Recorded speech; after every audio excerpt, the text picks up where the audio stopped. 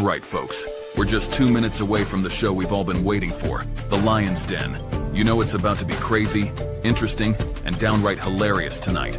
If you've been here before, you already know why this is one of the few shows that keeps you glued to the screen the entire time. The host, fearless. What can I say? The man's a legend. Handsome, well-built, and an intellectual powerhouse. Quick-witted doesn't even begin to describe him. This guy handles every topic like a pro and never misses a beat. And you can't forget Keenal from Black Man Travels. Deep thinker, always dropping knowledge, bringing those big conversations that really make you sit back and reflect. He's all about opening up your mind to new perspectives. Oh, and when Ronan steps in, it's a whole different vibe. The man brings balance, discipline, and humor all wrapped into one. He's the kind of guy that can crack you up 1 second and drop wisdom the next. This is grown folks talk. No nonsense, no drama. Just real, respectful conversations. They get into the deep stuff, but they always respect everyone's viewpoint. You can trust the Lion's Den to bring real, unfiltered, adult conversations with that perfect mix of intellect and fun. You've got your popcorn ready, right? Because in just about a minute, this place is gonna light up. Get comfortable, hit that subscribe button if you haven't, and make sure you're locked in. Let's go. The Lion's Den is about to start. All right, it's almost time. I've been waiting for this all week. Is it just me, or does time slow down when you're waiting for the Lion's Den to start? Come on, let's go. I got things to say tonight. I'm ready to hop on the panel. You better have subscribed already. If you haven't hit that subscribe button and smash the like by now, what are you waiting for? You gotta support the Den, people. Hit that notification bell too, unless you want to miss out and hear about it later. This is the show you don't want to miss. Every week I'm here waiting. The energy, the conversations is about to get real. Tick tock, I swear this is the longest minute of my life. Tick tock, tick tock. The panel tonight's gonna be fire. I can feel it. Who's joining tonight? Let's go. Hit that subscribe button already. Yo, grab your popcorn, grab your drink. It's about to go down. You're not ready for what's coming. I got my snacks, my drink, And I'm locked in. Let's get this show started. All right. Quiet down. The show's about to start. Everyone ready? Silence. The Lion's Den is about to begin. Let's go. All right, fellas, before we get to the intro and what the show's about, let's just see how everybody's doing. Welcome to the chat. Appreciate everyone from joining us. Always a great discussion at the Lion's Den. Today is like no other. Friday to remember. I know everybody's going to be asking, Ronan, are you in the Philippines yet? So go ahead and take them and get them out the way. This background behind me, not yet. T-minus 10 days, man. T-minus 10 days. By the first week of May, I will be in the Philippines. I am ironing out my little hiccups with all my equipment. I got some new stuff coming. So finishing up my bonding time with my 81-year-old mother. I just took her out to a movie and lunch. You know what I mean? So we went to go see The Accountant 2. I highly recommend it. If you've seen The Accountant, I would go see The Accountant 2. I thought you would have taken her to see Sinners or something. Nah, I mean, it's a vampire movie. She's the mother of a church. So, she does watch those kind of movies. But I went ahead and watched that one on bootleg. It wasn't worth going to see in a movie theater. I know Kanal threw out a big rating for it. He's like, damn, you gonna fuck up my rating. So instead, you're gonna take your mom to go see an accountant shooting everybody. Okay. Hey, let me say this. If her son was a Marine, she already know what it is. You know what I'm saying? So she's more used to that than the demon stuff. Well, Kanal is actually 1 year and 1 week older. So 1 week out of his birthday. How you doing, sir? He said he's a little under the weather and he's fighting back. I'm feeling a lot better. Last week on my birthday I was sick. So last week when I was at the live stream I was struggling. I'm not gonna lie. Somehow I caught the flu and the flu just got worse to the point where I was knocked out for the entire week. And today is my first day like really functioning and being outside. So I feel good. So I'm ready for the show. I'm ready to talk shit, and I got some things to say. Are you back on the wine yet? Yeah, you know what? Because I missed my birthday. This is my birthday drink here. Okay, so I'm having some mango whiskey right now. And if I'm feeling kind of tipsy with my first guys. I haven't had a drink in 4 months. So this drink right here already making me tipsy, man. So if I have another one, you best believe I'm gonna be cussing out somebody. But both of y'all lightweights. Lightweight. Hey, I love my kidneys and livers, man. So hey, I'm not trying to kill it. Well, today this episode is special. You know, everything that's going on in the headlines. And when I've heard some of that, I thought, man, what it would be like to just be a woman. I mean, you can so many ways that you won't have to work to get rich. I mean, you can have a couple kids, you can sue some people from false allegations, you can get married and divorced. So today's title is Civil Lawsuits and Child Support. It's the new 401k for the modern woman. That's how they retire. So in today's episode, we're going to unpack the most controversial hustles that women got in the modern game. How some women use those civil lawsuits and child support like it's a retirement plan. Now, we're not doing the gender war, but shoot, this is a reality check. Shannon Sharpe, he said they don't want a man, they want a lifestyle. And that's true. Nick Cannon, he done turned his seed into a syndicated family tree. Future got more baby showers than the Billboard hits. Kanye West. Whew. I don't know how you, as one billionaire, got to pay another billionaire so much money, even after you lost billions on child support. I mean, he ain't even paying really child support. She got nannies. Each kid got a nanny. How do you pay for that? And we're not saying every woman like this, but it's the system. And the system is definitely rewarding these chicks to just strip the money from dudes, and you just take their reputation. So it seems like some women just view the courtroom like it's a cash register, and they cha-ching it.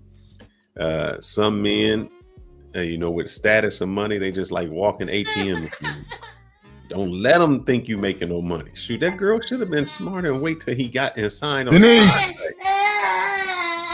Denise! I thought that was mine there for a little bit. I was like, my little one going on. Man, my little one is up, man. So I'm like, I know. That's all right, brother. That's all right. Believe me, he be battling. Yo, get him. Take him to the room. Let him watch Cocomelon in his room. Oh, my bad, guys. I ain't put myself on mute. We're trying to find out the difference between support and subsidizing a lifestyle. Man, I think he said it. He don't want to sponsor nobody. So we're going to bring you some real life examples. We're going to show you, some things we might not be on both sides of it. I think Kanal going, he's, I think he's going against the men today. This might not. Yeah, he is.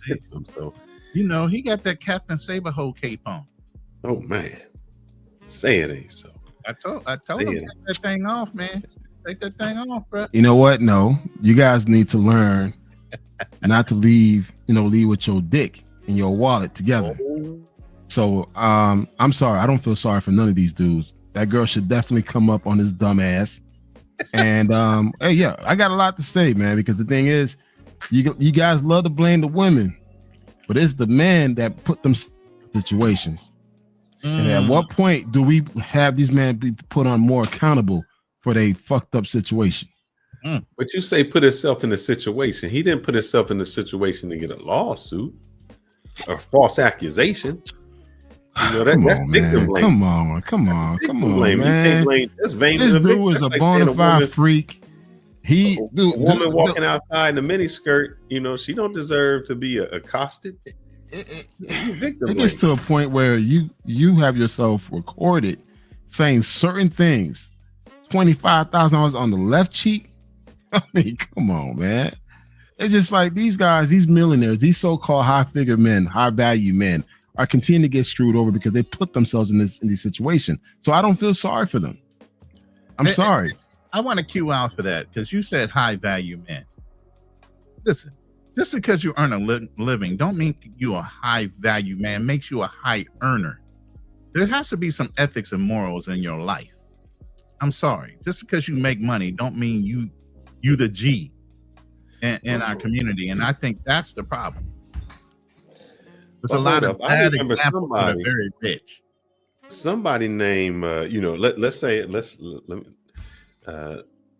let's talk about it. He doing some role playing. He getting spread eagle, getting his booty licked, stuff like that. One play runaway slave game, and I'm a choker.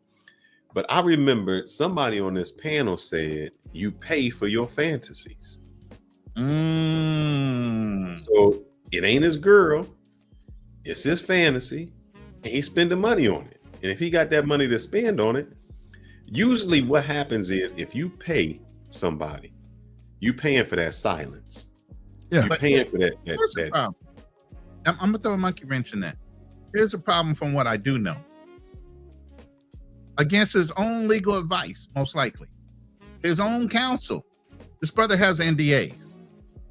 She outright refused to sign an NDA before they even started dealing with each other. That's a red flag. So you went against your own red flag where you put out an NDA. She refuses to sign it and you still want to mess with her? Come on, bro. The lead attorney summed that up the best, man. It's great. NDA is great. If she break it, what you gonna do? You gonna sue somebody who ain't got no money? I mean, you still in the same thing. You sue her for what? He said, and I love watching his show because he had it from a law part. He said the best person to sign an NDA is the person who ain't got nothing. You chasing nothing. What do you win? You can sue them. What you gonna get? Nothing. So for them to go out and say everything anyway, and they say, look, I was taken advantage of. So legally, what's the point of an NDA if you can't sue the person or cease, have him do a cease and desist, and if he breaks what the judge tells him he can't break, he can throw him in jail. That's guys, all civil. There's nothing you can do. This is civil. The NDA then. What's the point of it then? Because you hoping that the person you sue has some you could have signed an NDA that really would apply to somebody that has something to lose. And that's one right. Party doesn't have something to lose, and it don't make no sense. See, that's what he's saying. If you ain't got nothing to lose, signing an NDA does nothing. What are you gonna get? NDA stipulates if you say this, I can go after you civilly. Right. I mean, guys, listen. I want to throw a little race card into this. Okay. Why does this constantly happen to black men? Highly successful black men. Why is that? You don't hear that. Depp is not black. I mean, he was married to his wife, and his wife did that. His crazy ass wife did that. But with all the shenanigans that's going on right now for the past 10 years with black men, high profile black men dealing with scallywags getting played. You don't hear that from the Asian. Wait, hold up. You don't hear this from the Asian successful men. You don't hear that from the Hispanic successful men. You barely hear from the successful white men. But with black men, somehow we make the news. Why is that? We always got to make ourselves. All men making the news. Yeah. Look at what's old boy from Harvey Weinstein. I mean, dude was a creep, man. That's different. Don't mean that he abused his power. No, when I watched, you got to watch Candace on that, man. When you watch that trial, that's why they had to go ahead and give him another trial, because they brought stuff in that wasn't even there. And if you're a woman and you're saying, hey, if on Tuesday you assaulted me and I'm talking to you on Wednesday, Thursday, and have you fly me out on Friday, there's a problem. Look, I think nowadays, I hope the younger generation watch as you grow and build your empire and make tons of money. Take that shit overseas. I'm sorry. I mean, honestly, if I have any type of money, NFL money, NBA money, shit, baseball money, dude, I'm doing all the crazy shit that I want to do overseas. I'm not doing nothing here in the States. Because they're going to get scoped and get taken for even more. Well, that's their dumb ass, because I've been going to Columbia for 10 years and I never got scoped. So my thing is this, it's just like, if you want certain activities, you got to pay for it. It's what it is. But at the same time, pick your risk. Is it risk to do it here in the States or go overseas? Shannon Sharpe, I don't know if he go both ways, but bro, take it overseas. I mean, he picked his risk. He met the chick at the gym. She worked at the gym. Then OnlyFans. He made it transactional. So it wasn't like she was there. He just said, hey, I'm gonna give you a little something for things I want. So it was transactional. And if it's gonna be transactional, it should never turn into, oh, now you didn't pay me because if you looked at all the text messages that this woman sent, she was saying stuff like, well, I guess you can't give me no money because you was with Michelle, and Michelle was the chick that he had his IG open for. So it still comes down to it. My question is, all right, my question, let me reverse it. Why are these women getting rich off the back of these dudes with these false allegations? And then nothing happens to them with the false allegations. They can sue a man, take everything he got, or just sue him without any stipulations. That's why they go to civil court instead of criminal court. Yeah. That was the whole thing with Jay-Z. Yep. But the thing is, Jay-Z was smart enough to say, you know what? If you claim that I did all these bad things, this should be a criminal court, not a civil court. And once he said that, they backed away. Let's get into our first video. It's a little comedy thing, but it gets to the point where Shannon had to do a personal announcement about this situation. To my family, friends, supporters, and colleagues, I want to speak to you directly and from the heart. This is a shakedown. I'm going to be open, transparent, and defend myself because this isn't right. This is all being orchestrated by Tony Busby, who has targeted Jay-Z. Tony Busby targets black men, and I believe he's going to release a 30-second clip of a sex tape that tries to make me look guilty and play into every stereotype you could possibly imagine. That video should actually be 10 minutes or so. Hey, Tony, instead of releasing your edit, put the whole video out. I don't have it, or I would myself. You know what happened, and you're trying to manipulate the media. The encounter in question took place during the day at her invitation, and now that appears to be a deliberate setup, coordinated by Gabby, also known as Carly on OnlyFans. Gabby and Tony Busby want $50 million. What they're getting is sued for defamation and trying to take me down. My career is all about real talk and honesty. I know my family and fans know exactly what this is about. And I'm going to be out there telling you whatever I need to say, just like I always do. I love all you guys. Thanks.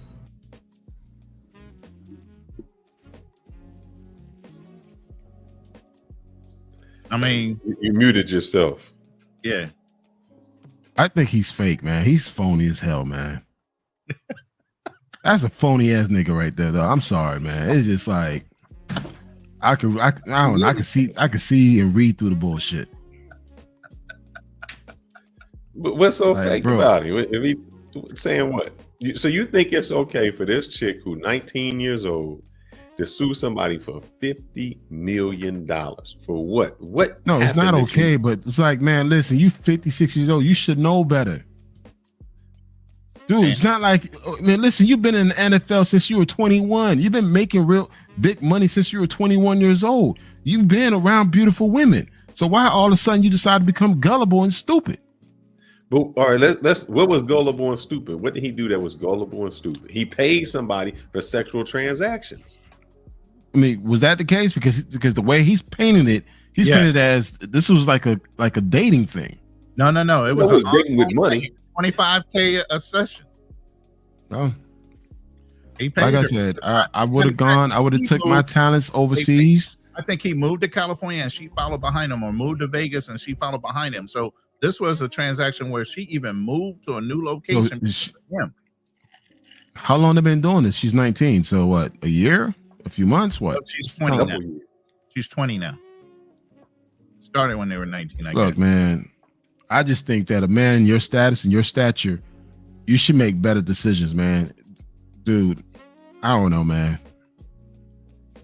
She knew instantly when she saw his big ass that was a money opportunity. The more money you make, the money opportunity. That's the whole point of polyamory. What else? So what could he have done different? He meet a girl. She's an OnlyFans model. He says, "All right, we're gonna make this transactional. Don't ask us. I want to play runaway. I'm from the South. I'm a big dude from the South. I want to play runaway slave. She like put the collar on me. Choke me up. Do these things. Call me ninja every once in a while. Isn't that different, like Mobile, Alabama? He want to play the role play. And look, then she gets to the point where she's like, I need some more money. I just feel like, you know what? Hey, listen, if you're gonna do these type of things, keep cameras in your house 24/7. I don't know, man. I just feel like the guy that's all right. All right, let's say that if he keeps cameras in the house, then what the woman says is he filmed me without my permission. No, because that's what she's saying. Hold up, that's what she's saying anyway. She's saying even though, see, let's go a little bit further. He got a friend like Buckwheat. I forgot the dude's name, but they got on Facebook Live with his friend while Shannon beating it up, and she was okay with it. So she was there during the session while he hitting the skins, getting filmed on Facebook Live. But then she says, was that the situation from a couple months back when they were thinking he was clapping somebody's cheeks? Oh yeah, because what happened was she got mad. She calls the girl Michelle. I'm not sure if her name is Michelle or what it is, but she's upset that when she asked him for money, he's like, "Well, I guess you ain't got no money now. I guess Michelle got all the money." See, it gets jealousy. Because you didn't get the money. But you already know you a side piece. You're being paid to be a side piece. Now you overstepping your bounds. Now I blame him for that. But let's hear what Monique can't control says. Nobody's emotions. Let's hear what Monique told him when she came on his show one day. Let me tell y'all what Shannon needs. Let me tell you what my baby needs. He need him an old fat gal who can bake good cakes, make some smothered turkey wings, who gonna rub his feet at the nighttime, okay, and gonna have a sip of his cognac to make him feel better about himself when he come home at night. That's what Shannon needs. You don't need no 26-year-old girl. You don't need no 36-year-old girl. I know. This is your auntie talking to you. Take your old ass and get you an old bitch out there that can love you old. You trying to hang out with these young bitches and you can't do it, Shannon. You just can't do it. Damn, boy. When they want you to go for the 4th round, you looking at her like, bitch, listen, I need you want some money to go to Starbucks? Yeah, because I can't go no further. If you get your older girl, when you get to that 4th round, she's going to say, hold on. Let me go get you some eggs and cheese and some toast with apple butter, because that's going to get your energy back up.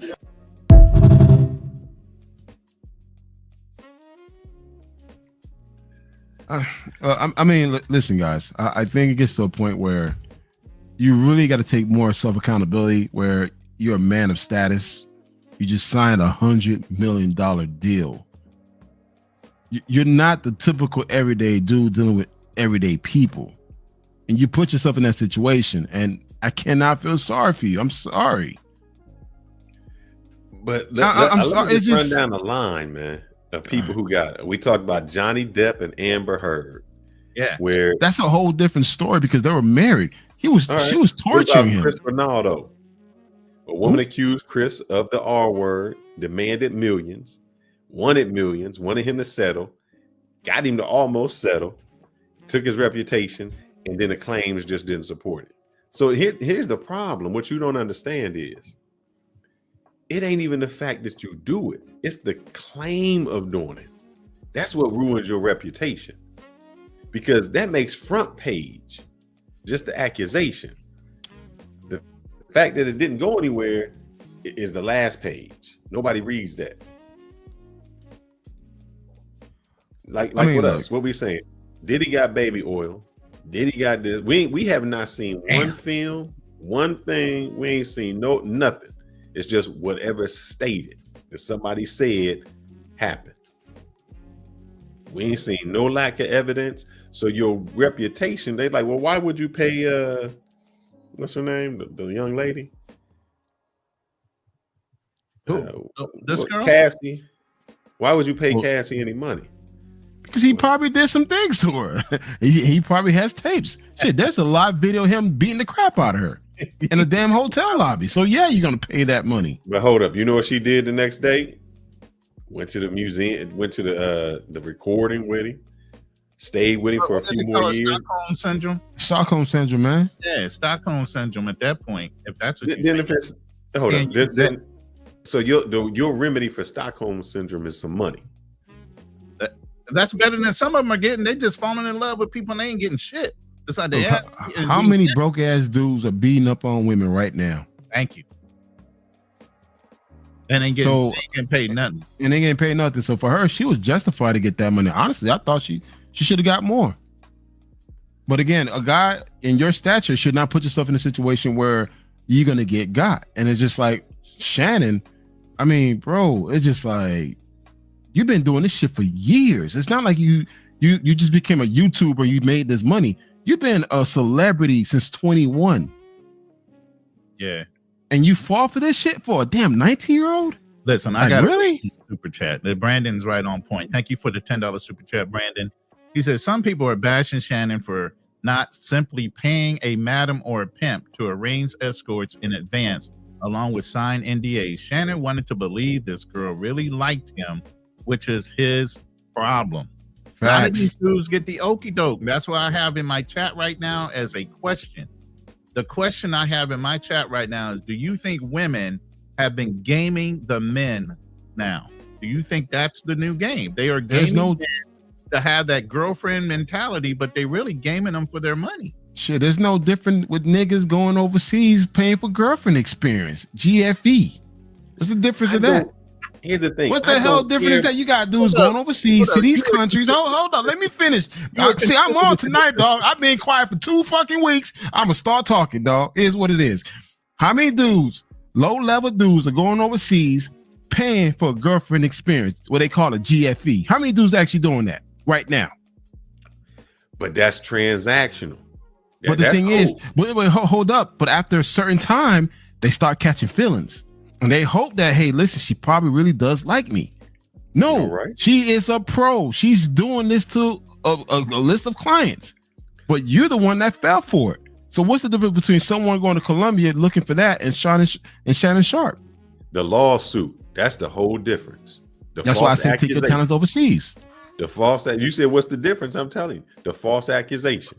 So if I go overseas and I tell a girl, well, you know, I'm just not in it. I don't want to keep paying. I'm good. And then she say, well, if you don't pay me like they do, you don't pay me now, I'm calling the police. He's like, wait, I didn't do nothing. Well, if you don't give me what I want, I'm calling the police and I'm going to say something. Now that's where the problem comes in. I don't care about the transactional part.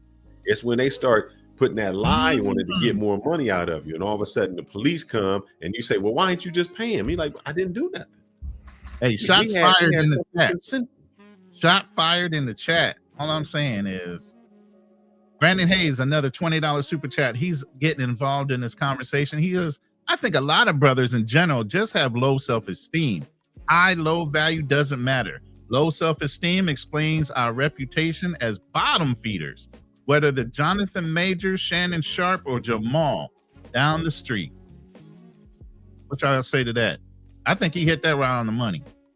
A lot of brothers what make them bottom feeders. You know, let's just take a Jonathan. Because here, listen. I want to relate. The bottom feeder thing is the same thing we all talk about on this panel about brothers going overseas. Instead of looking for the cream of the crop of these other cultures, they're going right down to the low level tier women in the lowest of the low areas, and they buying up prostitutes that don't even look half good. You could have got something better here in the United States. That's what he means by bottom feeders. We are bottom feeders when we go to traveling overseas. We're thinking we getting something. We ain't getting nothing. When the locals are looking at you like, you dating that and you got more money than me.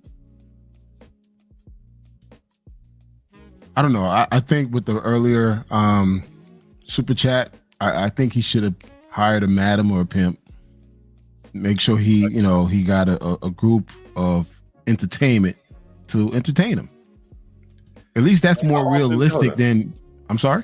But how often now do you got to go overseas just to get your rocks off? I mean, man, I got I'm saying here in the States. I mean, the thing, he lives in LA.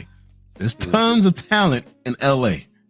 He can make arrangement with a company to satisfy his needs. You don't even have to stay in LA. He can go to San Diego. But he made arrangements. He just made one-on-one arrangements with somebody. That's not the problem. See what you're missing. He made his arrangements. It was she didn't like the arrangements, and when the arrangements didn't fit her anymore, all of a sudden she changed the game. It's like, you got to pay me. Then whose fault is it? It can't be his fault if he's a victim. He's a victim. How the fuck he's a victim? Wait. He is the victim, even though he's the payer. He is a dummy, but he is a victim. He's the victim. She is definitely running it up. But when he offered her $10 million off the books just to keep it quiet, $10 million, this woman could never see $10 million in her lifestyle. But again, she got this damn lawyer that got in her ear and said 10 million ain't enough. We can get more from him. But guess what? I guess he put himself in a situation when he offered to settle. And I think he should have never done that. No, if you giving up 10 million to make 100 million, it's well worth it. Yes. Think about that. You got. Let me ask you, Kanal. You go to work. And this girl say, "Look, he has a business and he's making $100 million on the side." You get what I'm saying? So there's a lot of money involved that isn't even being talked about. Yes, there's $100 million contract. He had the thing going with ESPN. He has sponsorships. He has other things going on too. 10 million is well worth it to keep that under the rug. You go to work. You at work with a woman, and y'all just conversing. You at the desk. You know, y'all just text. People see y'all around each other. Nothing going on. But she says you this. Look, if you don't give me that $100, I'm gonna let everybody know, and your wife know that we've been doing something at lunchtime. And you're like, I ain't did that. And that's why you can't prove a negative. But I'm saying you haven't done anything. You ain't been in the situation. Do you go ahead and give it that $100 or you fight it? And that's why I don't shit where I eat. No, hold up. You haven't done anything. Like, I understand. But it's just like, I don't know. Maybe I'm more self-conscious about certain things, man. That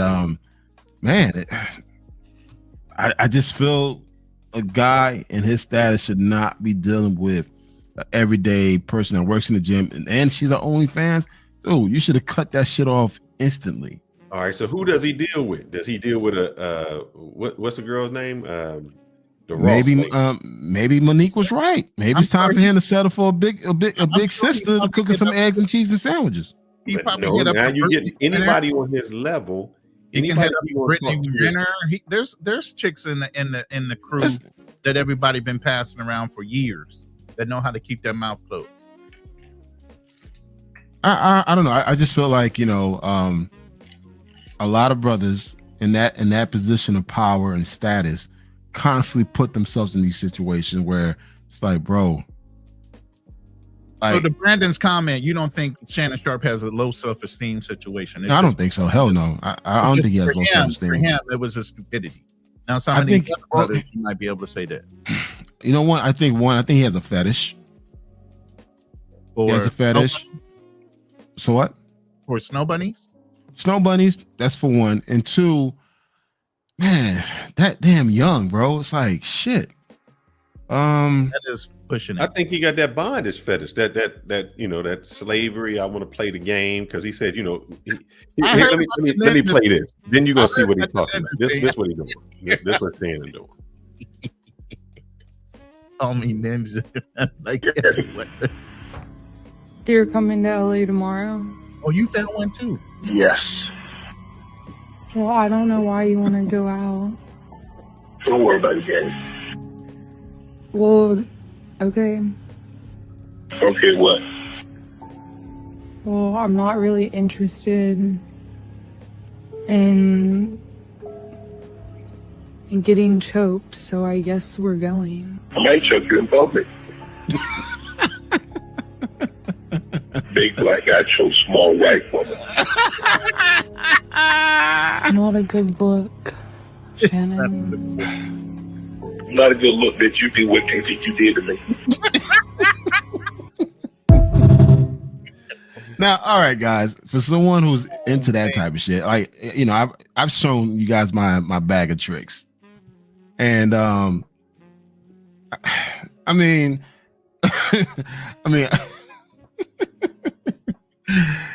look, again, he has a certain fetish. A certain women are willing to do certain things.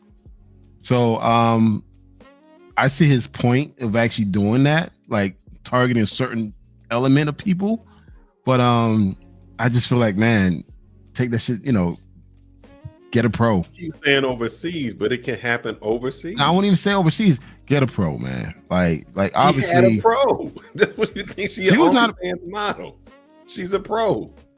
The way they're positioned, I guess so. I guess just because it's not, you know, I hit it and we don't talk, because sometimes what happens is even when you with a pro, people start to develop that same pro, that same style. They have a regular ongoing relationship with that same person, and they may be a pro because it's like, well, they know my style. I'm comfortable with them. I can do certain things. And you develop that one person that you like, okay, here I can get my freak on with. Because, you try to introduce, you get to a new girl, he's 6 foot something, 200 something pounds. He's like, yeah, I'm going to choke you. They might be like, wait, hang up, man. Some We can't girls play like the choking game. Hold up. Some girls like that, bro. I'm just trying to No.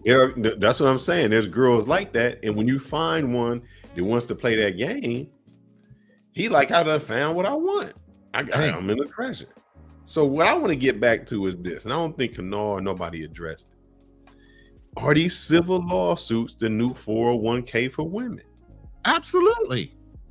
And now it's getting so bad. Like I said, the stars and the high profile IG models are showing the blueprint to all the street 304s in America and the rest of the world, because everybody's demanding things now.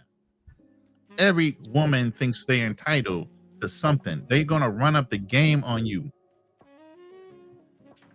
Wait, hold up. Would you consider entitled or an opportunity? They're two different things. One and the same. Women?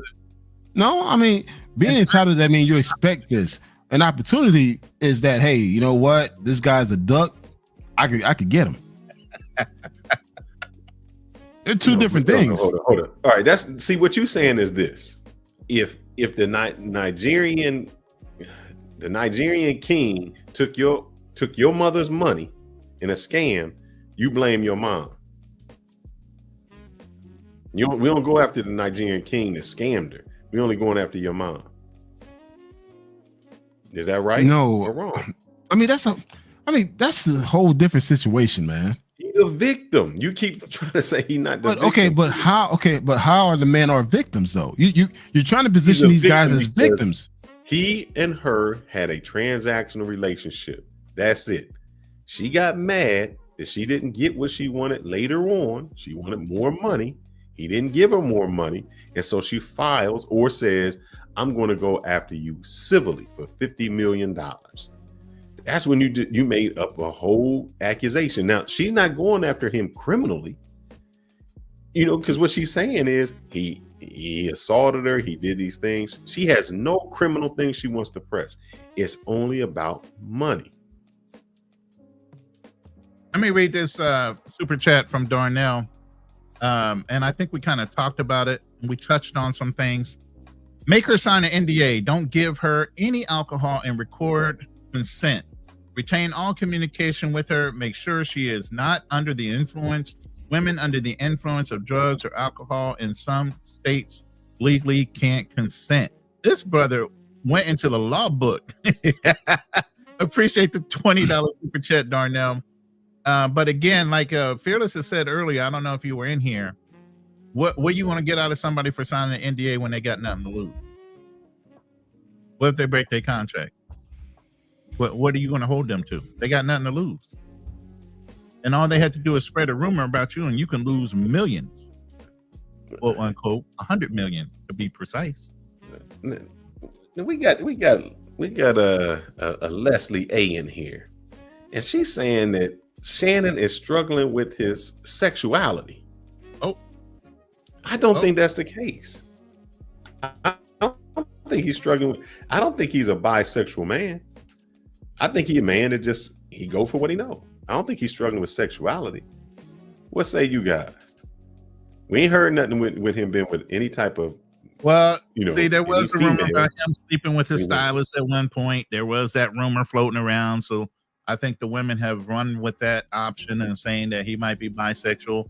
They've seen him with the stylist at basketball games sitting next to each other in different events. So they're thinking he's both bisexual. She's saying straight out right one, but obviously if he's still tagging girls, he's both.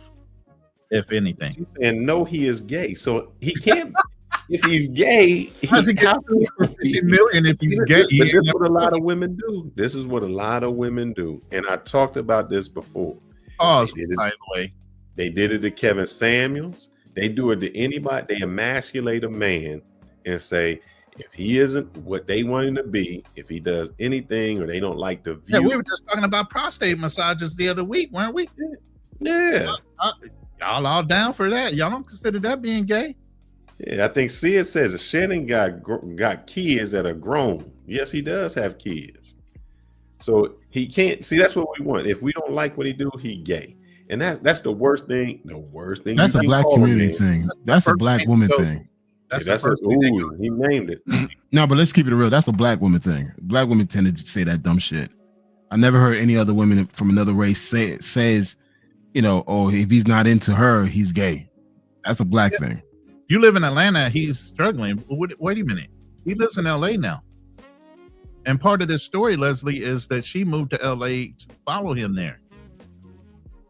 It's don't mean a thing. Like I said, yeah, you can be bisexual all day long. You can like get your prostate massaged and still be a man. But the thing is, it's not a stylist that's suing him for $50 million. It's a woman. So I don't know what gay man is on the phone. Look, within our community, a lot of women tend to call black men gay as a shaming tactic. Let's just keep it a buck. Yes. So it's like, you know, they spreading these rumors about the man being gay, but there's no truth. There's no audio, no video, no pictures of anything beside him hanging out with his stylist.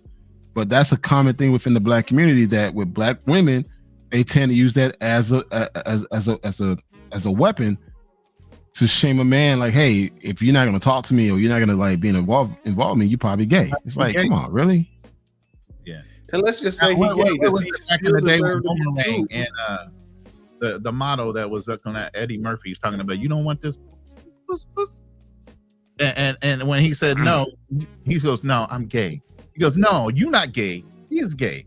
So you can look at a man and you should be able to know if that man's gay or bisexual, whatever, sometimes. But at the end of the day, this man is going both ways at the most.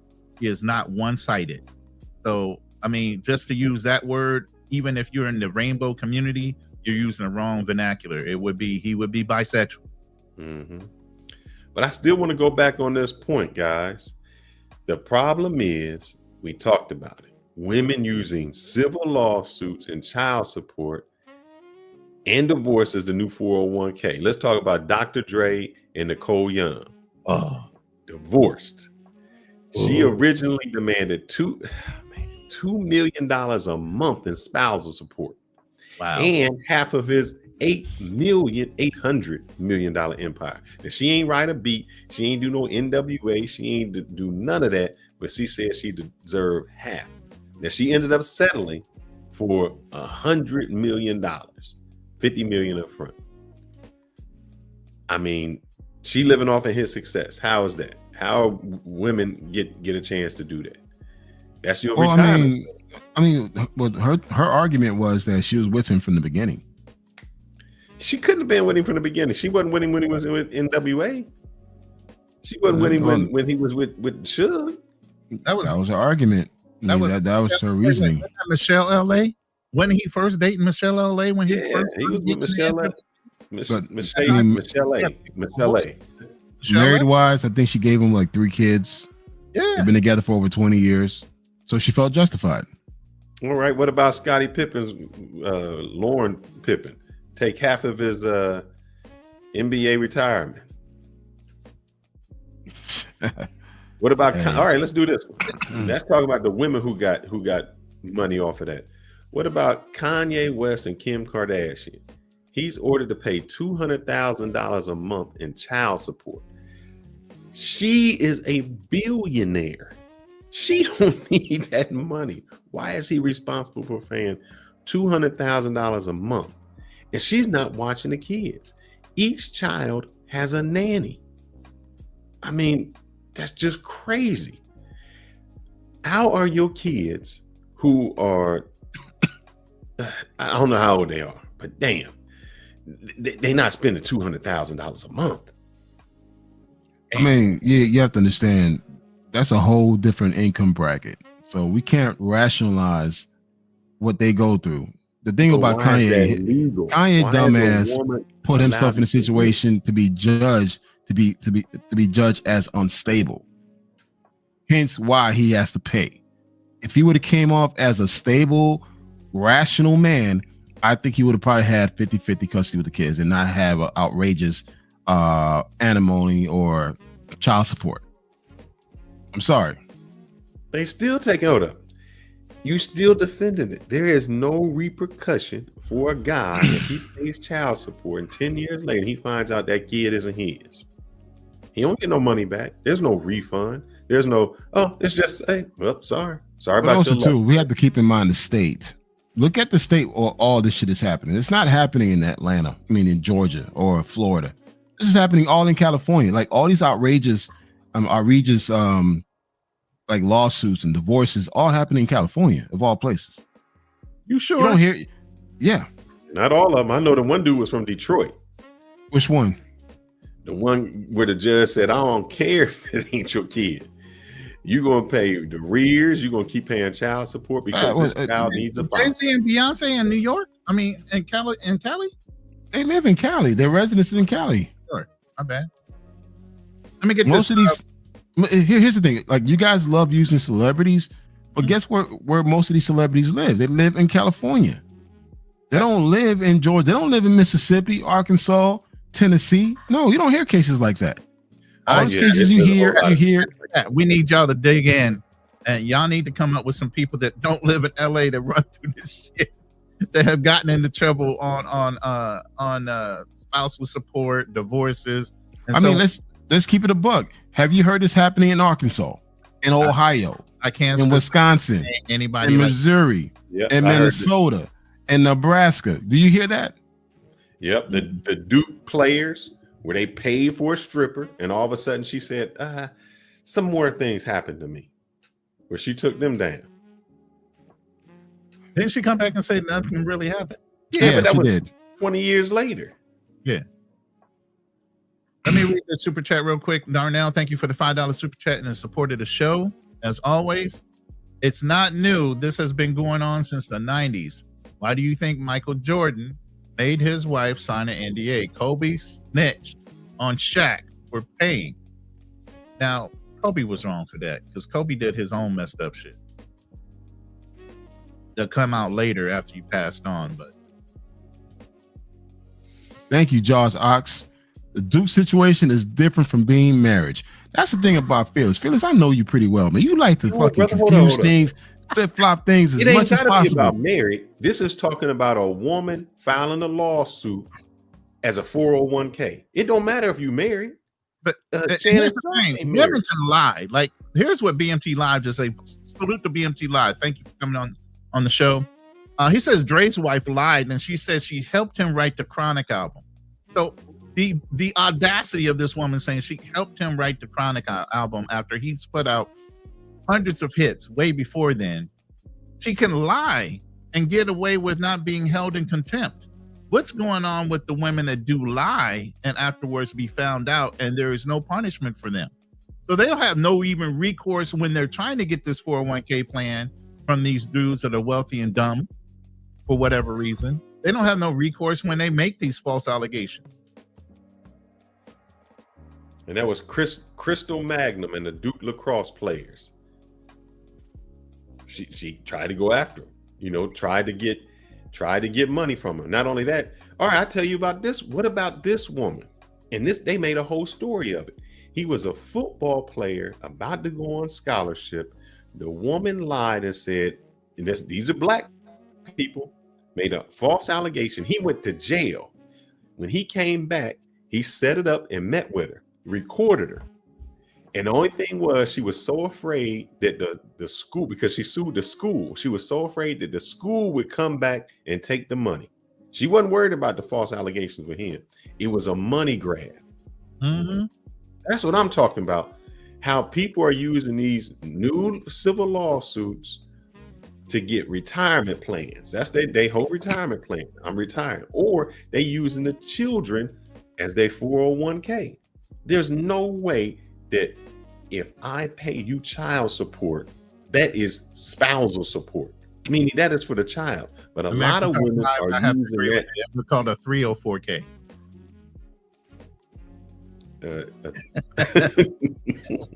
I just got it. Instead of a 4. That's a good one, bro. That's a like real that. good one. Yeah, I like That's that. a good one. Not a 401k, a 304. I like that. I mean, I the like thing is, that. like, we're painting two different situations differently. Someone who's been accused of rape versus someone who put themselves in a situation where now they're getting screwed over. That's two different situations, man. She's accusing him of that. What do you think she's accusing him of? She's getting 25K a session, so she wasn't even getting screwed over on that. That was agreed upon sum. He probably moved her from wherever she was to LA when he moved to LA because she followed him there. You don't think he's paying for the residence that she's staying in? Because he has to have a secure location no matter where he goes. There's a whole bunch of stuff being discussed that she got greedy. So obviously he had feelings for her. Obviously, so this was way beyond sex, a sex arrangement. This is like somewhat a relationship. Yeah, that's what your boy Brandon said. He said whether these guys are falling in love with these chicks. Who was it? But it don't hold up. Here's what you don't understand. It don't have to be a relationship. For instance, if you meet that massage woman, you like, oh man, I met her. I enjoy going back to her. She know my spots. She know what I like. Yes. I can choke. Yeah, I can choke her up. We know our safe words. Whatever it is, I can do that. So you go. It ain't about the experience. It's like this is the person that I can best express myself with. Because when you go from one chick to another chick, like man, she don't know how to do what the other chick know how to do, and then you teaching all over again. Every chick you got, you reteaching. Yeah, so you it's do good. find Like one chick. I got that one chick that I can call up. She know what's up. You know how to scratch on your is. Yeah, and we can get it in. Now you be Black Man Travels. You gotta say you've had a couple chicks. She knew everything about you. She knew exactly how to twist you up and get you turned on to where y'all were just dotting the whole fucking house. Yeah. But I also knew where the situation was. I also knew, hey, this is what it is. Right. Hold up. There go the thing. You knew what the situation was. What about her? You just, in a sense, got lucky that she ain't want to say, you know what? I need some more money. Or now I really like you. I like you, and now I'm jealous, and I'm going through your phone, and I'm doing something. You're like, hold up. This is just a prepaid. What you going through my phone for? They going through your phone. Now they catching feelings. And now it goes beyond the scope of I'm paying just for this moment. It's like, hey, can you send me a little something so I can, do this?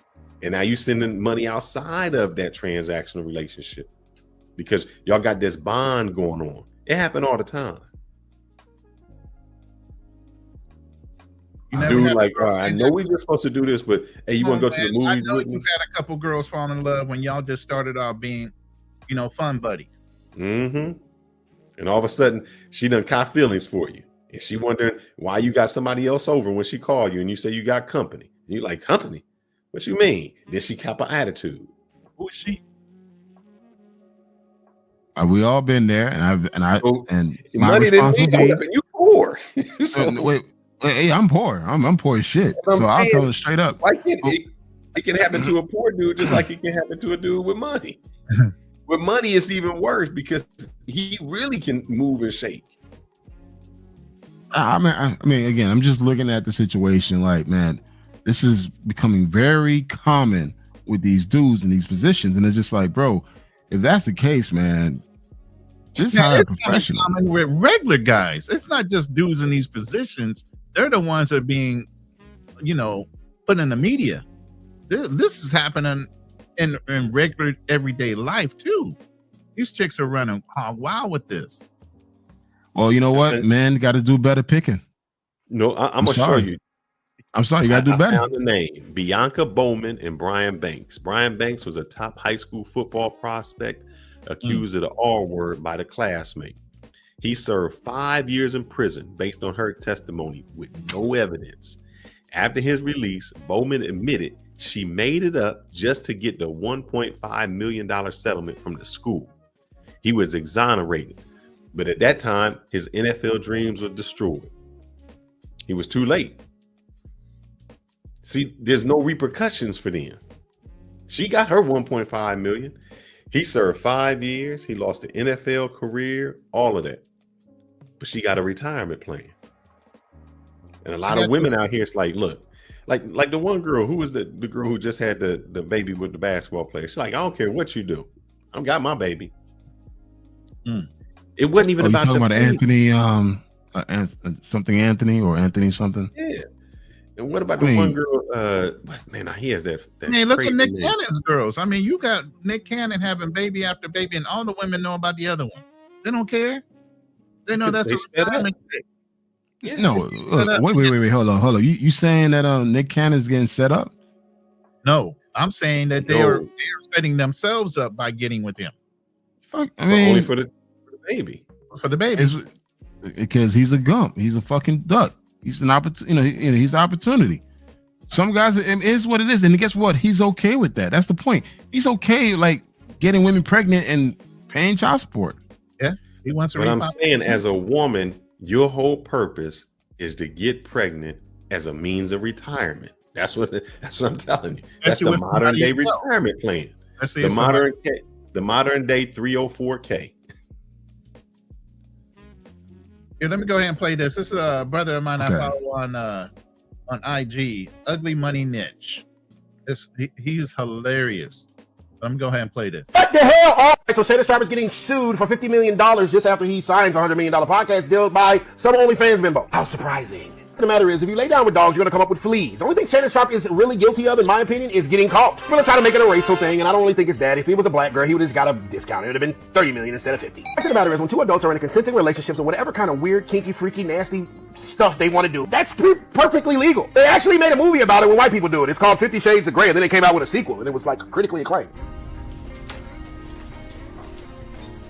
But as soon as a brother want to bust down a bunny, it's a problem and everybody's in an uproar. Yes, Shannon Sharpe may be a freak. Yes, Shannon Sharpe may have eclectic tastes in women. But at the end of the day, I feel that Shannon committed a crime. Hell no. Because it was just announced today that when Shannon moved to Las Vegas, she moved to Las Vegas with him shortly thereafter. What kind of abusee moves out of state to their abuser? Oh, and also, when has somebody ever been abused and the first thing they think about is getting some money out of it? I would think you would want justice and not a paycheck. And not to mention, this is another Tony Busby case that he just got his ass handed to him in the Jay-Z situation and the Diddy situation, in which Jay-Z is countersuing him. So this sounds like he's fundraising for Hov getting on his ass. Healing energy to Shannon Sharpe. We stand with your uncle. We don't believe this, at least sensible human beings. But I'm pretty sure there's plenty of masculine women that hate niggas that gonna believe it anyway. But we know it ain't about nothing. I will say one thing though, Shannon. You shouldn't have paid that hoe. See, once hoes smell a nigga that's willing to pay them, they come out the woodworks like roaches.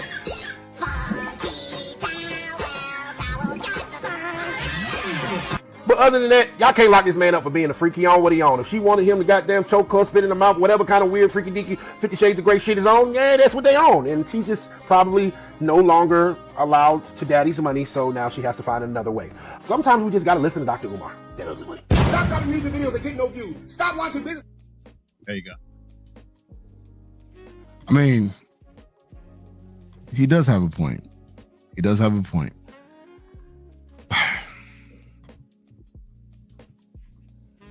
Shannon just should have chose better, man. I'm sorry.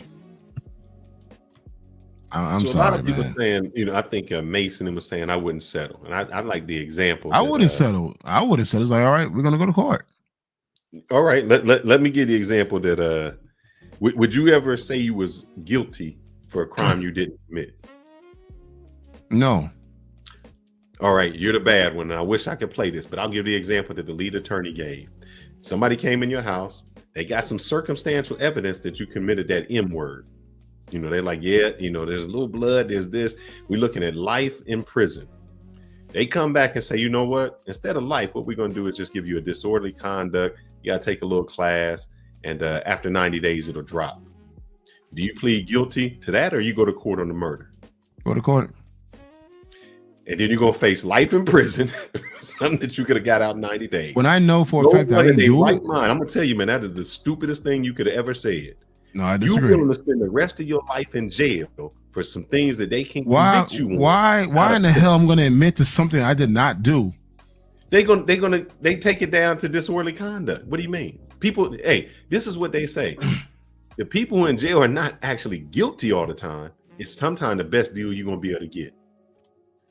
I want to know how the hell you got my blood. Like, how you got all this stuff from me? I'd be like, okay, let's go to court. Let's just find, because I want to know, like, if you got all this substantial evidence against me. Once you go to court, it ain't no I gotta know. Once you go to court, no, I'll find out in the court. I'll find out in court. I'm sorry. Maybe it's my integrity. I'm not gonna admit to something that I never done. I'm sorry. I'm just not. And I have faith going into the court. I have faith in myself and the justice system that, hey, listen, they'll find me not guilty. You got faith in the justice system? Yes. Oh yeah, you going to jail. Okay. Let's put it this way: you a big black dude with a little white girl, and she accused you of something. They say you can take this deal, or we can give you a disorderly conduct. Oh, I'm taking disorderly conduct. You going to jail? Matter of fact, I'm a jury. I look at you like, oh, he guilty. He cannot. He Haitian? Oh, he going to jail. What the fuck?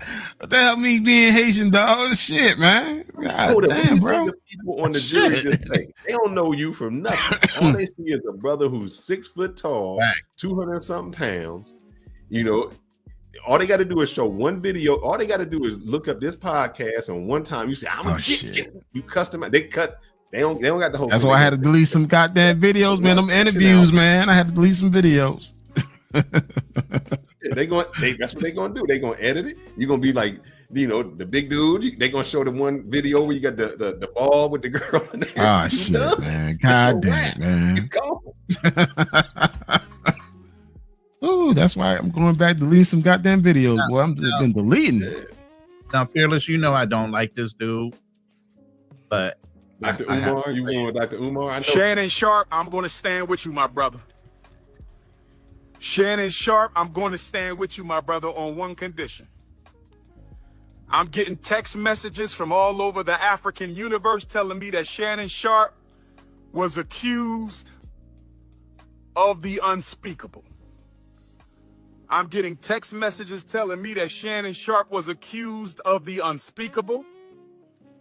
I'm going to stand with my uncle Shannon Sharpe. I'm going to stand with my uncle Shannon Sharpe. I'm going to stand with Uncle Shay Shay on one condition. Uncle Shay Shay, no more snow bunnies after this scandal. If you cannot promise me that you will never seek the company of another snow bunny, I cannot stand with you. Uncle Shay Shay. Uncle Shay Shay. I'm standing with you, Unc. I think it's a scam. I'm standing with you, Unc. I think it's a scam. I'm standing with Uncle Shannon Sharpe on this one. I'm standing with Uncle Shannon Sharpe on this one. But Uncle Shay Shay, no more bunnies after this. Can somebody confirm if he's being accused by snow bunnies or Afro-Queens? Is this a rice bunny situation?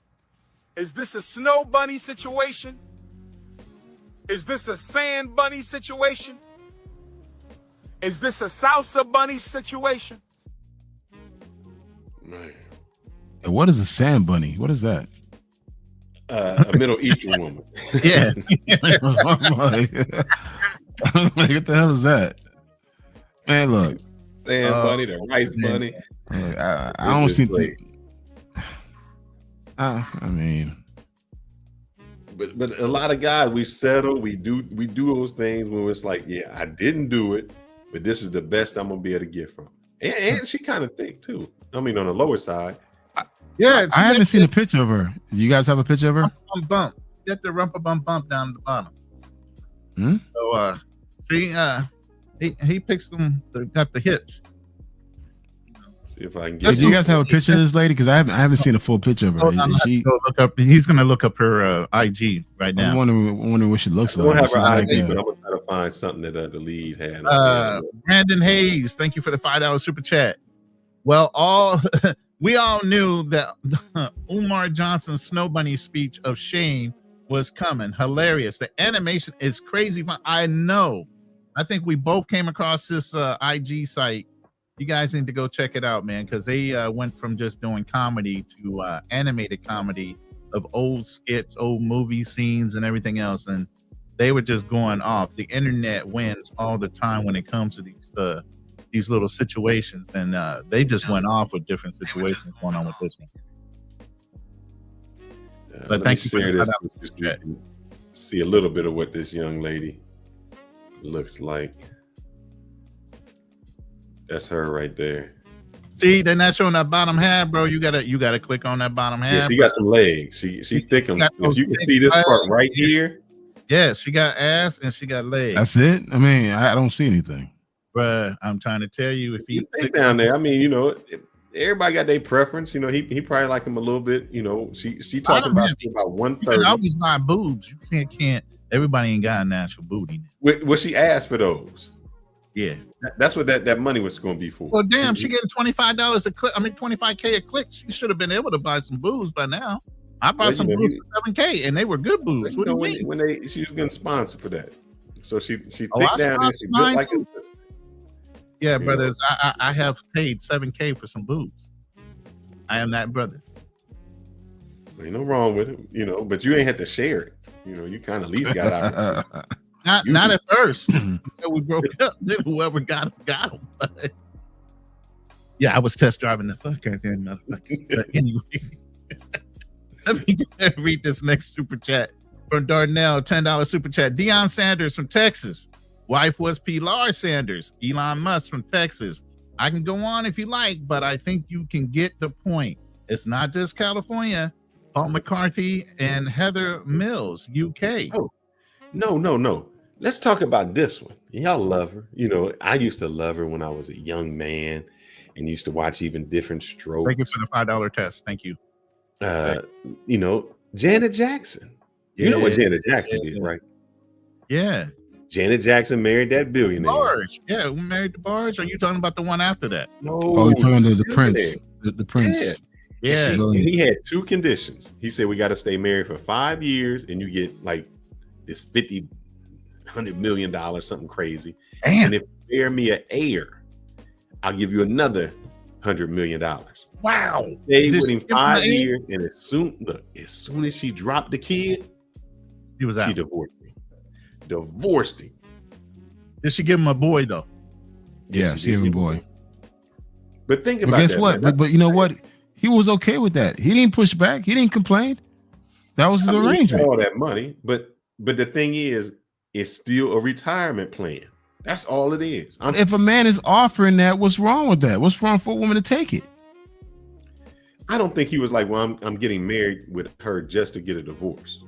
I mean, he kind of knew the type of person she is and her past. I mean, come on now.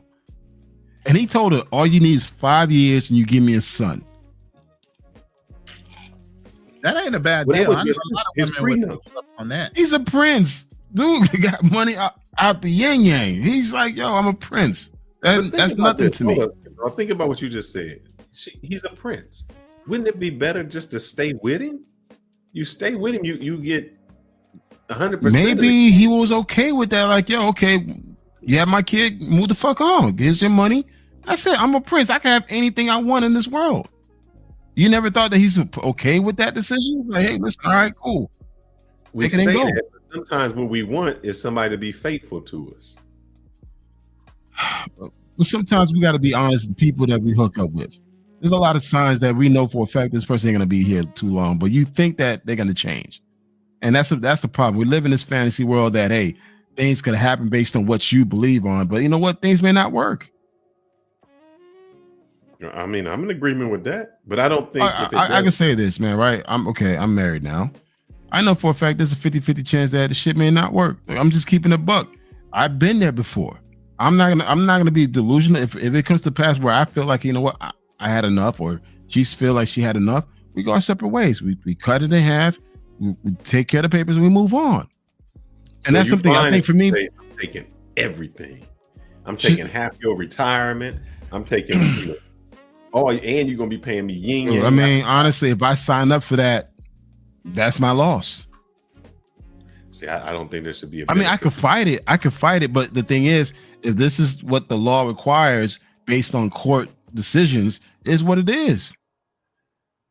I mean, but here's the thing: hypergamy is hypergamy, but they're taking it to the nth degree at this point. Correct. It's not just about marrying the stronger gene. But the thing is, you comparing celebrities to everyday people. You don't hear that. People imitate celebrities. That's why I said it's not just celebrities anymore. It's everyday people that are acting the same way. And they're not getting it. I don't think they're getting it. I don't think the everyday person is getting that.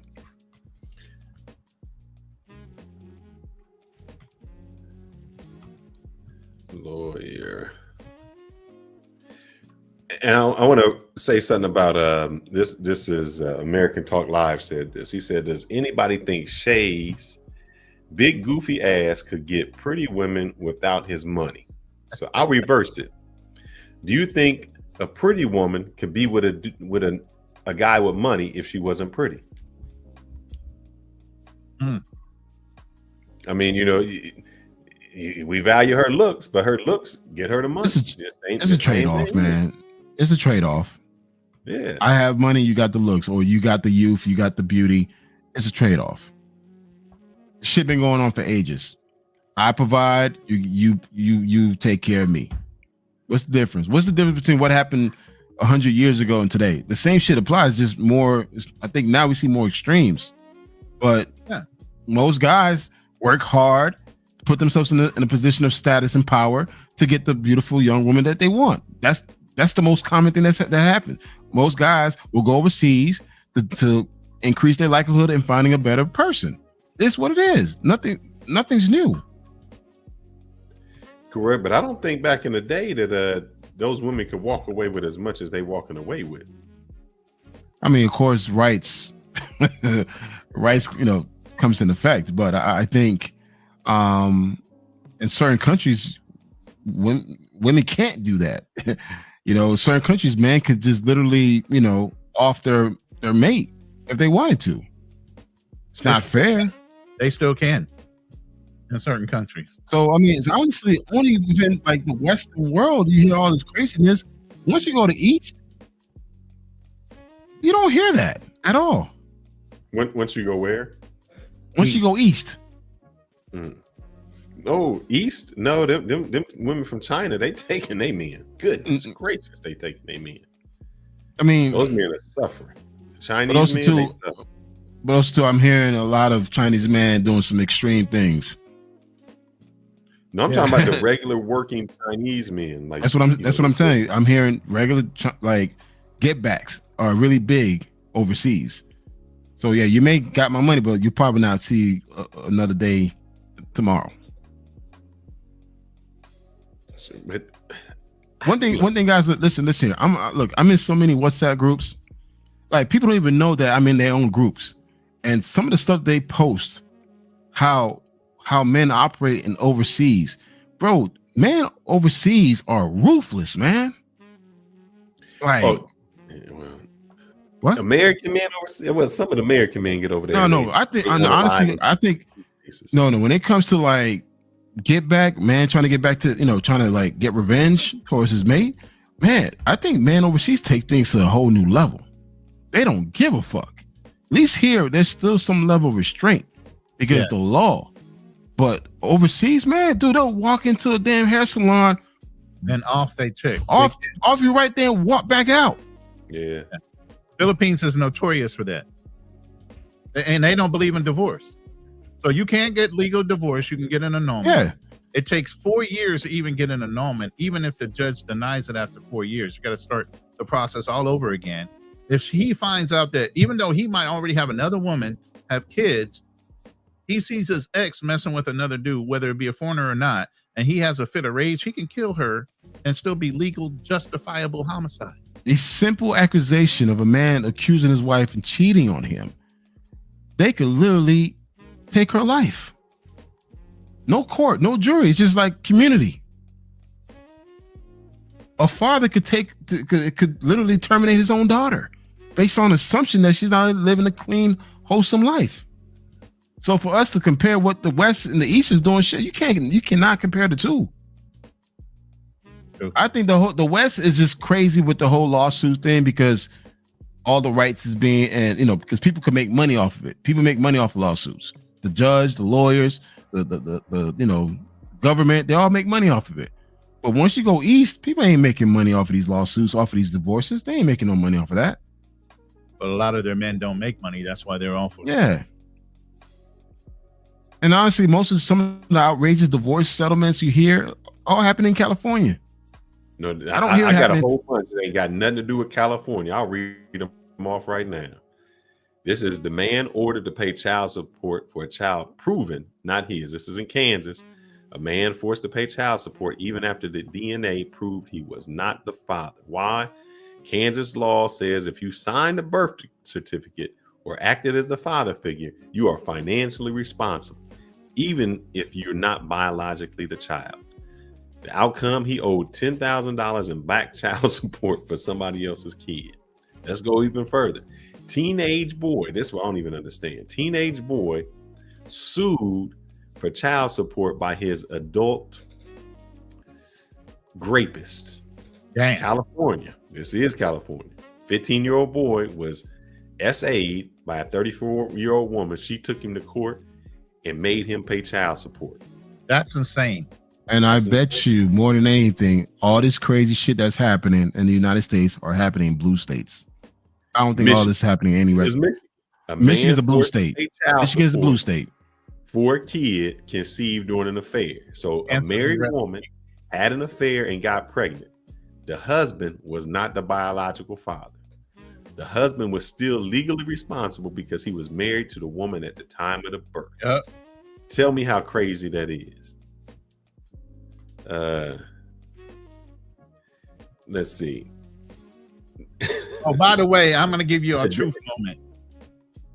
What's Just that? before I went in the Marine Corps, I signed a birth certificate of a chick I thought I was going to get married to, and the kid wasn't mine.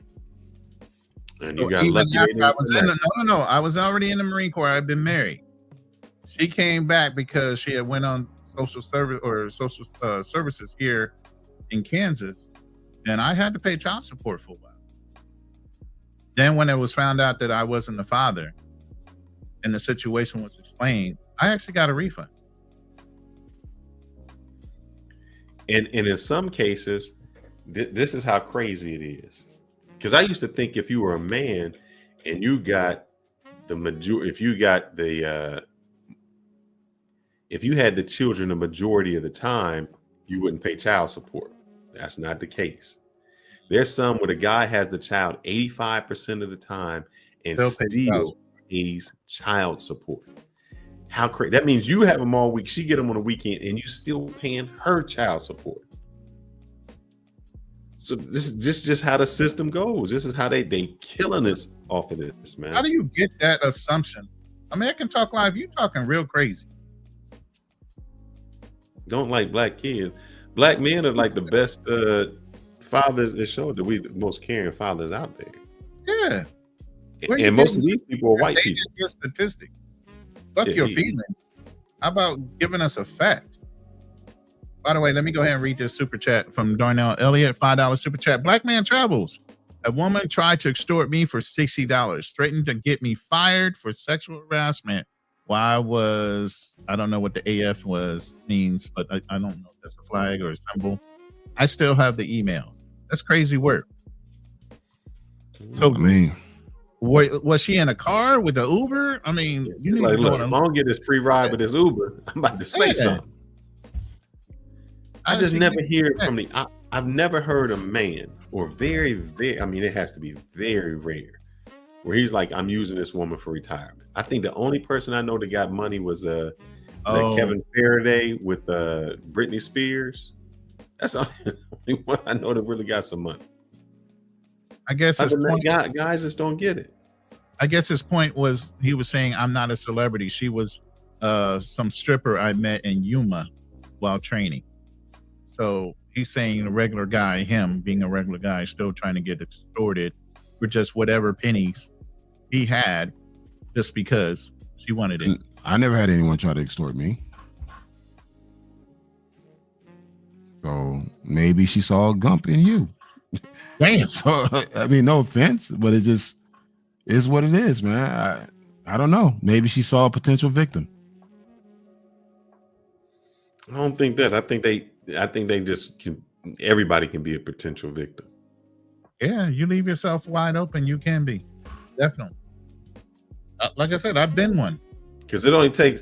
See, the thing is, people can watch you 24 hours a day. You're not watching them. And all you got to do, you only have to mess up one time. That's it. And you can get exploited. It's that one time. I do not. He says he know many situations where men are using women for retirement. I think he just makes it. Let me ask you guys this. What's that actor that's known to break up with his women once they turn 24? Leonardo DiCaprio. Why I don't hear, if anything, people know about his business, but why you don't hear anything about him negatively? He keeps his low key, and most likely he pays his chicks off. Mm-hmm. So if Shannon Sharpe was doing that, what's the difference? But I can show you a whole bunch of white dudes that got. There was the baseball player who the woman looked up his wealth. They had it. She looked up his wealth, knew what it was, and she wrote and said, I hope we can get real kinky and all this, because she wanted him to try to choke her out. And then she sued him. Let me see if I can find that. Yeah, don't send no white dude. I don't want to see. No, but I'm comparing Leonardo to Shannon. Right. Why one person that is known, like people know what he does. You really make it known. Okay. Like, hey, once you turn 24, you're too old for me. You really gonna finish that question? There's a distinct skin tone melanin difference between those two gentlemen. But he's a man, though. It don't matter. We still live in America. America. For all the good and the bad it is. We still live in America. And when you in America, depending on how much melanation is in your skin tone, you already know you're going to be treated differently. Now, look at three of us sitting up in here. All of us are different shades of the same race. And the gentleman's name is Trevor Bauer. So when y'all want to look up Trevor Bauer, and a female interviewed her and kind of took her to the heels, like, boy, you know, you crazy. And matter of fact, the only woman that got with that was the black lady. She was on Pop the Balloons. She tried to do the same thing to him. Yep, Trevor Bauer. And he wasn't no simp. He didn't do anything. I mean, so you got a boy. He's just a brand new football player for our team, Xavier Worthy. His girlfriend just tried to extort him. Yeah, she was cheating. She was the one cheating with the trainer. So I think a lot of these women out here, I know we don't want to say it, but this is their new come up. I don't want to work. What can I do not to work? I can get with one of those dudes. What we talked about a year ago or so? Drake. They want to put, he had to put hot sauce in the condom. Yeah. She tried to sue him over that. Yeah, tried to sue him over that. So it's a lot of these but women. The thing is, there's a small segment of women that are targeting celebrities. You guys making it seem like it's all women are doing this. Let me tell you, if a woman has access to a celebrity, even if she had it. Okay, we're talking about everyday regular Joe Blows. Are they getting screwed too? The dudes, yes. No, the everyday brother, everyday Joe the plumber, Steven the electrician, let's add this. Michael the corporate guy. Are these guys getting screwed just like these celebrities? Let's add the chat for the people that are in the room. Put a 1 if you've had a woman try to take advantage of you in one way or another to have a come up on you. No matter what level in your life you were, have you ever had a woman hit you up to try to get a come up on you? Hit 1 or 2 if it's a no. I'm telling you, man. It's not just about celebrities. This is every day. So, I mean, I like to see the poll. Because most of these stories that I hear are normally celebrities and athletes, not the everyday hardworking. Find that one dude where he was like, my wife just took everything I had, all that I worked for over all the years. They get half the retirement. Took the kids. Let's see if I can find that. Come on, I know we got more than just 2 people in the room. We need a consensus here. Let's go ahead and open the line. I mean, let's see people. Can drop it in there. I'll go ahead.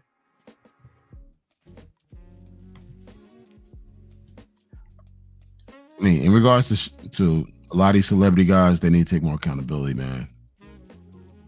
Make better decisions. But what decision does he need to make? If he gets with a celebrity, I hope moving forward, bro, just go ahead and get a professional. That's it. That understand the business. He had a professional. That's what I keep saying. She was a semi-pro. Oh, so okay. So give us the definition of what you consider a professional woman. I mean, she does it for a living. She feels like, yo, this is what I do. I have for a living. I mean, she positioned herself. They met at the gym. What? She does what? She's a student or something? What is it? She's an OF chick. She's an OnlyFans chick. He knew that. So he wasn't dating her to be with her. He was dating her because she was reliable. She took the money. She did what he needed to do. She hit his hot buttons. And he moved his side piece around.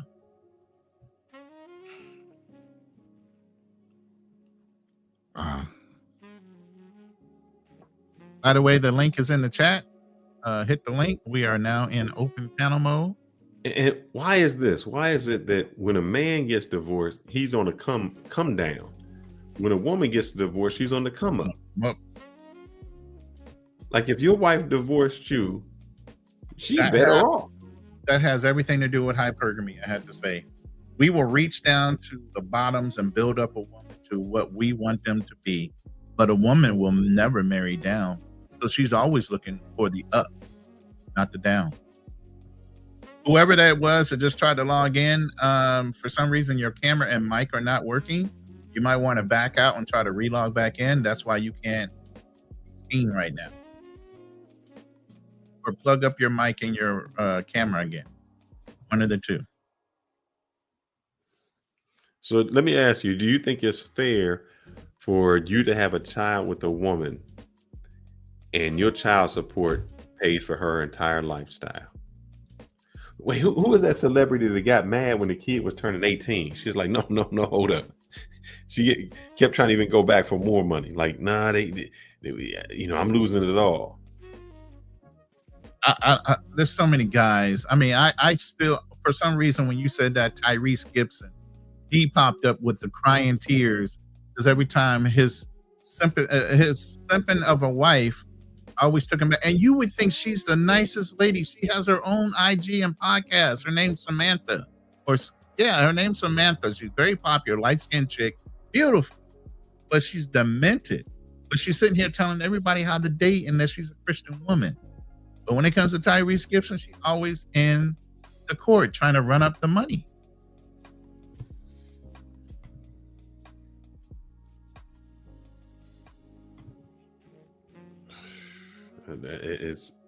Didn't nobody promote mongering? Who the hell? Man, I mean, I can talk like, well, you stop drinking so early in the morning. Yeah, Black Man Travels he's saying go pay for that. Pay for it. 25K a cheat. Pay for it. That's a lot of money, bro. That's a lot of money. That chick is complaining over that. What other dude? Let's 25. Here's the thing, Ronan. Let's think about this. That is a lot of money for the cheeks. Yes. But if you're paying that much money, you are paying for you to keep your damn mouth shut. Exactly. I'm not giving you $25,000 for you to talk. You know, I can go get a chick on the corner $25 and would have been better off. Right. I paid you $25,000 to keep your damn mouth shut. You know what we have here. I'm playing Big Daddy, and you live in Atlanta. You live in Atlanta Canal. You know, dudes over 6'1". You young, y'all bucks. They call y'all up. Like, look, come on over. My wife need to talk to you for a little bit. And we keep it amongst ourselves. You ain't supposed to go in there and start demanding more money. You already said it. How are you going to keep a chick that ain't got nothing to lose quiet? You ain't. She's just going to tell. Or you going to pay her to shut up. Again and again and again. And she ain't got to do nothing at that point. Now she's just extorting you. Exactly.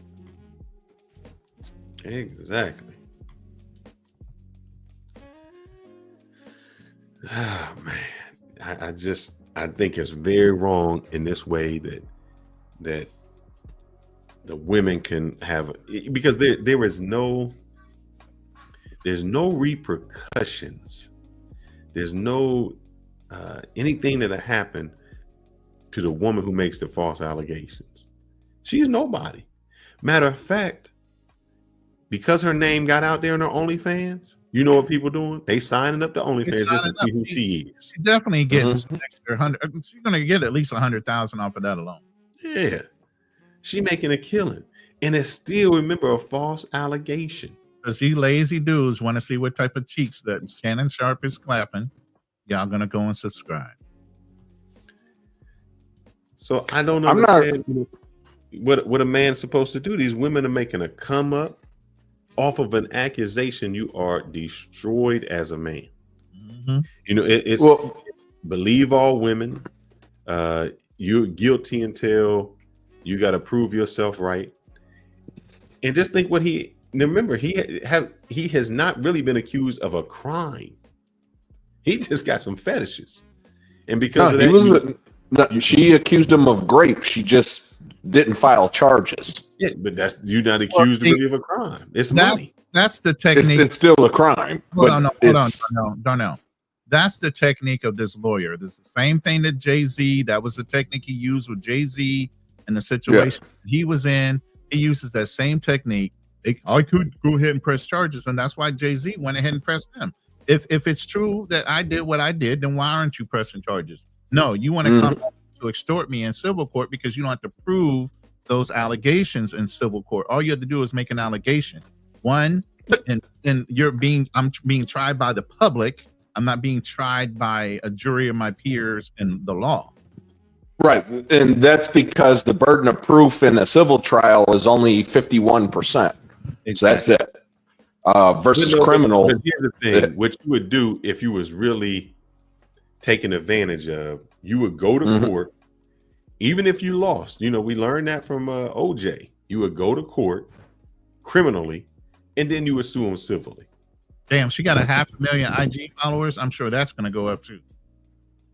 People even still use Instagram. Yeah. You know, you got IG models.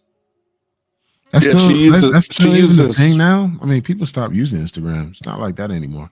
No, she uses her Instagram to push people. Yeah, her OnlyFans. Yep. They put links in their bios now. And I know Mr. Canal said this don't happen to regular people. You know, he want to know what regular people go through. So let me get my man who's just a regular guy, and he gonna show you what happened to him during that whole divorce. Cost me. Well, this is a fantastic question. There's direct and there's indirect costs. Direct costs, I lost $106,000 out of my 401k retirement plan I spent 20 years contributing to. I also lost half the equity in the home, stocks, bonds, mutual funds, cash, and savings that I also spent 20 years contributing to. I also lost half of all the non-liquid assets like furniture, household goods, electronics, cars. Keep in mind, I paid for all of these. And this is in addition to financially supporting her and her/our daughter for 17 years, which is many hundreds of thousands of dollars. I'm now broke, live in a 2-bedroom apartment, and have a negative net worth for the first time since I was, 25. Indirect costs, my job, my sobriety, my self-worth, my masculinity. So how much did my divorce cost me? Well, this is a fantastic question. There's direct and there's indirect. This is the come up, man. He loses everything. She gains everything. And you can't, and it's not like I went 20 years and then I got this additional 20 years that I can go. You know, at some point it's just, I'm too old to continue to work as hard as I did and save as much as I did. It's their come up. Well, Fearless, here's where I agree with Canal is that you gotta understand the laws, man. You gotta understand who you're dealing with. You know, you gotta use common sense.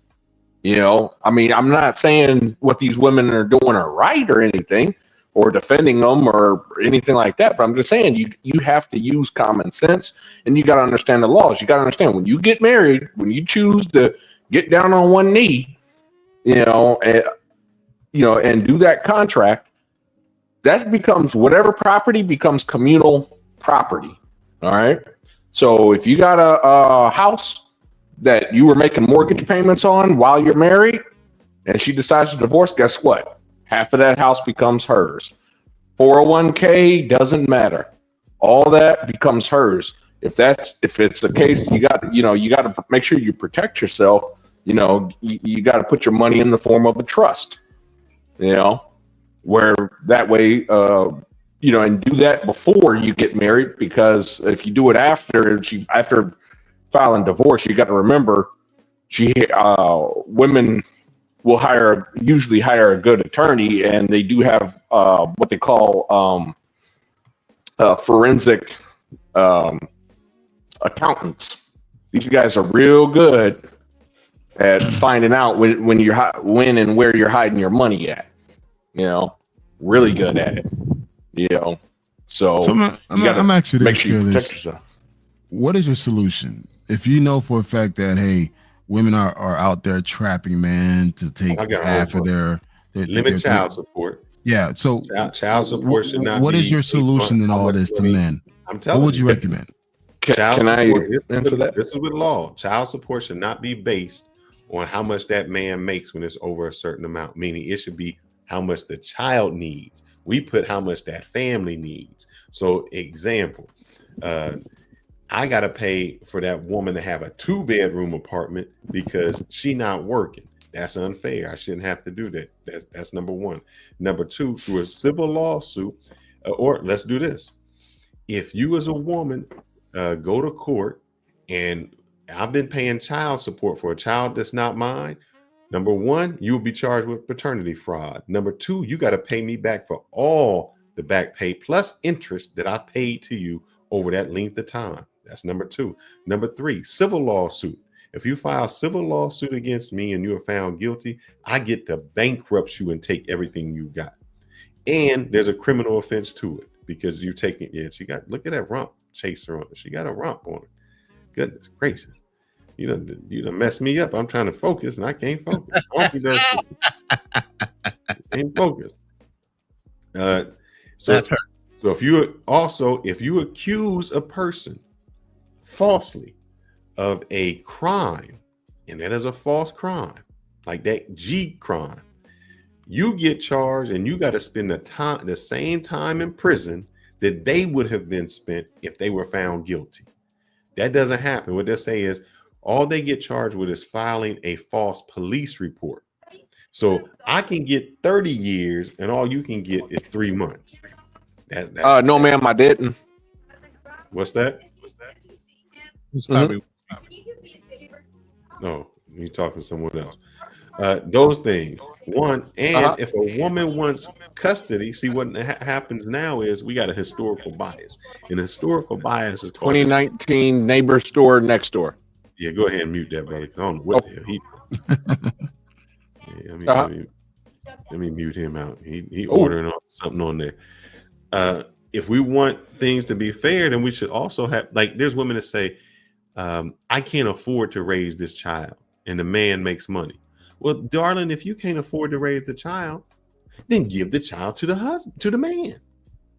He has the financial means, but we don't do that because we got something called the tender years doctrine, which means the courts, even though we want to say this 50-50 and there's no bias, the courts still believe that young children belong with their mothers. Goodness, why you keep trying to distract me, brother, in the middle of me? I might have to pay. I don't know if I can afford 25 grand for a cheek, but she can definitely get a couple $100 for each. 25K per cheek. I can break her off of something for one of them cheeks now. I might only be able to afford one of them. I can't get both of them. I can put one in layaway, but she might have to get it. I had to put one of them cheeks in layaway. I got to just deal with the right cheek right now. We're going to deal with this right one. We deal with the left one later on. But that right one, we got to come with it because that was kind of plump.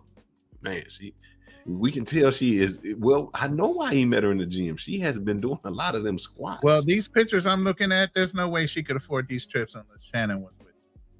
Man, you said she got some trips?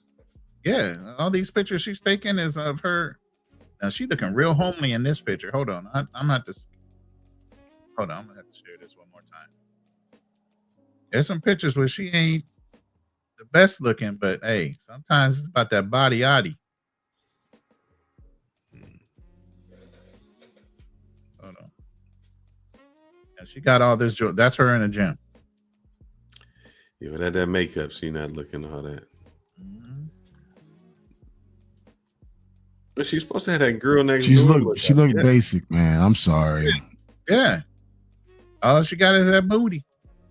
I honestly, as a photographer, some of it is Photoshop.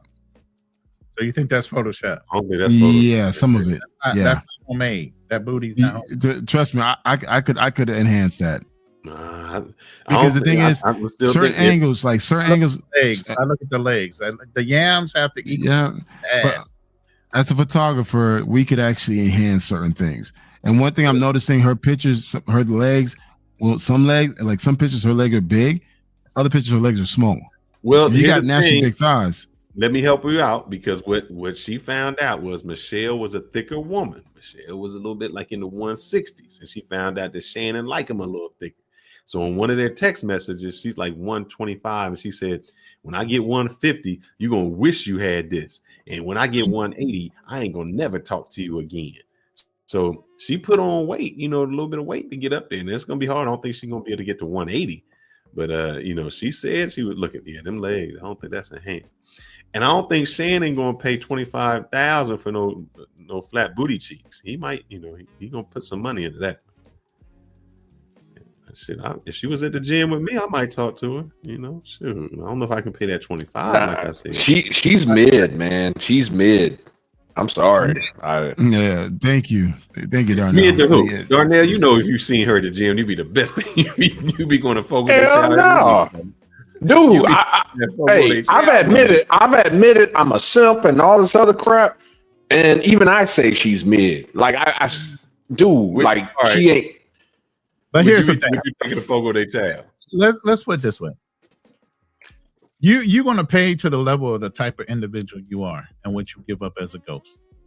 She knows who Shannon Sharpe is. She gonna make him pay. You think some other random dude that might be hitting out on the side is paying $25K a cheek?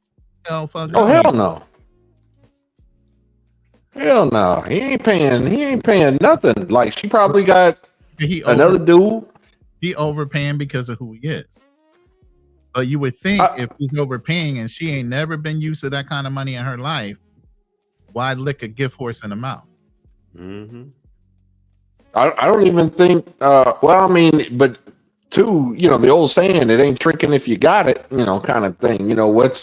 What's overpaying? Like, what I'm saying? You have to make a definition of that. What is considered overpaying? Like for him, multimillionaire. Yeah, 25. I mean, the 25K is what she was trying to charge him. That wasn't what he was paying. That's what she just sent a text message saying, "Oh, it's going to cost you 25K now." You know what I mean?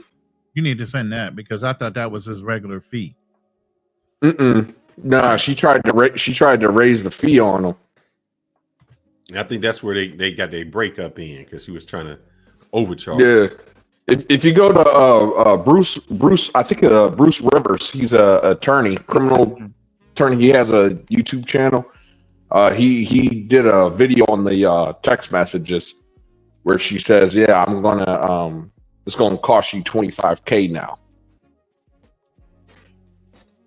Man. But the whole point was he offered her $10 million just to be quiet, and she turned that down. Yeah, I mean, I'll be honest with you. When you have a supposed $100 million contract, I mean, and this, especially you work for Disney, you got to remember who Disney is. I mean, Disney canceled Johnny Depp. Even though Amber Heard was a damn liar, and Jonathan Majors. As soon as an allegation's made, you're done at Disney. And I don't think that woman is really good at math, because if he gets $100 million contract, he only getting 50 after taxes. He's gonna pay her all the 50. Like, yeah, I think it's more like I think actually when Trump was president, I'd say more like 70 million. all right. Well, she taking basically all of his money. He just signed I a mean, contract to hand it over to her. Come on. Well, but here's the thing: $10 million. You're talking about 70 million. After you pay your taxes, okay, you get 70 million. You pay her 10. Now you got 60 million. I ain't gonna lie to you.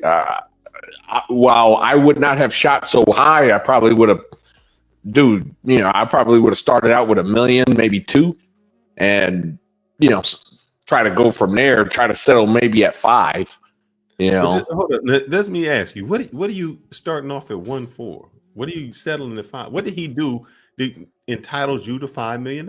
I need to know. It's not that he did anything. It's just right now we have a president right now that paid a stripper. I'm sorry, a peace star. She wasn't a stripper. She was a peace star. We have a president that paid her off. Now he denies he ever had any relations with her, but he paid her anyway. He also paid Karen McDougal, Playboy Bunny. Sometimes, you just pay people off, whether you did anything or not, you just pay. It's just cheaper. I mean, companies do this all the time. How many times I would do to change that? See, that's the problem. When you can do a civil lawsuit to get a man just to embarrass him. Mm-hmm.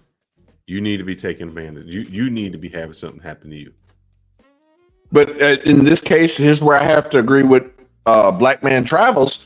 You got to be fucking smart. You got to understand there are going to be vultures. There are going to be people that are going to come after you. You got to be smart.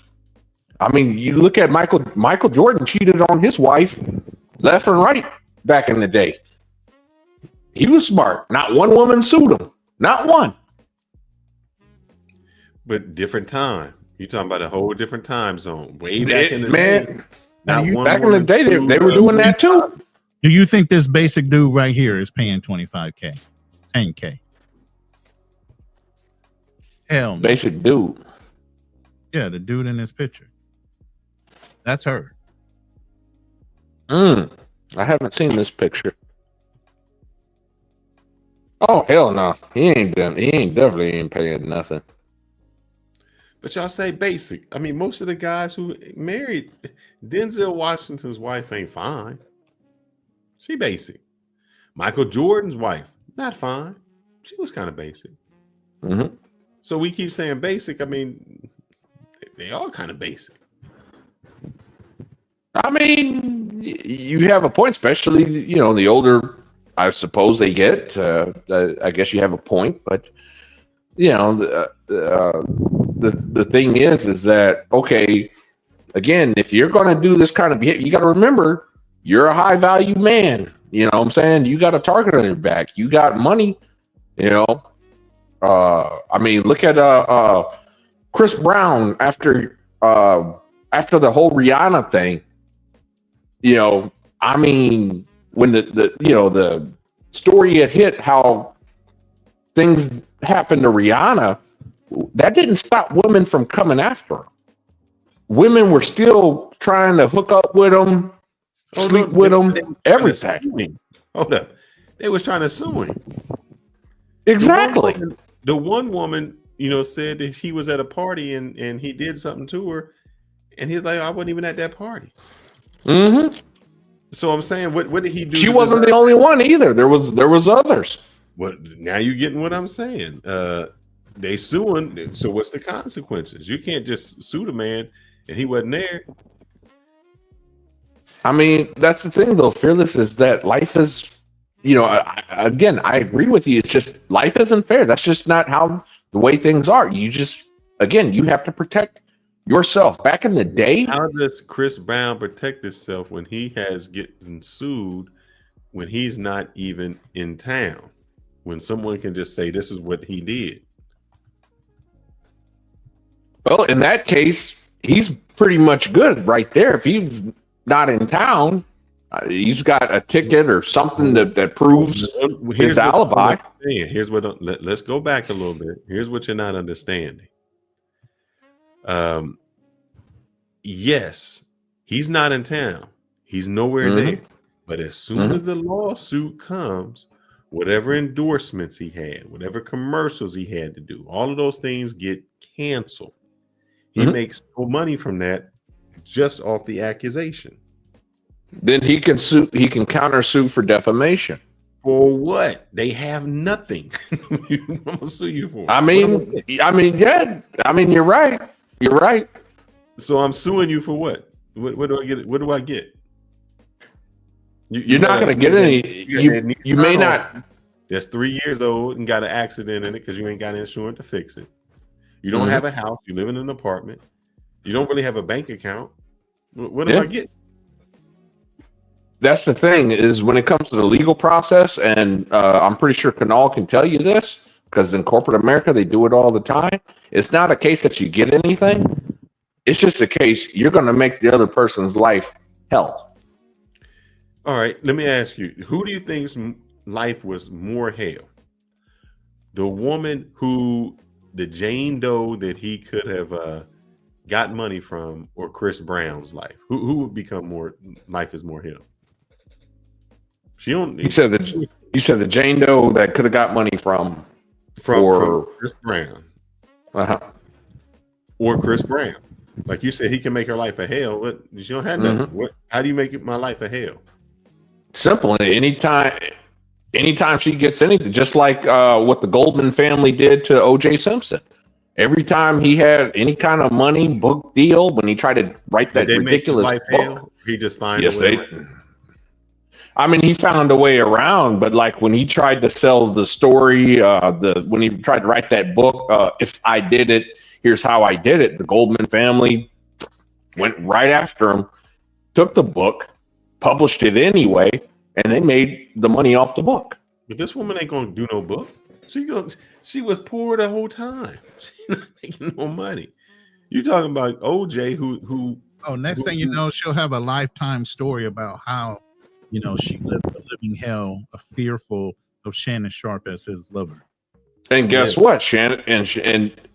Assuming in this scenario, Shannon Sharpe will win a defamation case, she can write a book, but the proceeds are going to go straight to Shannon Sharpe. But Shannon Sharpe loses $100 million. He don't care about that book. That book that's going to make $5,000 ain't going to do nothing for him.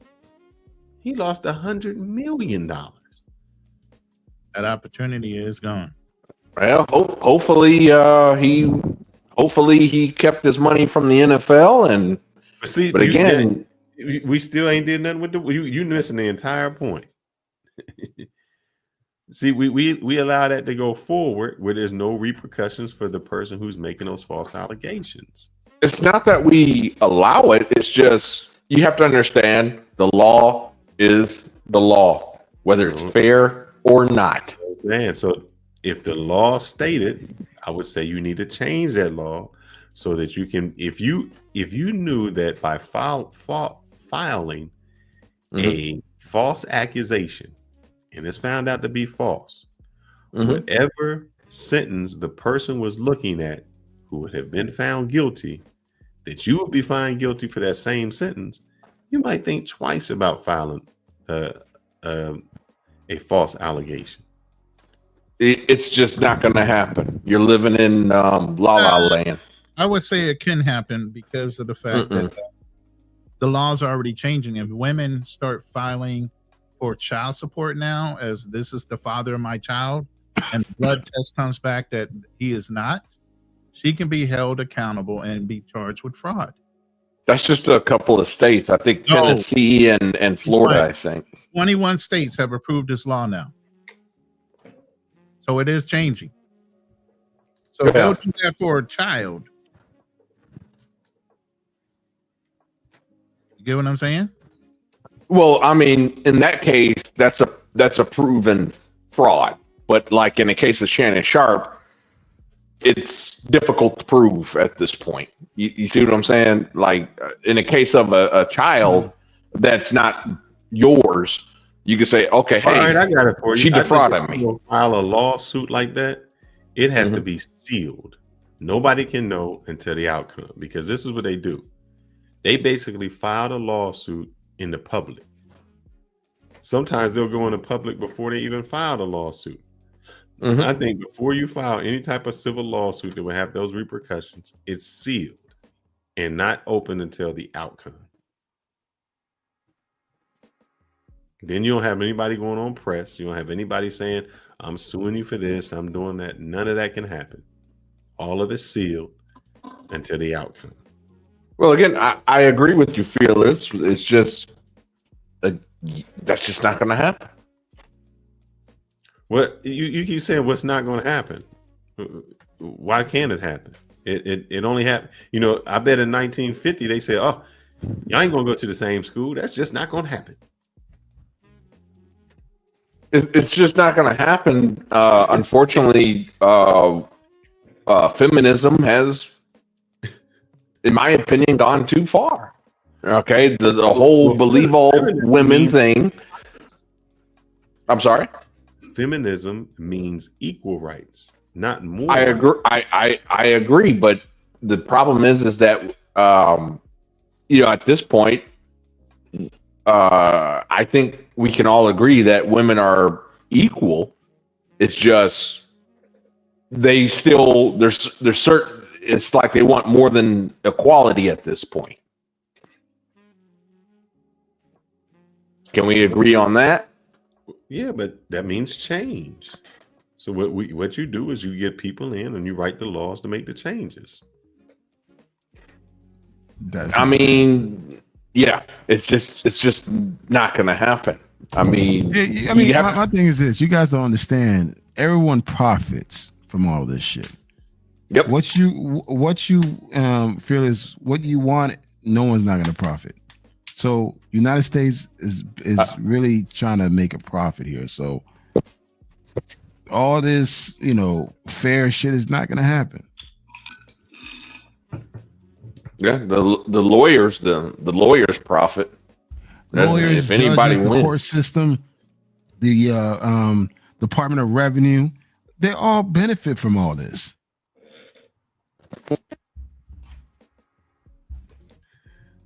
I'm only saying what you asked me. You asked me how will we change? Yeah, but it's not going to change. I say, so do you think that if a woman accuses, and I can't even say accuses, falsely accuses a man of being the father, and then it's found out years later that he isn't, that she should be paying that back child support? And that's why in the state of Florida, when you get someone pregnant, she can't put you on child support. In the state of Florida, it's required to do a blood test, to do DNA test. It's required. Yep, it's required now. So, guys, see, the thing is, if you choose to live in a backward state that could fuck you over, that's your fault. No, some states ain't backwards. I'll give you an example. Some states say that if you and your wife have a child, you are the assumed father. That's just how it is. Now, if she had an affair, doesn't matter. I think it's if you sign the birth certificate. No. If you're married, you're an assumed father, regardless if you signed it or not. You're married. I have to look that up, but you're calling the wife a hoe if you assume anything other. I mean, guys, if you have any doubts when you're holding your child, go get a DNA test, man. But what I'm saying to you is, it doesn't matter if you have a doubt. Again, depending where you live, understand the laws, you could probably get that shit overturned. I know Florida don't play that shit. So Florida don't play. So I could tell you this, child support is 50-50, point blank. What you mean child support is 50-50? In what state? Custody is 50-50. Depending on who has the child the most, the person will have to pay child support. No. You are absolutely You're trying to tell me I went through it. I'm trying to tell you. And it matters what state, because here's what it's called. I'm speaking of Florida. I'm not speaking any other state. I'm speaking the state of Florida. Let's do this. Let me ask you a question. You say it's 50-50.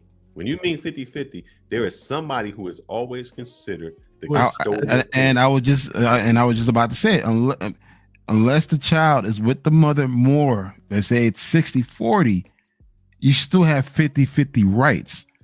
That means she can't make a decision without you. Custodial parent. And the custodial parent is the person who always has the rights. No. I have the same equal rights as my ex. If she want to get up and move, she can say she can't move. She cannot fucking move because guess what? She tried to do that, and guess what? I said no. Until I said, you know what? Until I said yes, you could go. Then she has to go through the court. She has to go through the court. She can't just get up and leave. In one school and you don't.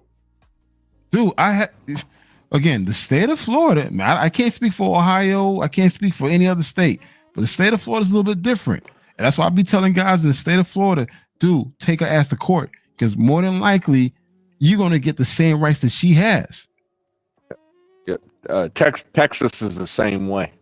So it's just like, again, I can't speak for Georgia. I can't speak for Illinois. I can speak for Florida. Florida's 50-50. Now, if the child lives with the mother, yeah, you're going to pay the child support, but it's not going to be that much. And that's one thing the state of Florida is fair on. They fair with the child support amount. They don't give you outrageous amount that I hear from other states. I'm like, damn, you paying for that? Yeah. So again, now if you have a special need child, you pay a little bit more because special need children need special attention, which costs. Now I'm looking up one thing that y'all have. For instance, y'all have each parent's income. That's not the same in Texas. Meaning, with you guys, like they'll say, all right, you make 100,000, she make 100,000. We can kind of split this. In Texas, it's not like that. Texas only takes the non-custodial parent's income. That's it. So if my wife made $1 million and I made 100,000, my child support is the same. It doesn't matter that she makes that much money. It's child support, but what your argument was she could just take the child out of state or whatever have you. No, they can't. They can't. They have to legally go through the court. Roland, they can't do that. If you do that, that's a breach, and she can go to jail. That's only in some courts, because she can say, I have a job, and according to my job, I have to. And I think it's important for men to understand the laws in their state and understand the rights you have as a father. Fathers do have rights. But the thing is, I'm gonna speak towards black men. Black men are fucking lazy to fucking learn the rights that they have as fathers, and they fucking cheap to fight for their kids. So they're gonna let that woman do all the fuck shit towards them. I wish I could play this video because the lead attorney just talked about this. This is what he said. I'm speaking from experience, man, and I'm telling you what he says. Even when he says it costs a man sometimes so much money to try to get that, like he'll say to her, "Yeah, we can go to court. It's going to cost you $100,000." My thing is this: you like referring to this attorney guy. What state does he represent? The state of Georgia? The state of Georgia. Georgia is the most fucking backward ass state there is, man. North Carolina is pretty backwards. North Carolina is worse. Hold up. In state of Georgia, I'm speaking from experience. Dudes don't have no rights here, man. Like, as a father, you got nothing here. I'm shocked that the shit that guys got to go through just to have custody or have 50-50 with their child in the state of Georgia compared to the state of Florida. But here's the difference, Kanal. The reason you can state the state of Florida is because when you came here from the Bahamas, that's where you lived at.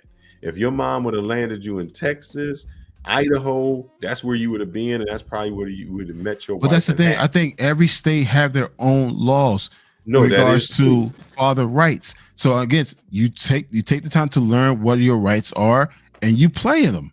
That's it. I think a lot of people go by ignorance. They choose not to learn what their rights are. What I'm saying is people aren't saying, hey, I want to have a kid. Let me move to Florida so I can have a kid.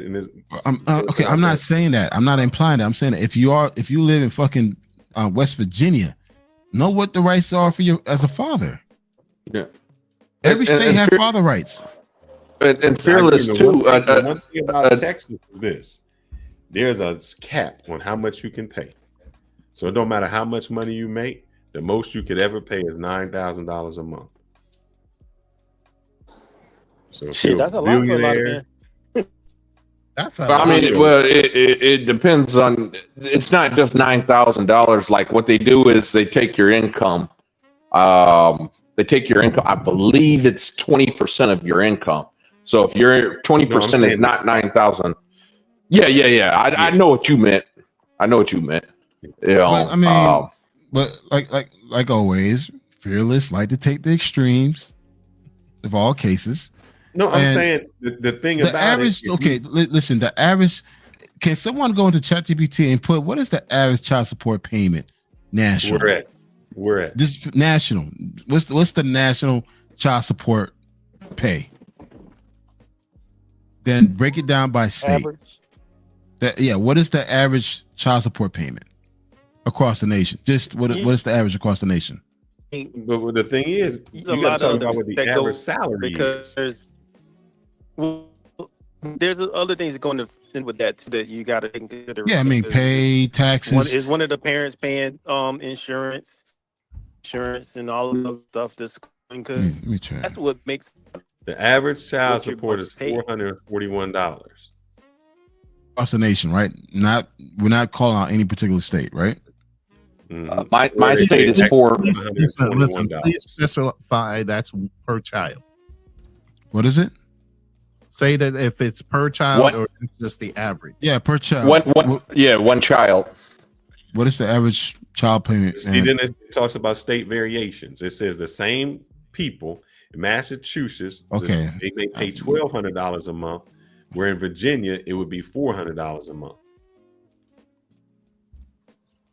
So the problem with that is you have to keep up with the lifestyle of the child. So in the event of a divorce, if the child's lifestyle would go down due to the divorce, the parent is expected to keep the that is true. That is true.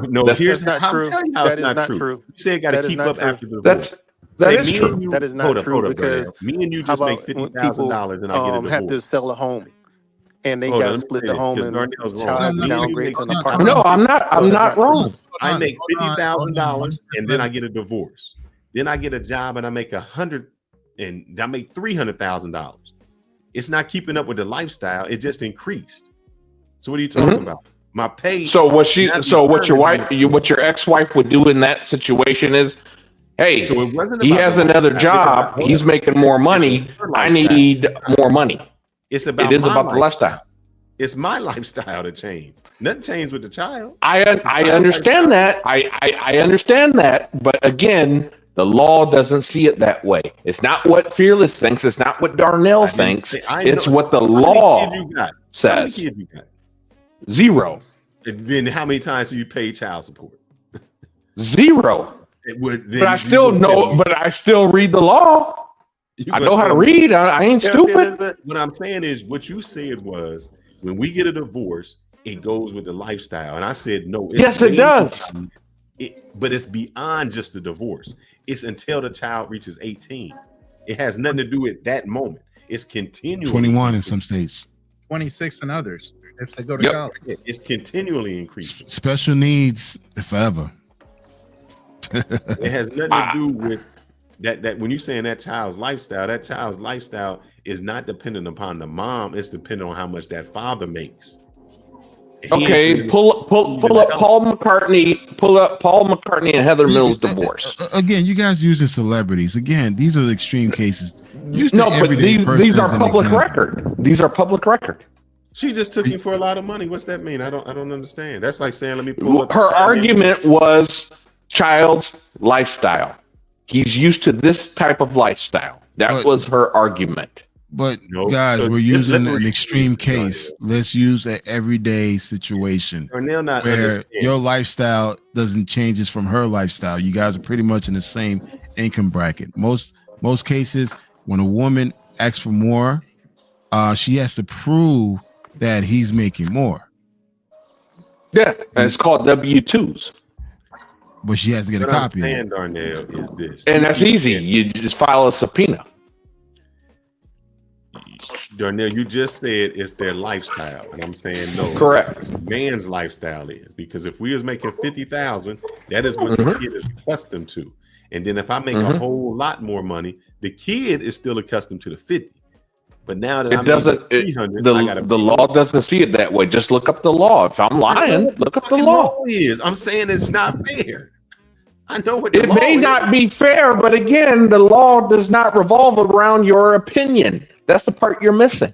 I didn't say it's not my opinion. Just because I'm not my opinion. You said it's not fair. I'm saying a man should be getting his child just as much as a woman. I know what the law says. That doesn't mean it's right. The law wasn't fair. I never said it is. But I understand that. But Fearless, in most cases, if a man shows the court that he wants to be in his child's life, they will grant 50-50. I have not seen a case where it was otherwise. Grant 50-50. What is grant 50-50? 50% custody. There is no such thing as 50% custody. Yes, it is. Okay. Yes, there is. Saying that. You keep saying that, and I have it. It's like there is. Are you the custodial parent, or is she the custodial parent? It's called co-parenting. There's still a custodial parent. But she cannot make a final decision without me. If she want to get she can't. She can't do anything. Like, let me tell you this. Even picking a doctor. Okay, listen. I got a special needs child. Even with a doctor, I need to be kept in the loop with everything. I need to know what. I need to say, okay, I'm okay with that. Even with school districts, I have a say. His health, I have a say. She can't just make a decision based on herself. She cannot do that. Kunal, That's based on papers. I just want to make sure that we're clear here. I understand what you're saying, but does somebody have custodial parent rights? Is it you or your wife, or I mean your ex-wife? I guess she has custodial rights. That's what Fearless is saying, because custodial rights are different. Like, you have parental rights, which, like you said, health, education, little things like that. But I'm assuming, do you pay any child support? Yeah. There you go. That's the difference. I mean, that's the difference. Okay. Custodial rights are different. Okay, here's the thing. I'm not against child support. If that's your damn child, you should pay child support. Now, absolutely, I agree. And the way a lot of people try to paint child support like it's a bad thing. Like, nigga, this is your fucking kid. No, you should be taking care of your damn child. Hold up. Absolutely. BMT, you said you get your child. Let's say you got your child 50% of the time. Why would you be paying child support? Well, he just admitted it. He just said. No, I'm saying, do you think that's fair? If you have your child 1 week, she has it another week. Why is it you responsible for paying her any money? For one, I was the breadwinner, and two, the fact that she's the breadwinner. Should she be paying you, or you still gonna pay her? But Fearless, actually, Fearless, the custodial parent was her. That's why he's paying. If he was the custodial parent, him, Drew. If but the thing is, more money than him, and he got the child 50% of the time, he's still paying her child support. The thing is, Fearless. Here's what you're missing: is that facts have already been proven that now that women, there's about 40% of women actually make more than their male spouses. And what's going on is now women are on the hook for child support now. It's an increasing amount. Okay, yes, they are. Okay, here's the thing. Thank you, Drew. Drew made it. He made a point. Drew made a point. She has custodial rights, but in regards to parental rights, it's 50-50. The fact that my son lives with his mother Monday to Friday, and Friday to Sunday he's with me. Now, here's the ticker. Spring break, summertime, Christmas, Thanksgiving, like all the major holidays, school breaks, everything, he's with me. So it kind of evens out. Summer with you. I'm sorry? Are you still paying child support if he spends the whole summer with you? I have to pay child support, but it's not a lot. But do you understand? It's what it is. Dude, listen. I see it too. I see it too. But the thing is, understand this, guys. I know somebody who's in that exact same situation. Wait, hold on. I could have easily wait. I'm sharing myself. I could have easily not put myself guys. I put myself into child support first. I said, like, you know what? I'm not gonna deal with some of this bullshit that I hear when people go through, giving the girl, their ex-wives or whatever money on the side, and next, the wives take them to court and they got to have all this back pays and rears. I say, fuck that. I took myself to the Department of Revenue and put myself in child support. Yeah, that's because you didn't. Any money that you gave that wasn't officially court ordered would have been considered a gift. Yeah, thank you. So when we went to court, when we did the court, they saw what I did. Guess what they did? They lowered my payment because of that, because they saw how involved and actively I am. But I so think the thing is, for me, and the fact that we have a special needs child, she's making more sacrifices than me because she has to take less. She has to work less because of our child. Is what it is. So I knew for a fact that, you know what, you can never work a full-time job based on our kid. So I'm gonna pay. Now, if she was a very functional, if my kid was functional where he didn't need special attention, then it'll be different. But I saw the sacrifice that she was making, to make sure that our son is put in the best situation. So yeah, I don't have a problem paying for child support. But whatever she needs, I give it to her. Real think for quick, clarity's there's somebody sake, trying this to come what on the channel, Fearless is saying. and, you need to plug up your mic and your camera because it's not registering. So back out and come back in with your mic and camera plugged in. Thank you. Hey, just real quick, just for clarity's sake, what Fearless is saying is that, hey, if you have the child during the summer, because I knew a female that went through this with her former husband.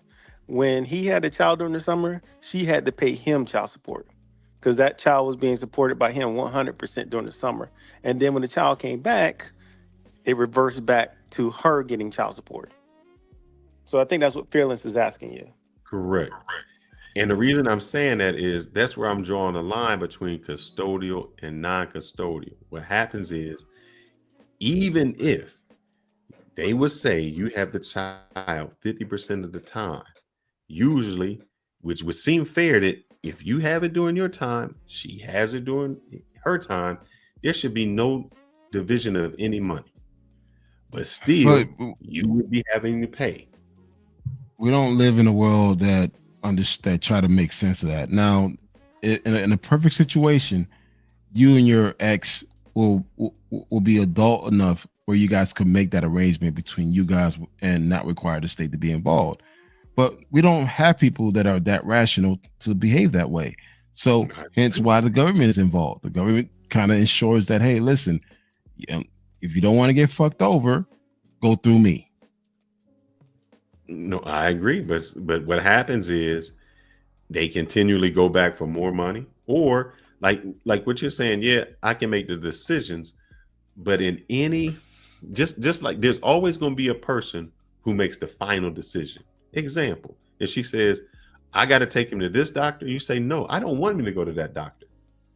Who gets that final decision?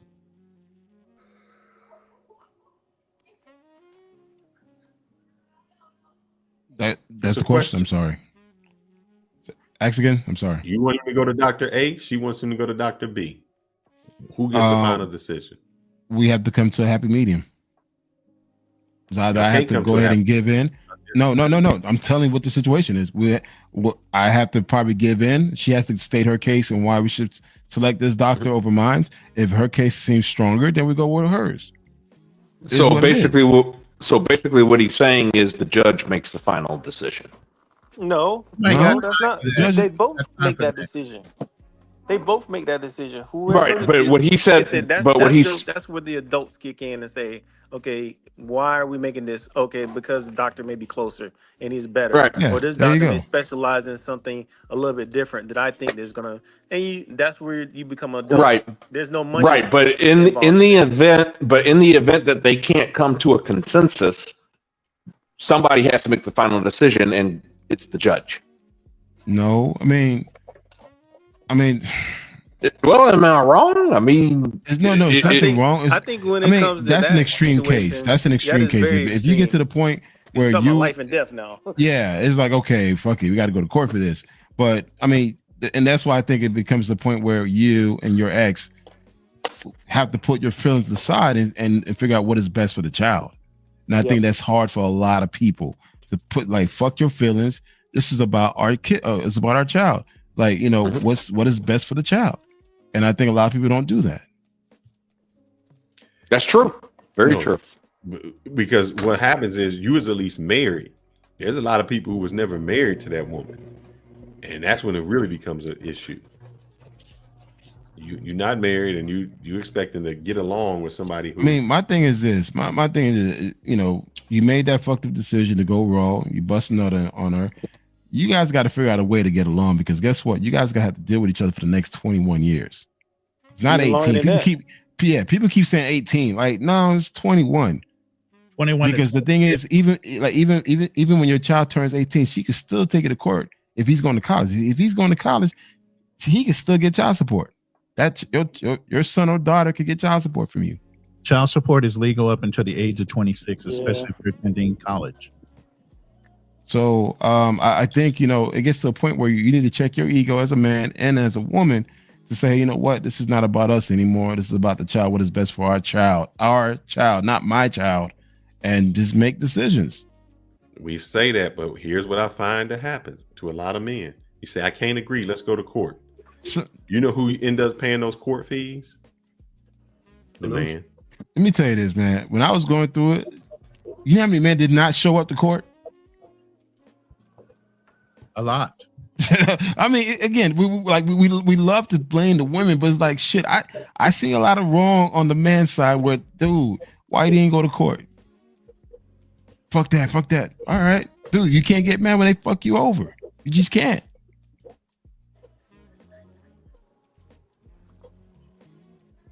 Yeah. And Richard, you said, when did the word parent become with custodial? Because what happens is, in a lot, and maybe not in Florida, where they say there's still a custodial parent. That means that's the person who makes that final decision. And I know we want to say it's equal. I know we want to say it's talking, but it's some person who says, this is where they go if we can't agree. And that person has that final decision. And it's usually because of the bias in the courts, especially young children. I think I even went on it, where they call it the tender age doctrine, which because of bias, they say if it's a young child, it should automatically go with the mother just because of the age. Phyllis, I don't think the custodial means that they make the final decision. I think that that's who the child is in primary custody of the majority of the time, the custodian of the child.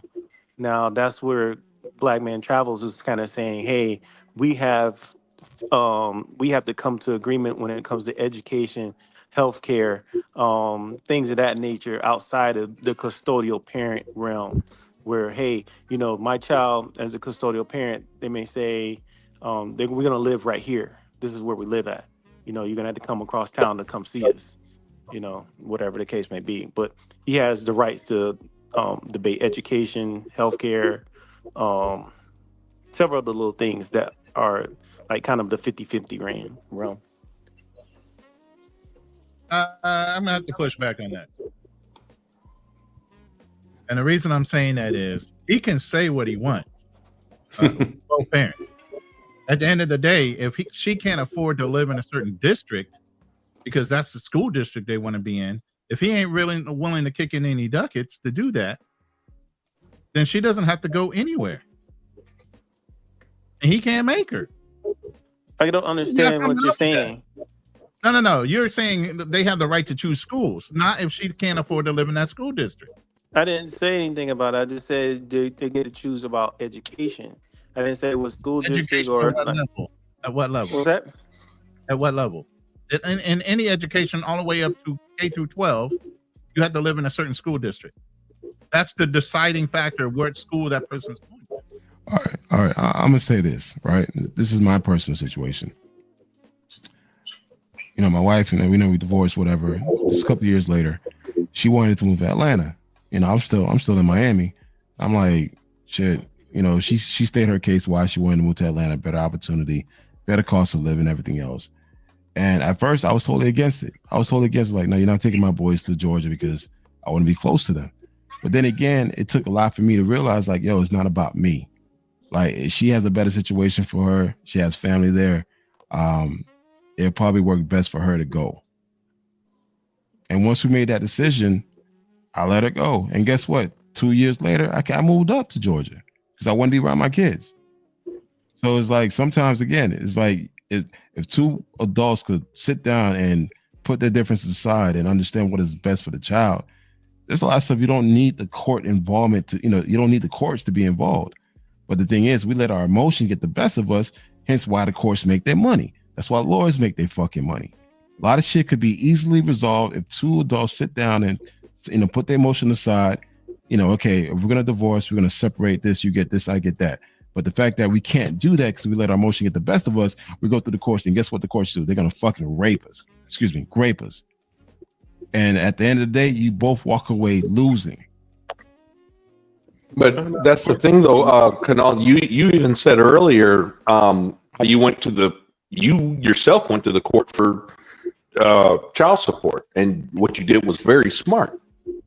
I tell this to every man. I tell every man, put yourself in child support. Do not wait until the court to do that. You volunteer yourself into it, and when you do that, you have the upper hand. You have the upper hand as a man, and when you go to court, they're gonna realize, like, shit, he's taking initiative. Guess what? We're not gonna try to screw him.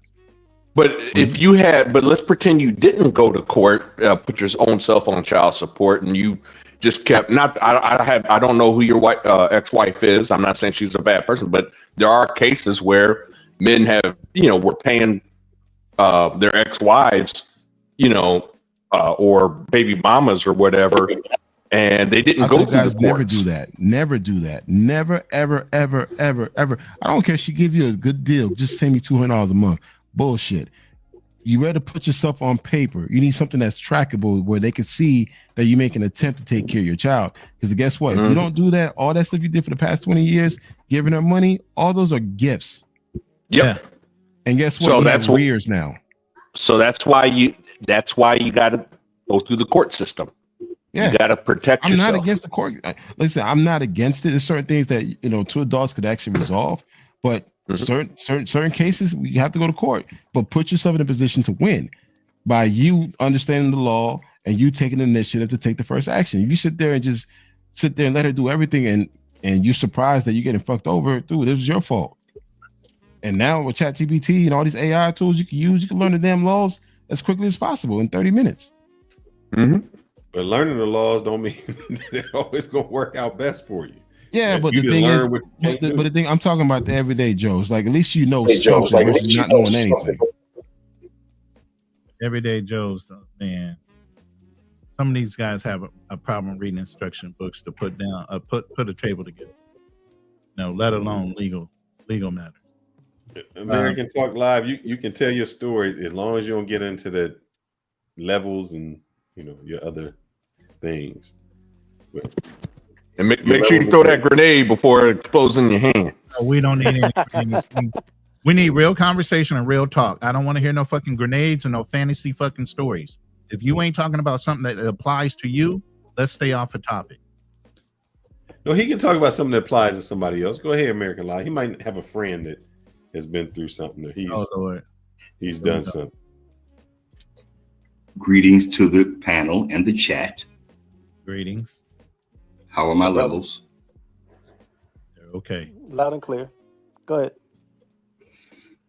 So I've got a real life story to tell. I have my best friend is a good little young sister in her 30s, living in Los Angeles. She got married probably about 3 years ago to a man who had been previously married, who had left his wife 10 years prior, maybe 11 now, maybe 12 even, and intermittently paid her child support. He has now been adjudicated in court to owe $145,000 in arrears. Oh my God. This is a true story. I talk to her every day. If you hear my phone rings, it's her. And I'm watching her as a young mid-30 woman work through this process. She has a child of her own who she never put the father on child support. even at my insistence, she said, no, I'm not doing that, Richard. I'm not that kind of woman. I got this. And I saw her struggle from the bottom to the middle, where she lives right now in the outskirts of Los Angeles, with a husband that she stuck with, who owes $145,000. Now check this out. He was paying $800 for half their marriage a month, $800 a month out of his paycheck, garnished. Now they're garnishing just $400, but to pay off $145,000. Never pay that off at that rate. Well, you will, but 26 years and a few months is what I calculated to her. He'll be sold after that. Hold on. Do you understand there's running interest on child support that's unpaid? I don't, because I've never been on child support. Well, there is. Interest. You have a running tally of what's currently owed, and then you have an interest payment that goes against what is in arrears. So that's a life sentence. Thank you. Oh, yeah. That's what I said earlier. Continue. Yeah. I just wanted to throw that out there to the panel. I see O2Os up here, shouted Darnell, Black Man Travels, Drew, and to the host of this great show. Shout out to y'all. I wanted to throw that out there. I could not believe it. I really couldn't. Okay. And do you think that's fair? Do you think that's fair? And the daughter is now 18. Oh yeah, he gonna be paying until she got grandkids. If he doesn't die first. Yeah. Can that really happen? Unless Can that really happen? a mom has some type of epiphany to say, hey, can we resolve this court? Please do not do this to him. But over 12 years where he neglected his daughter with her, walked away from his marriage after cheating on his wife, admitting to his wife that he cheated, that was the worst move in his life. And he was really totally decimated by the time my homegirl met him. And she has done everything, put cars in her name, the whole nine. Yeah, because he can't have a when car. I come up here, they're going to suspend his license. So basically, he has a bitter baby mama, it sounds like, right? No, he's a bad man. But the bitter baby mama is basically saying, oh, I'm going to punish you, right? Well, I would ask you, Drew, does he deserve the punishment after abandoning them and intermittently paying for support of a growing child from the age of 10 to 18? Yeah. He was not there. Does he deserve it? I don't like to put judgment on somebody because it's her side, his side, and the truth. And I don't know what the truth is. Yep. I only know some of the details from the mouth of the new wife who has to live with that as well. That's his side. But I'm saying I only know her side because I don't get to talk to him. And sometimes a man doesn't want to walk away from his child. The woman just makes it so difficult for him to be with his child. Yep. He just decides I can't deal with her. That wasn't the case here. Well, you don't know how his wife was. You don't know how he cheated, but you don't know what circumstances that got him to cheat. How did he cheat? Yeah. Well, I do know what he has told her and what she has told me. So that's hearsay, let's just say. I will acknowledge that. That's one portion of whatever the truth is.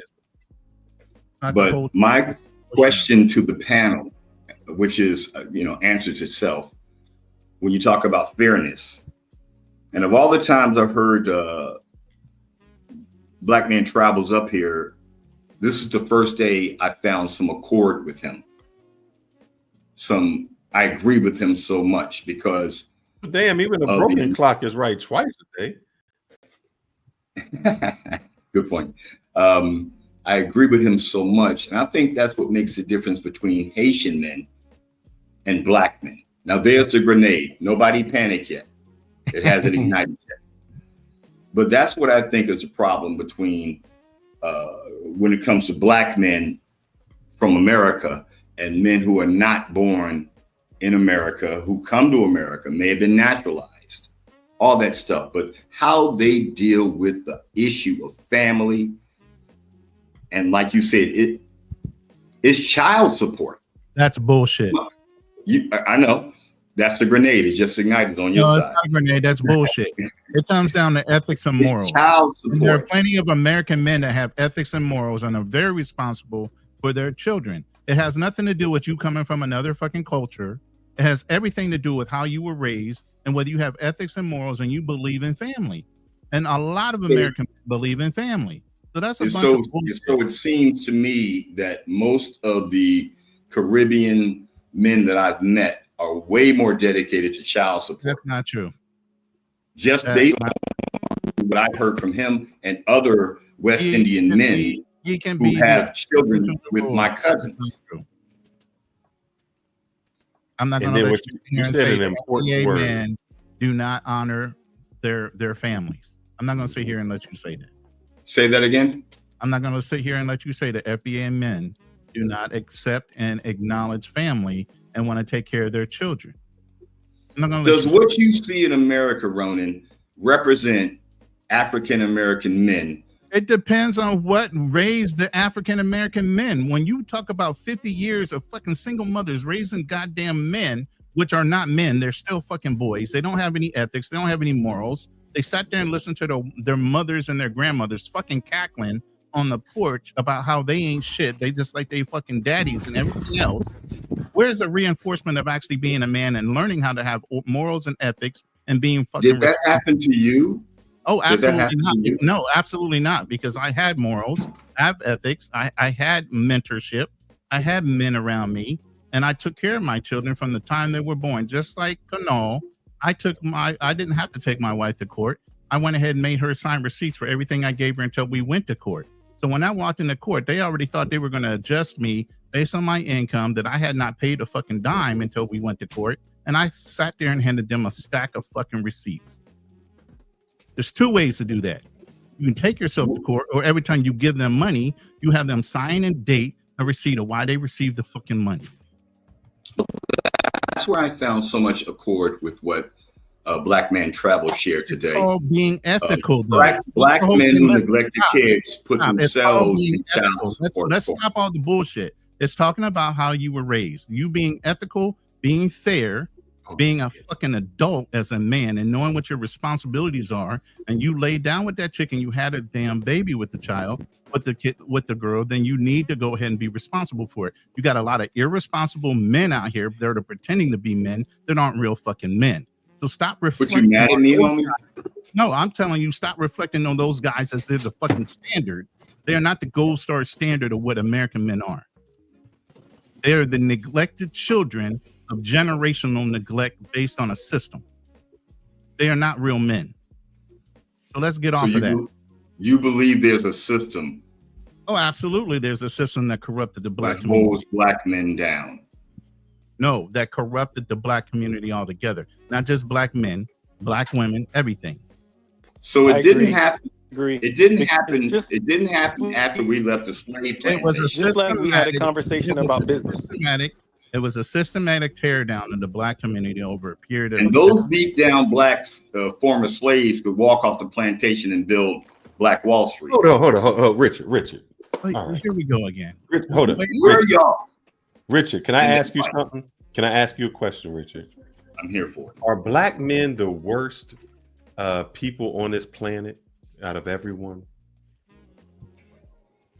As much as it pains me to say this, damn! If you say yes, you a fucking hypocrite. Because I just wait a minute, Phil. You can't call him it because no. Yes, I can because this is why I'm calling him hypocrite. Okay. Just on another show, you were saying that they weren't. Yeah, but Fearless, you also have attacked black men. You wait a minute, Fearless. Shut up for a second, Darnell. You just went on another show. Darnell was my counselor. Exact opposite. So Darnell for the defense, Your Honor. Darnell, you weren't present on the other show, so you can't speak for him. I heard him. So be quiet and let him speak for himself. If he sat there and contradicted himself, then he just got caught in a lie. Allow me to explain. I come from a time when black men had a lot more accountability. That wasn't the question they asked you on that show. They said black men are the worst. Better with statistics. They gave crime statistics. They gave this, and you fought tooth and nail and said they weren't. And now you come on this show saying the opposite. May I speak? No, you can't speak. I want you gotta let him answer. You gotta let him answer. If I could acknowledge O2O, hang in there, brother. I just want to kind of clarify this for him. I see both sides of this coin. It's just one coin. If you just answer Fearless' question. All right, repeat the question, Fearless. Maybe I can dial into it. Do I think black men are the worst? Yes. Then why would in the you world? go to Yes. another show and say the complete opposite when they asked you the same question and they were I'd saying like you to that roll the black men tapes are on that comment. I'd like objection, Your Honor. Argumentative. Thank you. I'd like you to roll the tapes on that, where I actually said that, because you often misinterpret, and both of y'all often say that I don't answer the question. What I had to evaluate in my own dialogue is like, maybe I'm explaining the answer too much, because I don't just want to say yes and no. If I show you this and you're right, what is the consequences? Because I don't want to have to go over here and do all this research and just show you. Yeah, don't do it. It's not even worth arguing the point. But if you look at Black America in terms of men and the children that are ruining and running the streets, and women, do not exclude women. Okay, that's fine. But if you look at Black young men, YNs, right? Blame for that. And I heard you, Ronan, in your rant about women that was raised by single mothers. Who made those mothers single? It takes two to tango. This is why I come up here to argue this antiquated. I'm not going to sit here and go around and around with you because you don't fucking listen.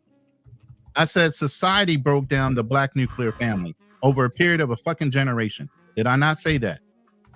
So that means both Black men and Black women have. Yes, but you were wrong, Ronan. No, I'm not.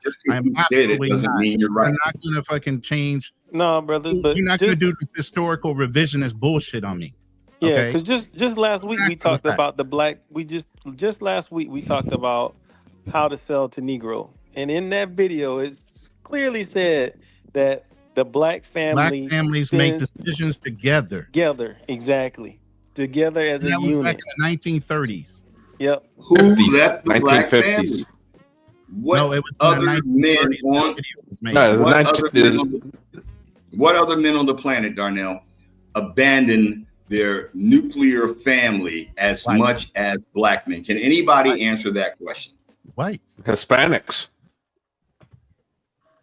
I mean, just go down to Latin America. Look at all the single moms down there. But we're not going to get. Well, let's talk about per capita. Let's talk about per capita. No, listen. You're not going to take over the panel. We're not going to get into this discussion. I'm going to let Fearless do his research. But we have O2 on the panel. I want him to get involved with the lawsuits in child support and the new 304K plan versus the 401K plan for modern women. We're going to go ahead and steal that title that you gave, the 304K plan. I like that better. But go ahead. Thank you for coming on the panel. And we'll let Fearless do some research. You're muted right now, Fearless. So all right, hold up one second. All right, one second. I think I got to go back a few seconds. That's 50. That's 49, 48. Let's see if I can get it. And then you'll be next, OTO. Hold on. So maybe you see 48. I'll go with that. And I hear all of this, but I just know you asked the same question. And I'm just curious. Let's see, which one is it?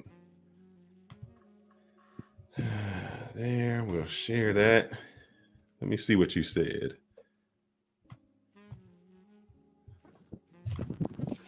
First of all, leave America if you feel like you're last. But most importantly, if you're telling me that Black people got it worse, the work in America. Now, we talking globally. I didn't see the stats. Hold on. I didn't say Black people. I'm not cutting you off. Don't lose your train of thought, please. I didn't say Black people are the worst in America. I say we are the worst. Like when it comes to numbers, like income, those type of things. Puerto Rican or something? I thought you were Black. You're saying we're last in everything. You honestly believe in America that black people are last in every class or category. Is that For what you're basically saying? every category that matters. I think the one about the overall. Yeah, well, that's what I'm saying. I'll go with that. I'm summarizing what Obi, that's my opinion. What Obi's trying to say is overall, like, are we last in everything? Absolutely not. Like, we are having we're having children the earliest. We're not last there. That's not positive. You know what I mean? Do either one of you? I'm gonna check y'all chin real quick. Do either one of you know of a black bank in your city? Now, this whole podcast, they saying that black people are the worst. You're arguing that they're not. You came on this show and I just asked you the same exact question and you repeated the opposite. So I'm refreshing your mind. I can keep going, but this is a 7-hour podcast. Well, let me come to his defense, Fearless. You are guilty of the same exact thing just a few weeks ago. What am I guilty of? You said the same thing about about my city. It was a live of yours, or we were on this very same live about a couple weeks ago. I showed in my city. City, but you said that black people are committing half the crime. So obviously, you said the same exact thing. Oh no! Hold up. I agree. I agree that they bad. I didn't say they wasn't. I'm saying he said it. I didn't. I'm in agreement. I'm in agreement that the black community is fucked up. Wow. So how are you going to get? So how are you going to get on American Talk Live here? I'm getting on American Talk Live because he comes on our show and says they're bad. He goes on to another show and says they're not. That's what I'm saying. He said. May I speak to a little bit? He's hypocritical when he goes to our show. When he says, "Oh, black people aren't bad," how can you say they're bad? And I said, "Hold up, bro. Are black people bad?" I just asked him the question. That's why I asked him that specific question. I said, "Are you think they're the worst?" Yes, they're the worst. Bro, hold up. You say that you come on our show and say they're the worst, but just a week ago you on another show and say that they're not. And you try to accuse the people on the other show that they're being biased when they hold you to that. That's what I'm saying, Darnell. So you got to listen a little bit. May I? If we play, hold up, counselor, I got this, but go ahead. I'd like to get Ocho involved in the conversation. You know, he has been patiently waiting. Respect, my brother. Good. No, respect to you. Shout out to everybody on the panel, man. Salute. Salute. And then Fearless, come on, man. You didn't show them the evidence that they were still wheezing. Hey, where that MAGA hat? I don't see that MAGA hat. It's in the bedroom. What you mean? I'm still rocking it all day, every day. Shout out to American. All right, shout outs to the title. So I guess I could speak about that versus. Were you here a little earlier when we kind of talked about that? No. So you could say something to kind of. I'll give you a quick refresher. I think in today's world, what women are doing is they're filing some lawsuits, child support, divorces, and that's their new 401k. And Richard said it's actually a 304k. So women are coming up, they're making money off of, like with Shannon Sharpe. Hey, I'm going to sue you, and that's how I'm going to retire. That's what they're doing is just to get their come up. Or I just need to have this baby. The baby, we call it child support, but it's really mother support because I want you to also support me and pay me so much money that I don't have to work. Or a divorce, like when I said with Dr. Dre, I want so much money. I want to take half your retirement, 401k, everything. I want to take half your business, even though I did not contribute to it in any way because I'm getting married, divorced, or suing you because that's my new retirement. That was the Yeah. No, yeah, I agree with that title. And then also I would add also to that child support and lawsuits or civil lawsuits is the new divorce plan too. So it's a new divorce plan. So if I'm not married to you, then this is the new divorce route that I could go to claim, back some, let's say, tangible goods in order to, translate the time and energy and attention that the individual spent with one person. So it is the new lawsuit and the child support, new forms of divorce and 401k, IRA, Roth, anything else, individual investment plan, real estate plan, any other goddamn type of investment vehicle, it definitely is. And this is, and then I heard early in the conversation, someone was talking about like, it's the courts, it's the judge. I would say, man, we got to color this into realistic terms. Documents are not making this decision, it's people. And what you fail to actually realize most of the time is you're judged by a jury or just a judge, depending on the circumstance. Those people have concepts or perspectives on the world that dictate, regardless of what the law says, the letter of the law, they're going to administer it the way they see fit. And what they see fit is that, hey, look, you're getting divorced, or hey, you got accused, so you're going to come up off this money. We believe you did it for whatever particular reason, etc. So you just have to be conscious with that. Like, example, I would go to the culture that doesn't have a problem with age dating, especially in gap.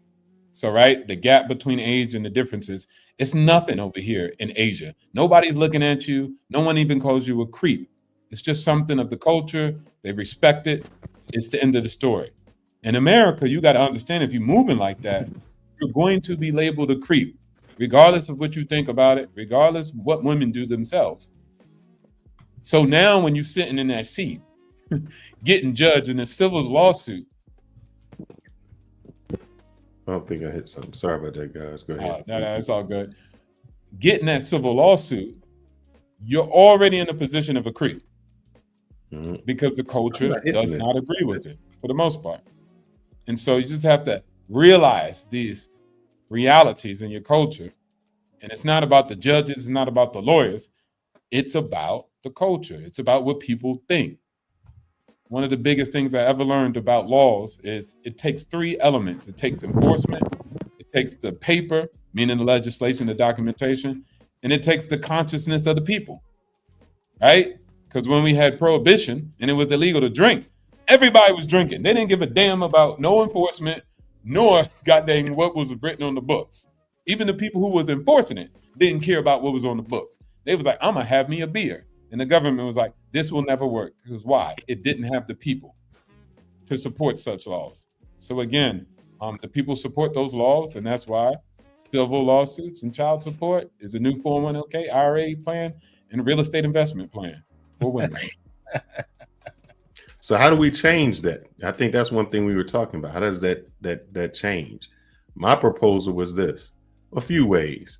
One, if you for child support, if that's not your child and somebody's been paying it, you have to pay that man back with interest. If you falsely accuse someone, the crime that he would have gotten or the time he would have gotten, if we find out that you falsely accused, we send you to that sentence. If I could continue my story to tell, I would like to say, I was asked a direct question, do I think that's right? I think it's most applicable here. That ain't right. Period. That ain't right. What's not right? To charge. So, for example, I have a godson who lived with me. And for his mother to come back and say, you know what? You need to break me off some money because we lived there with you because we needed to, and you paid all the bills. So now I need to come at you. No, I don't Instead think of that I'm not understanding I'm not understanding what that has to do with I fraud. wasn't finished yet, counselor. I wasn't finished yet. So what if she came back and said that? Well, I think that would be terribly wrong. And that's my point. That's wrong. No, that's But not my any man- example. My example is that you have a child with someone. That mother knows You you're need not to the pay father, that woman. but she tells you you are the father. And then you are paying child support for that child, only to discover 5 years later that you're not the father. I think where the court weighs in on that, and this is just my opinion. Where the court weighs in on that is you're the provider. And the provider. So just keep doing the damn thing. So wait a minute. Now- You're the provider, but she's a fucking liar. And she committed fraud. Oh, we're gonna just look over that. Hey, another trial. Ronan. Let's remember That's that he another prefaced in trial. saying. Let's remember that he prefaced in saying that is his opinion. Of course, that ain't our opinion. Yeah, I mean, I just got to be honest with you, American Talk Live. I mean, that, fraud is fraud. If a woman falsely makes an accusation, like, for example, and this actually happened in the state of Michigan, because in Michigan, and legally she didn't commit fraud, because in the state of Michigan, all you have to do is put a man's name on a birth certificate. You just pick a man. So Ronin Travelers or Canal or Fearless, if they put their name on a birth certificate, a woman put their name on a birth certificate in Michigan, they're on the hook for child support. Mm-hmm. Does not matter. I would think that a DNA test could resolve that, but the courts have gone. This, man, goodness, I hate to always have to show you this. But why I think that's what we kind of stated earlier. Not That's only some did state they know have it, he some states wasn't, don't. the woman came to court and said, he isn't the father. I lied. Yep, she sure did. I remember the case very well. The courts don't care, and this is what they found out. The courts are incentivized. That whole system is incentivized to continue to keep you in the system. Agreed. They are making money off of you. You are paying their bills. So why would they let you out of a system, knowing that you legally are not the parent, when they need to still get paid? Do you think they care about you or getting paid? You are not the priority in their life. Roman, I think that's a bit naive for you to say that, because the fact of the matter is the courts, but my brother, the courts are already cluttered with these types of cases. There's plenty of men who haven't paid child support long enough for the courts to take on those cases. I would think, and I know there are these standout cases, just like Kanal mentioned earlier, there are these, specific cases that you guys can reference, but that's not common. And I really found a court. Wait, if I could just wrap this up, I'll put it in part. Listen, I really found a court. Wait a minute. I love the fact that all these men that get on this fucking panel, they ain't had a child one, never paid child support in their fucking lives, have no personal experience with dealing with it. Now, well, you a dummy if you paid child support. Hold up.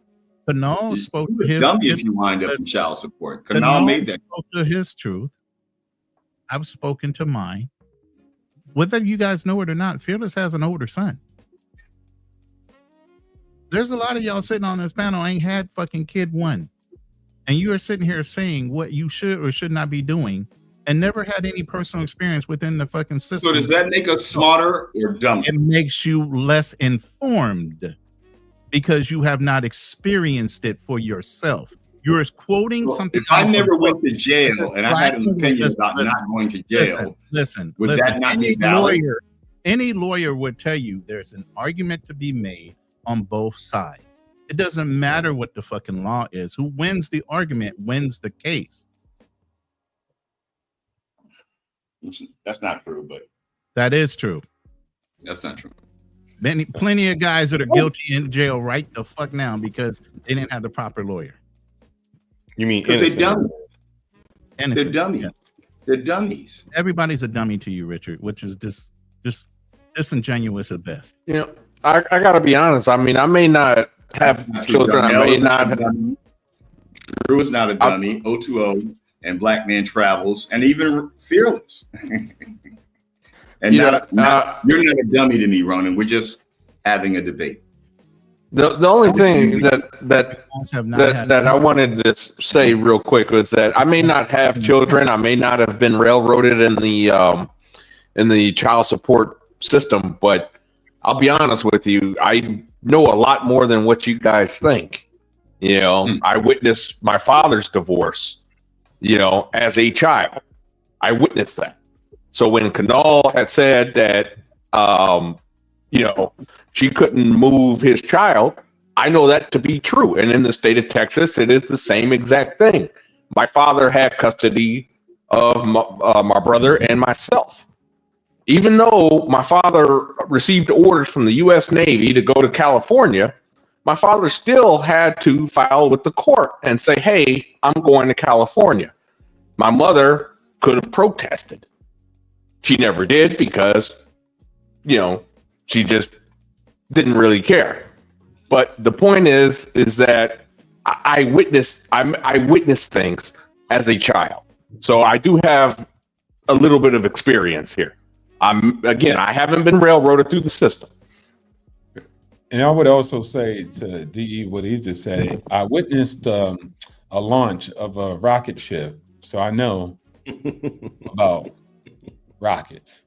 I'm better than Elon Musk because I experienced it as a child specifically.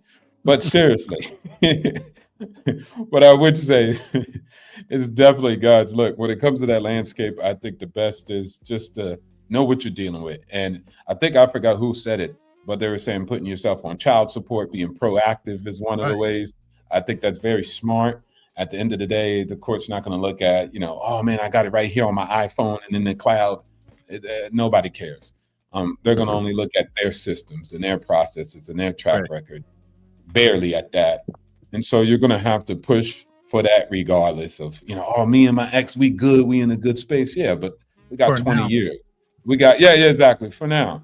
And hopefully it will stay that way. But let's just get it on the books and get it, let's get paid in front of the table besides the back end.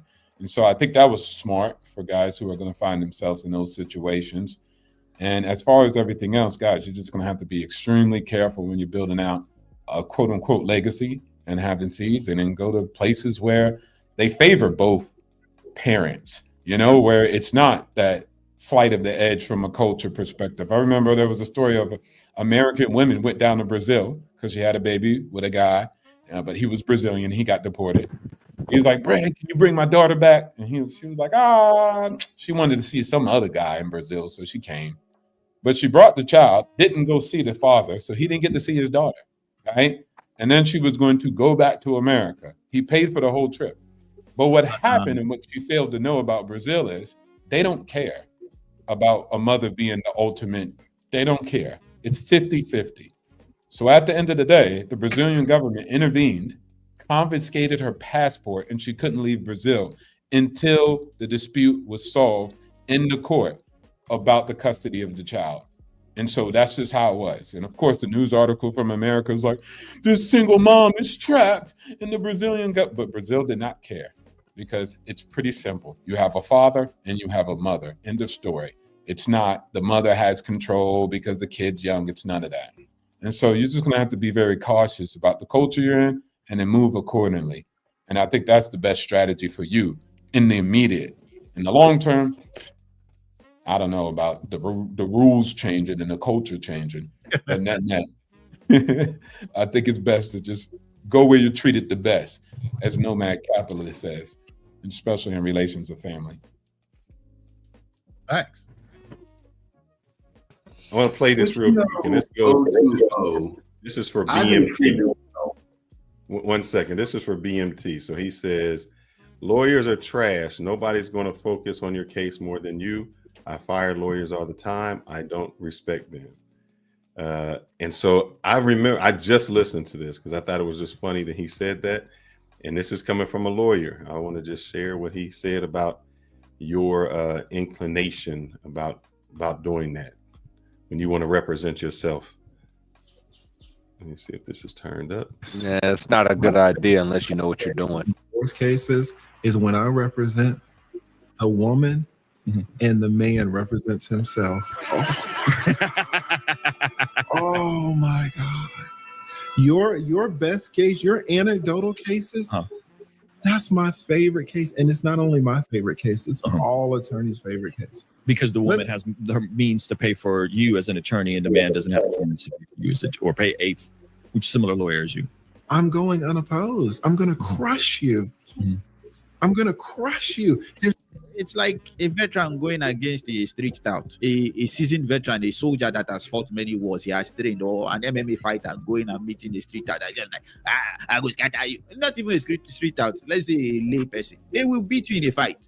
You'll be destroyed. There's no way you can't deal with AV who's in law school. Like a regular person can't go up against a law school student. And I've graduated law school, passed the bar, and been practicing for 20 years. So we're talking about the 1.5% of cases where the woman has the means. BMT, if we ever had to sue each other, I want you not to hire an attorney, and I'm going to hire one, and we going to see what the outcome is going to be. Facts. So I want you to keep not respecting them, because I want you to go to court solo dolo, and I'm gonna bring my lawyer, and I'm gonna pay him good money. It's gonna be like a pit bull going against a chihuahua. Not a pretty picture. So BMT, you keep thinking like that, and that's what they say. The what is it? A fool has represent. What has that go? A fool that represents himself has a idiot for a client or something like that. Yeah, for a person lawyer. that represents himself has a idiot for something. I don't know. We get it. We got the gist of it. So I came up to pose the central question, the essential question, I would think, is I know we have some divorcees on the panel. I am one. I know we have parents on the panel. I am not. I came to pose the question. I actually posed this question in the chat. Why are black men, and I'm not talking about white guys and celebrities as Black Man Travels clearly delineated. Why do black men have so much problems with supporting their children? We do not. That's a misnomer. We are the second best fathers in the fucking world. Do you not understand that? Most involved in America, if you count that only. But you know, people say what they want to say. You in the wrong room. I think Haitians make better fathers. Aren't they black? And go to Haiti. Go to Haiti and you'll find the truth. Like, come on, man. Am I wrong? Barbecue rule the country. Barbecue rule the country. I highly doubt you're right. Barbecue is. What I say? Yeah, exactly. You know, when you were saying that nonsense earlier, I'm like, bro, you don't know people, man. You go to the Philippines, Filipino guys be at the house just chilling. Filipino women be working. If anything, the Filipino men be pimping women. They be the only ones working. And so at the end of the day, all cultures have their problem with their men. And then there's going to be a small few, but the vast majority are not like that. And the vast majority of black men are not acting crazy like that. That's so racist. You have to remember, America Talk Live, is that sometimes, you know, women do lie. I mean, they are human. Same as any man. American Talk Live believe because dudes come from Jamaica and eat, you know, plantains, they better fathers because they eat plantains and ride jet skis and smoke. That's real racist. You know, I'm convinced, Black Man Travels, that you're a racist because you say very derogative things about black men in America. That's not Black Man Travels. That's O2O. No, I'm talking about Black Man Travels. Black Man Travels doesn't say anything racist about BMT does not put down black people because BMT. Bro, you remember he drinking, Ronan. He be drinking. You got two Black Man Travels. You got Black Man Travels spelled out, and you got BMT sitting below you. I'm saying Black Man Travels, the brother from Haiti. He is not racist. He does not speak down on black people. He says a lot of racist stuff on this channel. He does not. He respects man. Pull up the tapes. He's always taken the position that he respects Black American culture, period. He respects it highly. He is not that op. So, yeah, you have it wrong. By the way, will defer to BMT. BMT Live, shout out, brother. BMT? You're not going to order that lawyer, brother. This real quick. I know this is going to be a follow-up, live for you, civil lawsuits and child support worldwide. The 304K Modern Women Plan in order to come up on us, especially overseas. What you thinking about the live? And then I know you want to come back at Fearless on the lawyer thing. So go ahead. Oh, yeah. Well, I mentioned that I didn't say that I would go into any type of, I'm in a litigation right now, but I would not go into it like blindly without a lawyer. But I say I specifically said I fired them all the time, right? Because what lawyers typically do, guys, if some of you guys don't know, is they pretty much regurgitate case law. All they're going to do is going to say, hey, in 1937, there was John Boyd versus Meryl Streep or some shit, And because this case went this way, this case should go this way too. That's the majority of what they're going to do. Okay. And I've been in plenty of litigations with laws. Like I say, between the consultations and 9 times out of 10, they are not worth the retainer fee. All right. What a lawyer's going to do is they're going to charge you $500 per email or some shit. Like it's totally not worth the money. Trust me. What you need to do is hire them, fire them, hire them, fire them, just like Donald Trump does. Okay, because they're not worth a gazillion. Now, if it's a criminal case, get your ass a lawyer. But if it's any type of civil or any type of other little thing, use them at your disposal when you need them and fire them immediately, bro, because they're gonna run up a bank. Worst thing for a small business or a company is to be in active litigation and have a lawyer on retainer. I'm telling you, it's the worst shit ever. All right, they're gonna charge you out the kazoo, and it's I'm not gonna say because I'm in active litigation right now, so I'm not gonna speak on. Can you give us some tangible? I'm telling you, it's nothing but a cash drain. Can you give us some tangibles? Some people's drainage is a little bigger than others. What is a number that is out of control when it comes to a lawyer on retainer in your mind? I'll give you a prime example. I had a lawyer send like 3 emails, and I gave him money for his retainer, and he drained that shit out. It was like $2,000. The dude literally sent a couple of emails to my opponent, basically. That's not the word, but yeah. And I was like, "Fuck no, you out of here, get out of here." But BMT, to your truth, you ever hear the story about the guy that went to fix the ship? The captain called so many mechanics in to fix the ship, right? And no mechanic he ever hired came in and was able to fix the problem with the ship engine. This one highly recommended mechanic came in.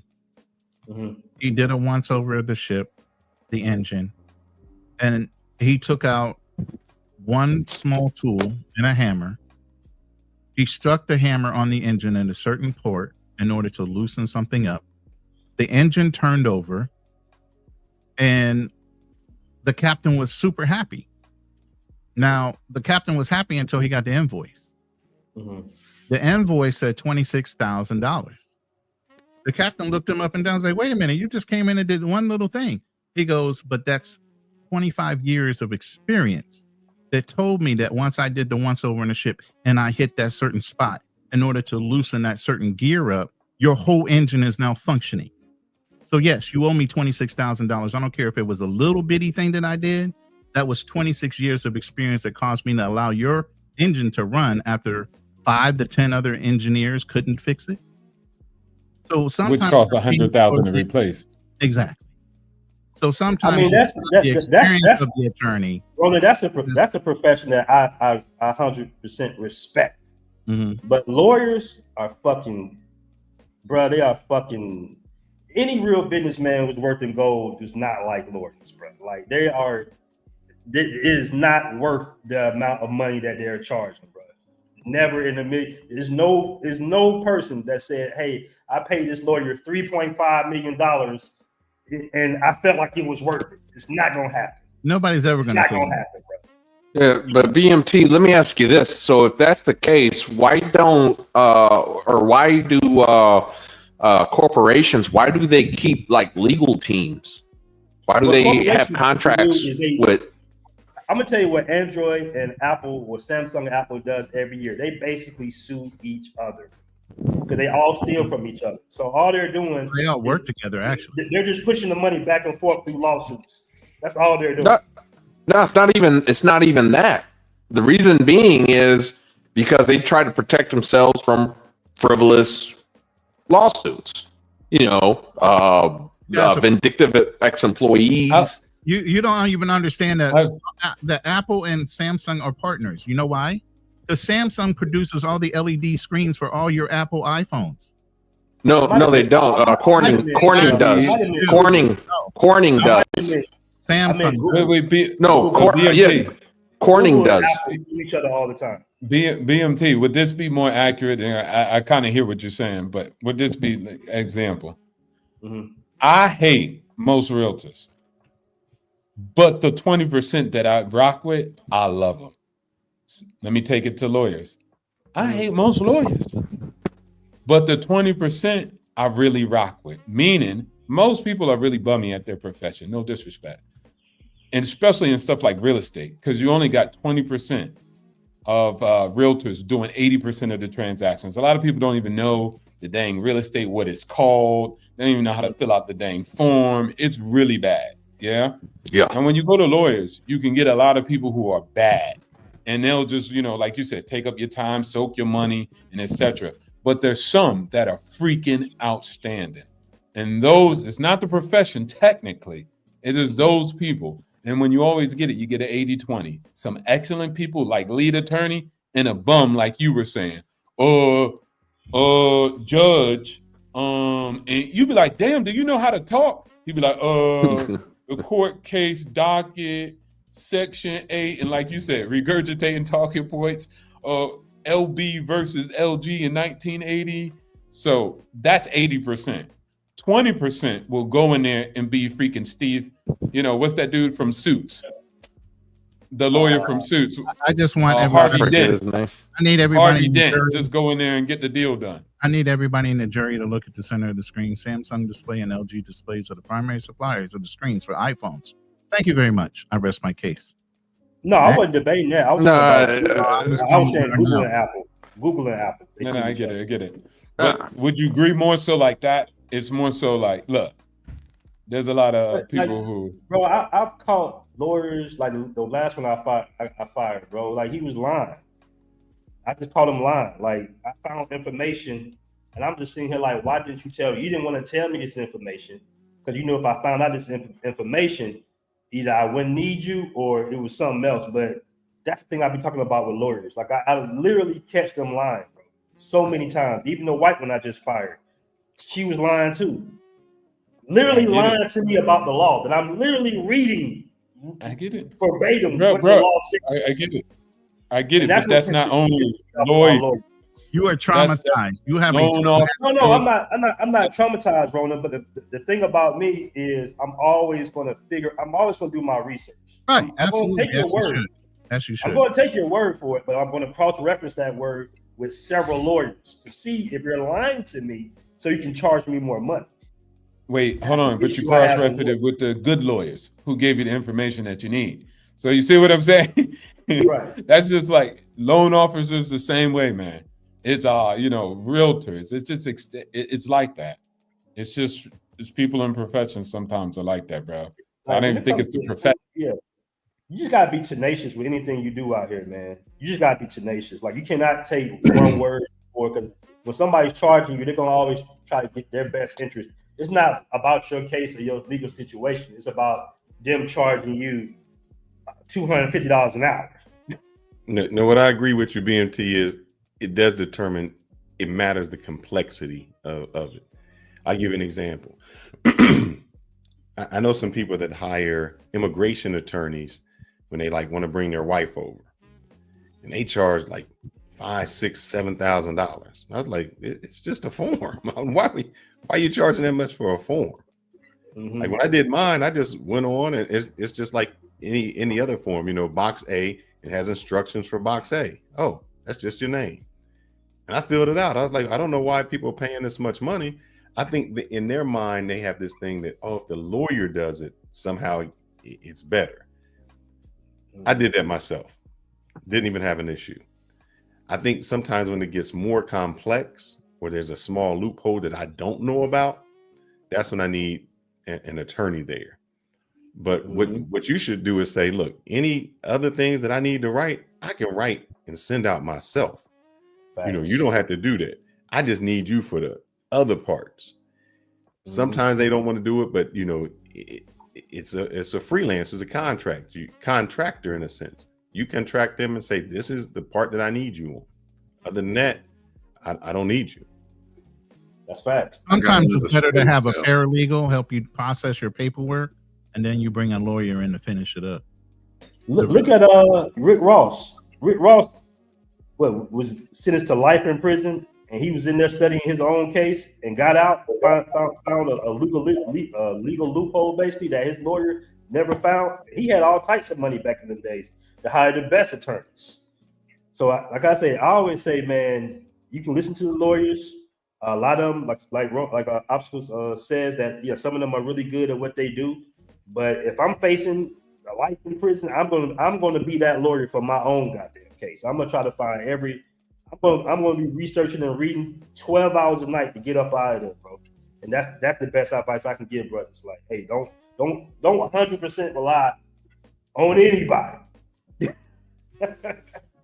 Whether it be lawyer, mechanic, doctor, don't 100% because they're human beings, bro. And at the end of the day, it's profit over everything. And I think sometimes it's more than that. I've seen guys get with lawyers that the lawyers and the judges don't get along. And they just ruling against them for whatever reason. And I've seen it where it worked the opposite, where they good buddies and they pass a lot of things. Where we think it's about the law. Sometimes it's not about the law. It's about opinion. Man, has anybody ever dated a lawyer? That shit is a fucking headache. Anyone y'all dated a lawyer before? I have. Even when you date them, they lie like a motherfucker. You know what I'm saying? No, BMT. Here's what they don't do. It ain't that they say they lie. They give it like that technical term, like I wasn't fully disclosing the truth. Facts. What did my ex-girlfriend used to say? She used to always say, what she say this little term. I used to be like, yo, what I forgot what she used to say. It was like some little law term to agree but not really agree type shit. You know? I had it with this chick, and the reason I know because the term that I always use now is look, blue is blue. Because here's how we used to argue. You know, the sky to her might be light blue and then it's dark. It's all these shades. And so, example, if I cheat, it's like, well, you cheated, but the girl went oral on you. Well, you cheated too. But nah, they didn't do oral on me. So our cheating is entirely different. We both cheated, but her cheating was okay because he ain't go down on me. But my cheating wasn't because the girl went down. I'm like, nah, they both cheating. But that's their little technical term to get out. And I'm like, come on, man. Blue is blue. We can't roll like that.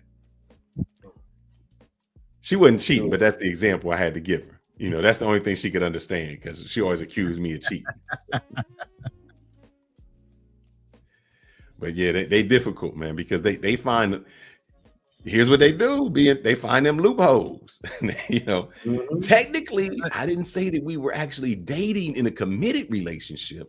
I said we were going out. And if you look at the term going out, that just means we're just talking and, you know, they get like that. So BMT, you were out there on the streets, boots on the ground, multiple different countries. How many brothers you know out there? You know, there's a raw dog group of guys that are out there raw dogging it up all over the world. How many brothers are stuck out there? How many brothers out there stuck with child support or having kids out there all over the world run into issues? I've seen it. One of the craziest things was one of my guys got an American chick pregnant in Medellin. He went back to the States and threw his ass right on child support. He ain't traveled since. You know, so I was like, why'd you do that, bro? Like you know, but all the women in the world, you gonna mess with an American in a whole nother country. Well, you know, the American girls be like, they be off the chain. Like when they be off the chain overseas. I know obstacles, opportunities. Now all y'all know that American girls be off the chain. Like when you catch them overseas, it's like you catch them in Vegas. What goes on in Vegas stays in Vegas. When you catch them overseas, whatever happens, happens. But the whole thing is wrap up. Hey, they're deep out here. Believe it or not, they coming out here. I know Thailand is full of them. Yeah. I'd like to pose a question to the panel. Here we go. Okay, Tales from the Crypt, bring it. What's this raw dog thing? You have to ask them. You have to ask them. There's a whole. Hey, remember Ronan? I showed you that. I sent you a post. Wait. I know who you're talking about. I will not intone the name of that channel. Not here amongst these. No. This wasn't a channel. I sent him a. What I'm asking is, who goes overseas and shoots up the club? There are. Let me tell you. There's a whole bunch Ronan, of are you going to come to Philippines and shoot the club up? Absolutely not. Absolutely not. I'm talking about pros. I'm talking And about listen, I pros. used to work for a law firm. I understand precedent. Precedent is based on decisions that were made in the past that made sense, BMT. They're not regurgitating old laws. They're regurgitating what's called precedent in law. That set a standard to make a fair decision about the case before them. But what I would like to encourage any of y'all in the audience or on the panel, stay the hell out of court. You don't want to go to court. Courtrooms, it's actually proven that courtrooms are built to intimidate the people who walk in the room. Anybody sitting below the judge. They're built that way to make you feel fear. That's why it's a courtroom. That's why they get to make these decisions. Just stay the hell out of court. All right, let me just start with that. And pay your child support and take care of your kids. Yeah, that's the one thing I will credit lawyers. They will say, hey, is there any way you can sell this out of court? Like, is there any way you can? That's all they want, BMT. Yeah. That's how you save money when you're dealing with lawyers. There's multiple different reasons why they want to settle out of court. There's not that many, though. They're not multiple. There might be two. They want to litigate out of court so they don't have to worry about their win-loss record, especially if they're going up against a larger law firm, because they're all trying to make judge. And your win-loss record goes towards whether you become eligible to become and get a judgeship, which is the next level up from being a fucking attorney. But they're all in cohorts, Ronan. All in cohorts. They all went to law school together. They're all trying to help each other out. Law school together. They all argued against each other. 1 month they might have worked for the defense, and once they might have worked for the prosecution. Yes, they all know. And many afternoons they had lunch and dinner together, got drunk together, and had sex with each other. Who you know, not what you know. Who lawyers are. I work for a law firm. It comes down to litigation and your legal alley. It does come down to that, because that gives you hierarchy and your company. It gives you hierarchy in your law firm. In the few times that the more billable hours, the more wins you bring, the bigger cases that you win, that all factors into that law firm. Whether you make partner, whether you're eligible for becoming a judge or being eligible to be elected as a judge, all that factors in, bro. Nobody wants to go to court and takes L's while they're still learning. They rather litigate outside of the court system and make a determination to where it doesn't have to be filed in a court, just a resolution. But Ronan, one thing I learned about working for a law firm is they trade L, just like the NBA, just like the NFL, just like boxing. They trade L's.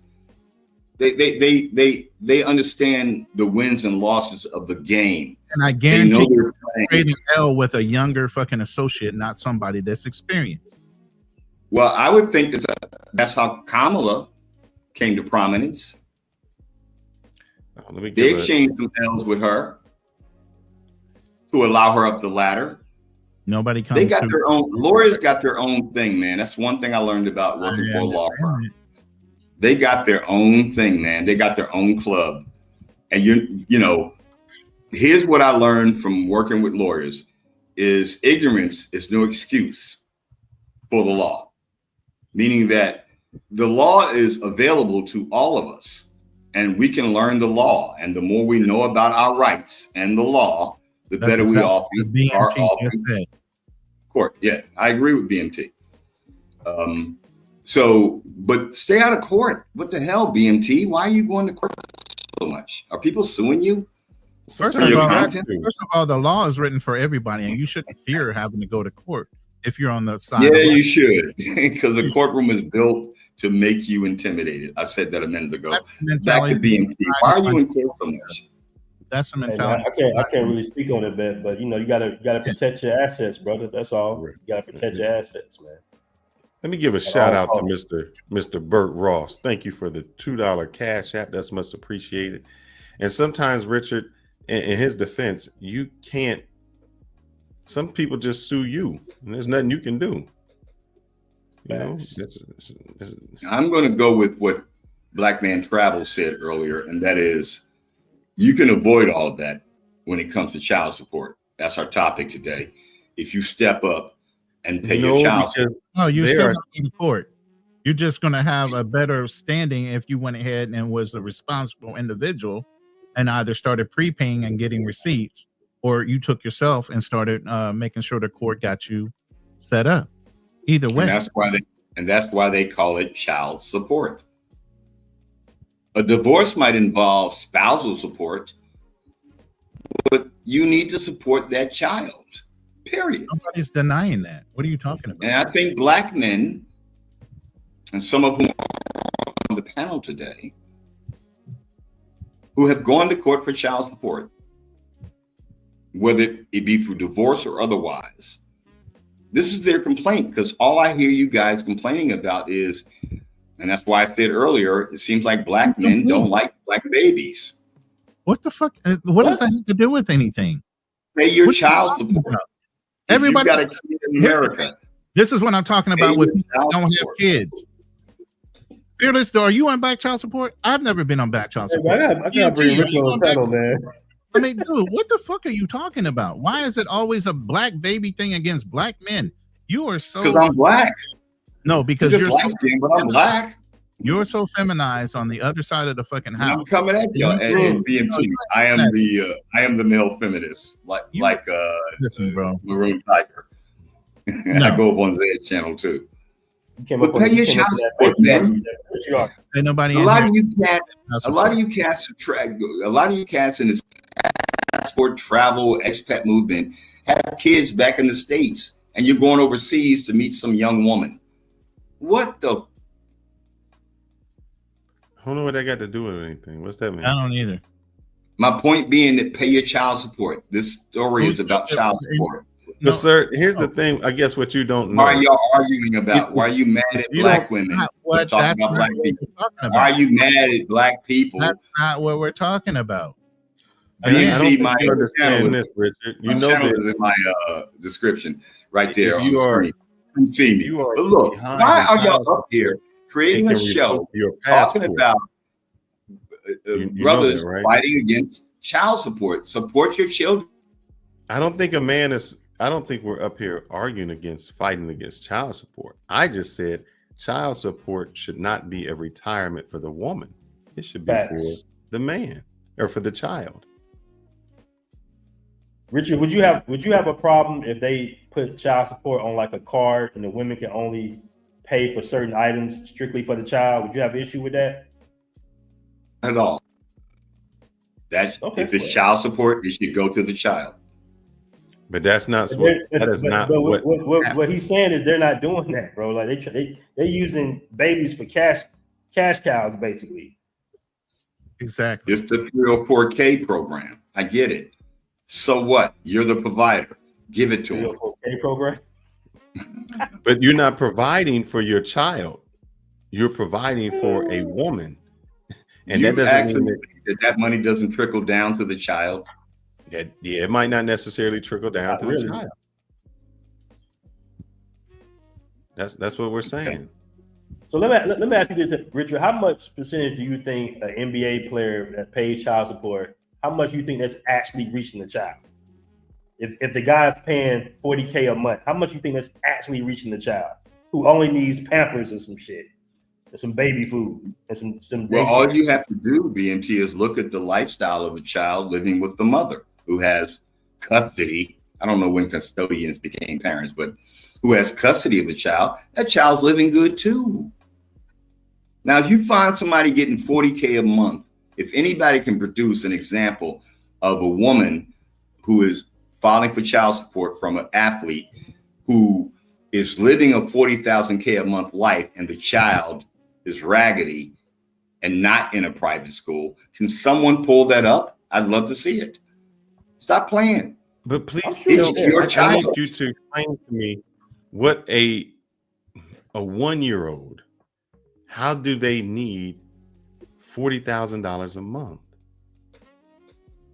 I don't know what expenses that a 1-year-old would need for that. I would suggest that if I had to raise a 1-year-old by myself, I need 40 racks. You know, if I was a man and my wife was Holly Berry panel, and she left me with the kid, I would want 40 racks a month from Holly Berry. Period. I just would. I got the kid. But so you're saying we're really riding supporting your child in a Lamborghini Urus.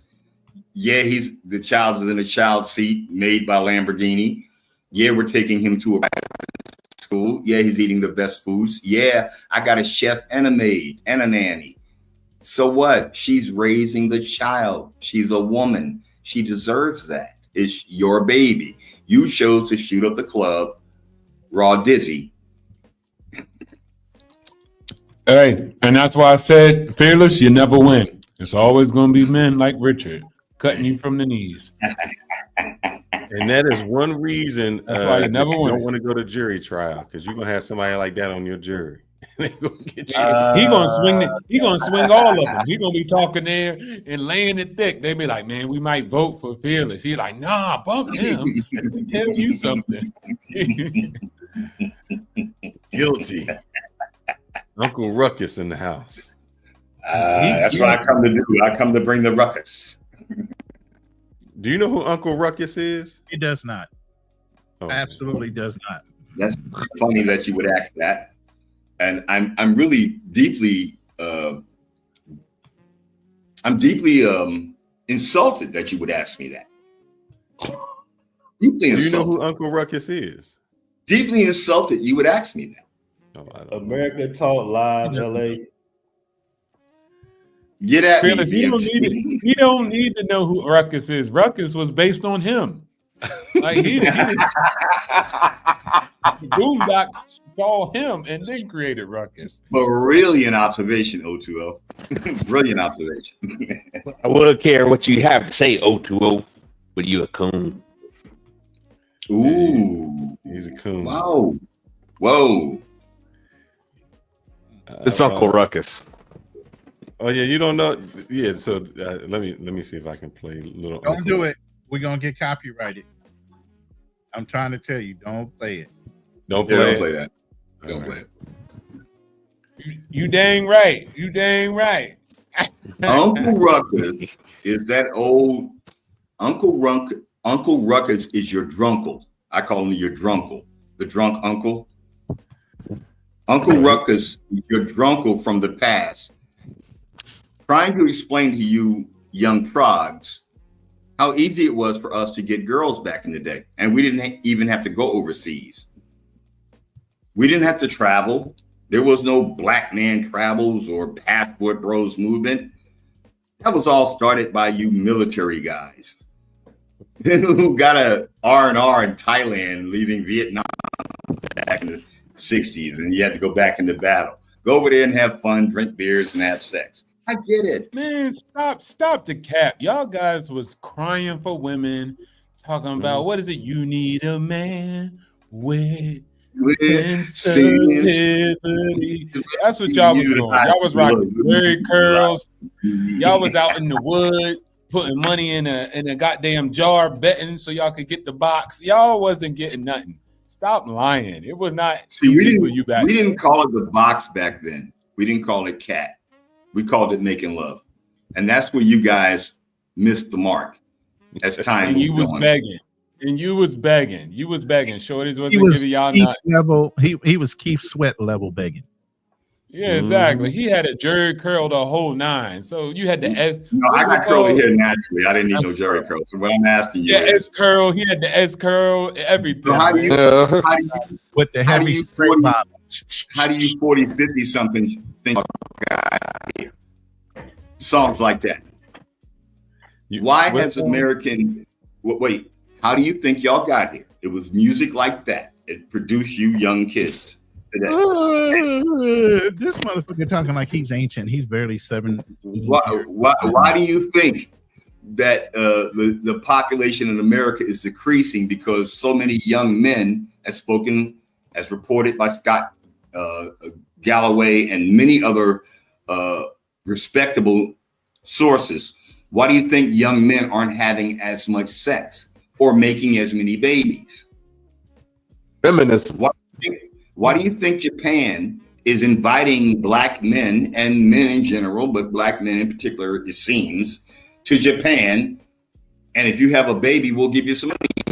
Why do you think even Donald Trump? That's a rumor. Right, I bet. But Donald Trump just announced that he was going to give $5,000 per baby here in America because you guys ain't really getting it and you're having rubber sex. You better put on a Jimmy. You better put on a gym hat, especially if you over here, if you're traveling the world. Y'all ain't really even having sex. And I've said this on this panel before. You're having rubber sex. You're wearing condoms. You don't even know what real nookie feels like. You don't. I do. So maybe I sound ancient, but I can attest to that. Listen. We got kids. We don't know what real nookie feels like. You got married at a young age. Something years old. You got married at a young age, and you got tied down for 10, 12 years. Now you want to go throw your wild oats overseas. Shooting blanks. Talking about. You over there shooting blanks for 60-some years, ain't got one kid. But I got 4 grown-ass sons, 2 grandchildren. Who's shooting and who's not shooting? I'm curious. I would like to answer that question with transparency, but I won't on this panel. And there's a reason that's why I don't have kids.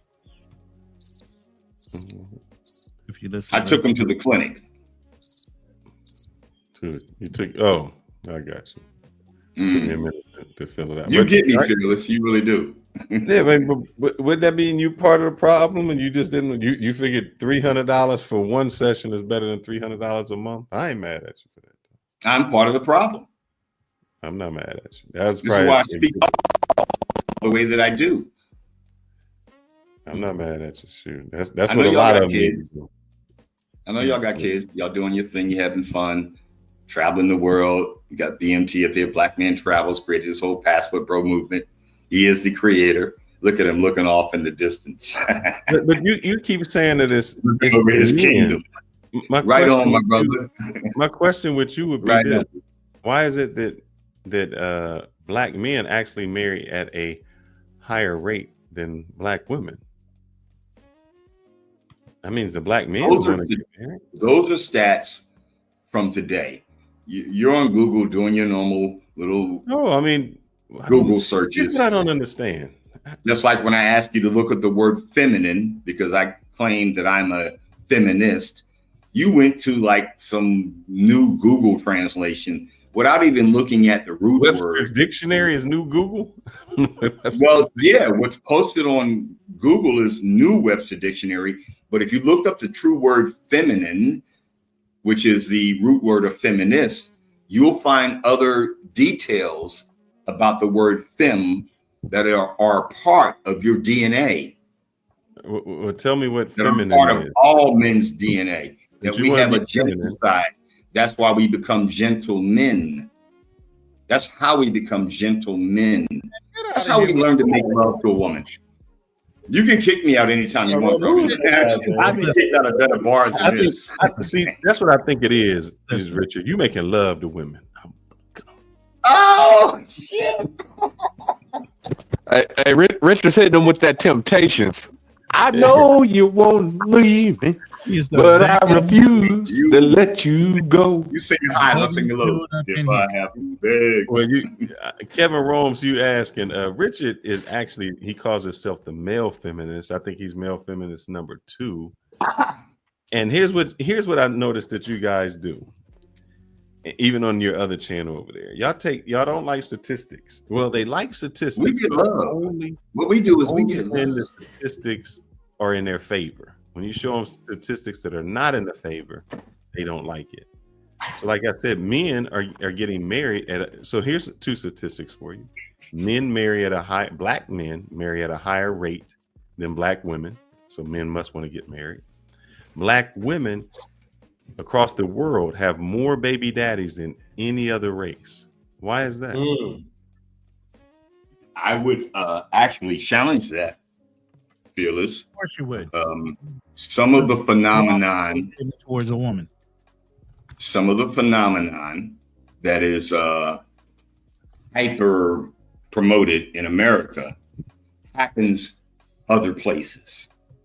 One of the things I learned about watching some of the news out here in Thailand, and yeah, BMT, I'm here in Jamtien like you, is that there are a lot of Thai women who populate these bars who have babies back home with men who are not their husbands. See, the thing, BMT, I learned about Southeast Asia and having dated some Asian, well, because I know you can relate.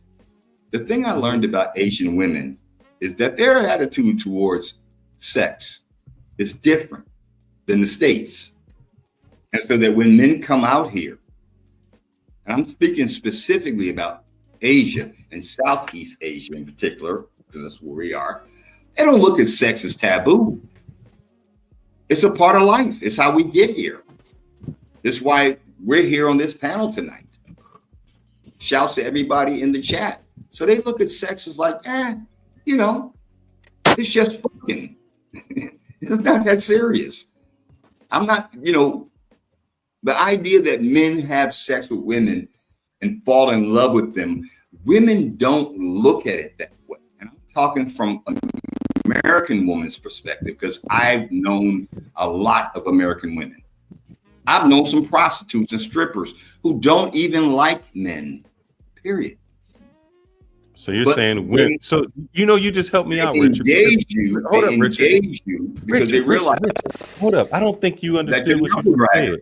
So you're saying the women are sluts and the men are actually the people who love women. You're saying men actually fall in love and women are just transactional.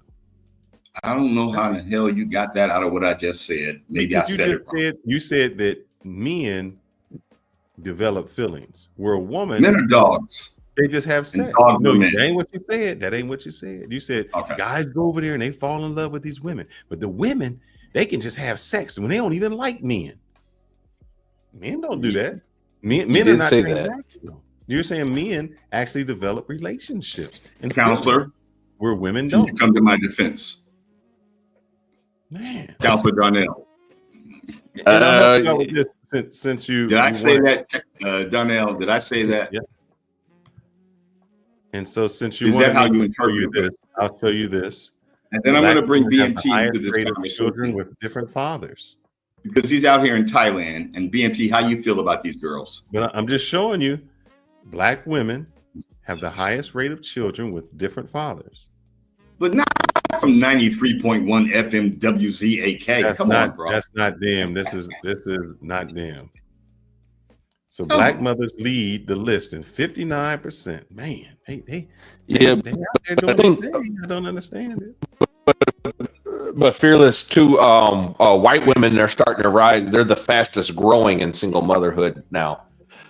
Even though they haven't overtaken Black women yet. Hold up. See, you keep saying something that I didn't say.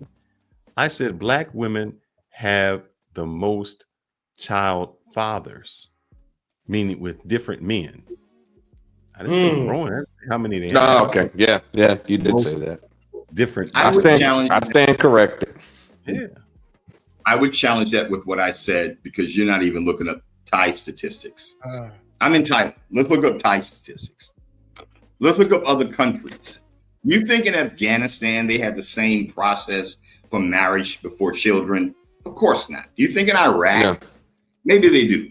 There are other countries who have different cultures. Even in our own culture, we have a culture of jumping the broom now that started in probably the 70s. What you're saying to me is worldwide, culturally, the chastity of women are not highly sought after. Only in America. That is not what I said, but please repeat the question. What you're saying. You're saying sexuality means nothing to anybody worldwide beside for Americans. I never said the word nothing. I never used the word nothing. I said is valued all over the world. So I call cap on you all day long. I call cap on you. Sexuality is loosely given all over the world versus in America. Fearless, can you please look up the word chastity? What the hell does that mean? I gotta tap on up out of here, man. Roland, he got something waiting for him. He about to go ahead and discover the Thai women.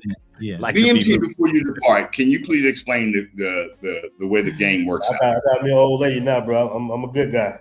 Ain't nothing wrong with that, brother. You can lie to us about anything. We'll take it to the grave. Get you a good woman and keep her. That's all you need to do, bro. Hey, Rona, I want to come on the panel, man, and debate someone, but I'm gonna hit you on the email. Set it up. Yeah, set it up. You got my email now. So, hey, BMT, you got a Thai or you got a Dominican? Who you got out there? You got a Thai girl? I got a Thai girlfriend. Girlfriend. I mean, he can still have somebody else. Not from Patriot, from in a couple weeks. Stop lying, BMT. You got a Thai opportunity. It's just your turn. BMT. No, it's not true. See, that's where y'all be going wrong, bro. See, yes, BMT. That's where you be going wrong. Everybody don't listen to him, BMT. BMT. I'll be in the Philippines in about a week and a half, bro. You ain't coming to Thailand. Why are you telling him that? Come to Thailand. I might trip over there on a fucking birthday. We gotta do a debate, bro. Because I got a roast you, man. I gotta bring you on the show. I'm gonna roast you. Hey, you know he's in Thailand, right, BMT? He's in Pattaya. He's right there in Pattaya. Okay, yeah. I'm about to roast you up live, bro. He said I'm around the corner from you, and I'm around the corner from you, and I stay with a suicide vest. So come roast me and find out. You might find he hangs out there at Soy 6. Yeah, he does. Soy boys. No, I don't hang out on Soy 6. You'll never see me there. All right, peace, fellas. Great panel. Yep. Appreciate you. Good to meet you up here, brother. I watch you every day, BMT. I do. Shout out to my nephew, Bert Ross. I just got your $2 PayPal. Appreciate you. Peace out, brother. Well, guys, we might wrap it up too. We're supposed to be 2 hours. No. I have my attorney here with me tonight. And so I'm saying to you guys, take care of your kids, Darnell, counselor. Am I right or wrong? I don't have any kids. Why would anybody tell you were wrong when a man is supposed to be responsible for what he does? Why would anybody sit here and tell you you're wrong when a man should be responsible for the children he brings into this world? Why are you asking questions that are rhetorical in nature? I like rhetorical questions. You wasting time, bro. If you can't keep up. I apologize if I'm wasting time on your precious panel, and you can hang up on me anytime you want. Or all I'm saying is stay focused on. I think Fearless gets me, but you don't. All I'm saying is stay focused on the topic, bro. That's all I'm saying. Richard, I will say this: these wild tangents all the time. You gotta stay focused on what we're talking about. We're trying to lead somebody down the road, and when you go to the far left, like we're opposition, we can't teach the people what we need to teach them, and that's what I'm trying to tell you. Sometimes the banter is good, but sometimes we're actually trying to teach people something, and you take us way off on a tangent that has nothing to do with what we're trying to show people. Ultimately, in every show that I've been here, I haven't learned a damn thing. And that's the problem. Not a damn thing. And I'm here to try to correct the dialogue because this is probably one of the only shows that I get let up on. So I apologize. And you can always refuse me. I will understand this. And I'm going to give you, you're supposed to be from radio, so you should already know some of these things. Sometimes both me and Fearless and Black Man Travels can all agree on the topic, but somebody has to be in opposition. So sometimes when you say, oh, I caught you saying something negative based on something you said the other week, that's because that person had to argue the negative versus the pro. You can't sit here and all agree. That's what you're used to in an echo chamber when you're over on that other channel. Everybody wants to agree the whole fucking day long. Nobody wants to throw in the opposition and let you think about what the other side is thinking. But Ronan, I only do that. Listen, you have not caught on to that the whole time you've been in any one of our rooms on the panel or not. You can't tell when we're telling you the truth, and you can't tell when we're telling you a fucking lie. But Ronan, in my own defense, I only do that because I think they're right and y'all are wrong. You know what, Rich? I'm going to go on. Good night. No, I'm going to have to go on their next panel just because I'm just going to have to go because they're right and you're wrong. hypocritical, and I want to call You're it girls and you're guys. No, they are. Women always win. No, women they say always some win. things that make no No, sense. they don't. That's why they run up out of our rooms. They don't win. They lose. I'm talking about in life, Ronan, not They in win in life. conversation, because you always look at them as. Oh, here's the thing. Women have a better opportunity and they still fail. That's not true. They're given more assistance, more help in anything they possibly have an opportunity of doing. Men do not. And they still fail and bitch and complain about how much more help they need. You don't know what a woman is then, Ronan. Okay. Yeah, I understand what a woman is, and she's totally fighting against her nature. You understand, but you don't know. And that's the difference. Trust me when I tell you. Trust you me, understand, but you don't know. I'm wrong. Richard, That's fine. you do have a lot of the romantic songs, and you say the guys don't sing that well. I know that there used to be Patti LaBelle singing romantic song. Now all I hear is wet ass punani. So you keep saying it's men, but a man didn't sing WAP. That's because you failed them. I know that's right. Y'all failed black women. Okay, yeah, Doc. that's right. Because we don't want them black women. Would you want a black woman? I mean, goodness gracious, she don't have her hair, her eyelashes. She don't have nothing that's hers. So I'm not really even getting a black woman. She doesn't even pride herself. Yeah, I'm getting a substitute. What the heck? That's how y'all really feel. Yeah, man, when's the last time you seen a natural black woman? Damn. We'll wait. Hold on. I have a friend. I've known her for 50 years. She's all natural. Oh man, if she's 50, I have a because friend I've known her for 16 years. She's like in her 60s, same age as me. Looks all natural, beautiful, chocolate mama. I got a friend out of LA.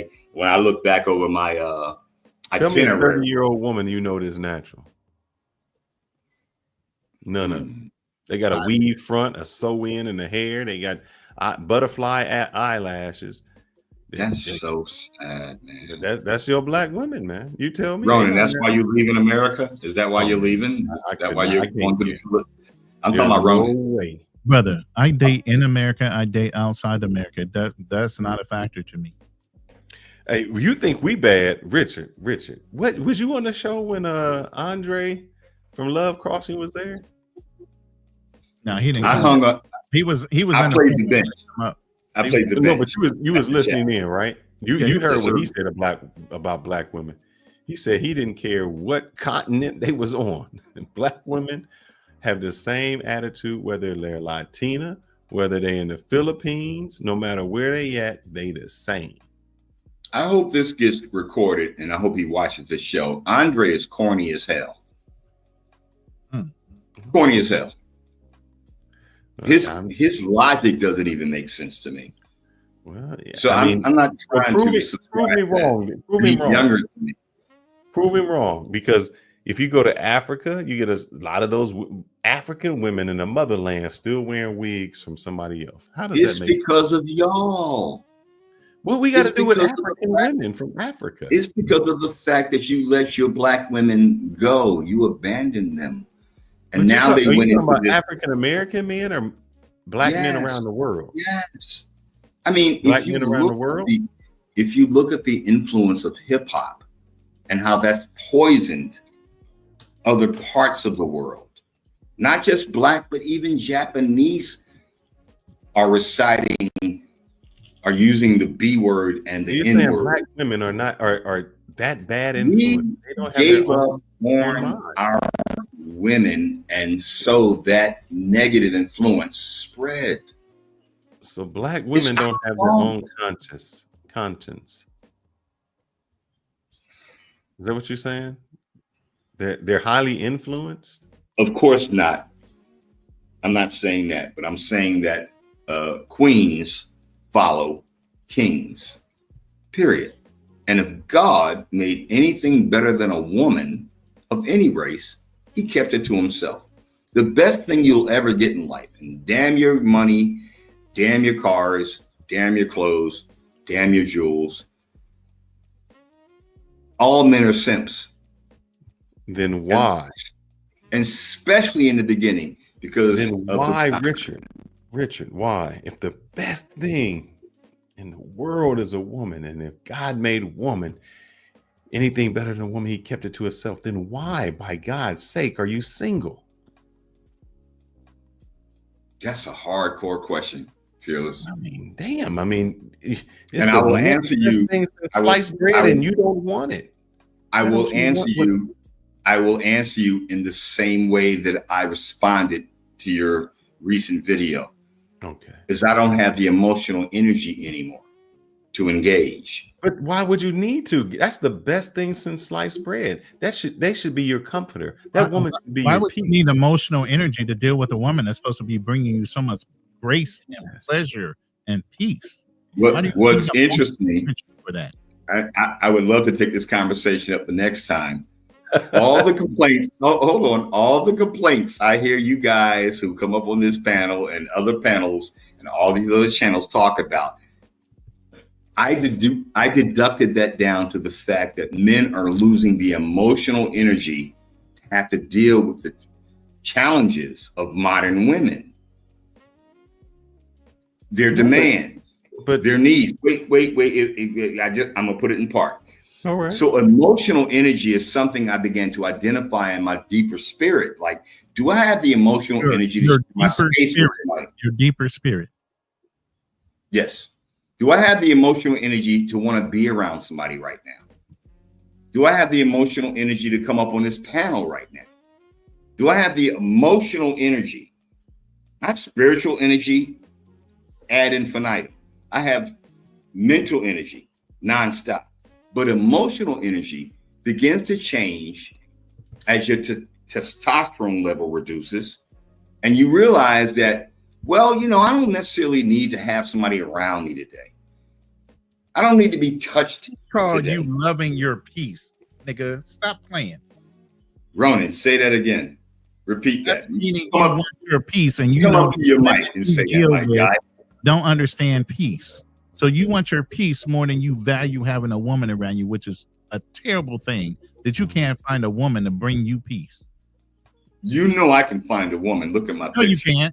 No, you can't. No, you can't, because you haven't done it. You're a damn liar. Brody, I can't find a woman? No, you cannot. Not one that gives you peace. Not one that gives you peace, because if you found her, she would be there right now. Yeah. So you're the problem. You the problem. I'm seeing that, Richard. You are the problem, man. Why ain't you got you a black woman? I think this is another show. I think this is why did I leave America? Why did I leave Los Angeles with all them black girls? I don't know. You can't even take them in the swimming pool. They can't get their hair wet. I mean, they don't like to wash their hair. This look, I ain't got nothing. My wife asked me, why do black women do this? She was like, what? Why they walk around and do this all the time? You know why. That shit is itching because it's dirty. Why they be doing this? What other culture do you know where the women walk around doing this all the time? If you would be in the least interested in probing this question a little further, you can ask me for 3 hours, why are you single? Why are you alone in Thailand? You can ask me this for an hour at least. No, you just said that the women were so great and the black women were so great. So I just wanted to say if they were so great, why? You want to know why, if God made anything better than a woman, why am I single? Correct. Right. Okay. So keep that in your noggin there. I got you. You got my email. You can hit me back with that question. We can do this. We're gonna find that out. We know. Hey, listen, Ronan is single. What you talking about? Darnell is single. No, I'm not. Some of the other guys we had up on this panel was single. We know that singlehood is no. Richard, hold up. There's a difference between single, meaning not married, but single dating. See, they are single dating. You're single. Single celibate. I'm single. Leave me the fuck alone. I'm single. Leave me the fuck alone. But all these women, all of the emotional all these feminine women are out all there. of the emotional energy that I've got left in this old body All these is for feminine me, women are out there that for me, for me to love me, for me to spend on me, for me to be me. Richard, why don't you Well, get I'm on okay some with y'all. TRT, brother? Why don't you get on some TRT? If that's a chemical, I don't take any meds or drugs. What that's the what is it? Testosterone hormone therapy. Yeah. You said that you don't have your testosterone and your nuts is small. That's okay. I did not say that. It'll give you that manly feeling again. Counselor Darnell, I hope you're still here with me to I'm here. Help me against these frogs, these knuckle draggers. Listen, I just want to go over this poll. And the poll said, do you think women have been gaming the men? 91% overwhelmingly said yes. Only 9% said no. You're that delusional 9%, Richard. How many times did you vote on this? He can only vote once. Oh, and he man. was probably one of the ones that voted on the no side. Well, I voted no. Yeah, that was you. Out of all the other voters, you're the only one that went no. Voted no. Because they bussies. So again, Step up. you are delusional Step where up and everybody support else your is. women. YNs, step up and support your woman. I do Stop support being a supporting my woman. bussy. I ain't talking about you. I'm just talking about all those other 90% of people in the chat. Step up and support your woman. That's what they expect from you as a man, and that's what you should be doing. Prove me wrong. This conversation all night. I know you guys are old and got to go to sleep. It's the middle of the afternoon to me. Plus, I got to go buy some more drink after this. I got to go get drunk after these. What you drinking over there, Richard? What you drinking? Water and guava juice. The lies he tells. No, What's it spiked with? Why would you say that? Do I sound drunk? Always. You always sound drunk. Always. Richard, I'm coming over there. I'm gonna make a stop in the Philippines. That you guys would get over there. Make fun of the fact that I have degenerative properties happening in my latter years of life, and maybe I slur and interpret that to be that I'm drunk is very hurtful. But I'm here for the hurt. That's why I come up here. We don't Brothers, stop hurting our sisters. Stop denigrating the fact that they are like losing their minds. Because, back in the 90s, we lost our minds selling dope and wanting to be a drug kingpin. Don't put me in that. I didn't do that. So here's what the is problem. making the You women? associate all black men to having the same kind of lifestyle. We didn't all grow up the fucking same. You're 1 in 4, Ronan. No, don't put me in that group. Ronan, you're 1 in 4. Fearless, you're 1 in 4. Darnell and many of the brothers who've been on this panel. You're 1 in 4. The women 1 in 5. That's such a broad question. You need to put some more. No, what I'm saying is you're saying we're 1 in 4, which means, I guess you're saying 1 out of every 4 men get All right, married. I've got an answer. So if you're 1 in 4 and the women are 1 in 5, who failed who? The women or the men? The women. Because that means because what I hear on your other channel is men are unwilling to get married. That is wrong. Men are That's getting not my married. channel. America Talk Live. I have a video I did like 2 years ago. Oh my God! Talked about the fact that all men are sinners. When did you update from 2 years ago? And I gave up on y'all. I gave up on y'all until I discovered your knuckle dragger channel. I said, I ain't got nothing to do. Let me go up there and talk my talk to teach these young men how to fall in love again with black women. I can't do it, man. I gotta look. I don't have. You're hair. married. If you but I gotta fallen rub in my love, hands you through the lose woman's your hair. nuts. I can't rub my hair through glue and extensions and. Wow, you never ever made love to a black woman with natural hair? Is that what you're telling me? I've always snatched their wig off and it scared me. I'm suffering from trauma, man. I got post-traumatic stress. I'm grabbing. I pull something. Let me tell you this. I was married to 2 black women, and both black women had all natural hair. never wore a weave once. Never put anything in their hair that was not natural. Both my wives were black. Both of them had natural hair. They did not wear weaves. I don't date So them. when I said on that other channel that we're the best, I'll say here, we're the best. And I said on that channel, and you excerpted that, Fearless, you didn't play that part when I said that black men want black women and black women want black men. But if we think that we can travel, if we think we're the lowest rated around the world, meaning higher in I never crime, said higher that. in pregnancy. I said that black men are failing black families.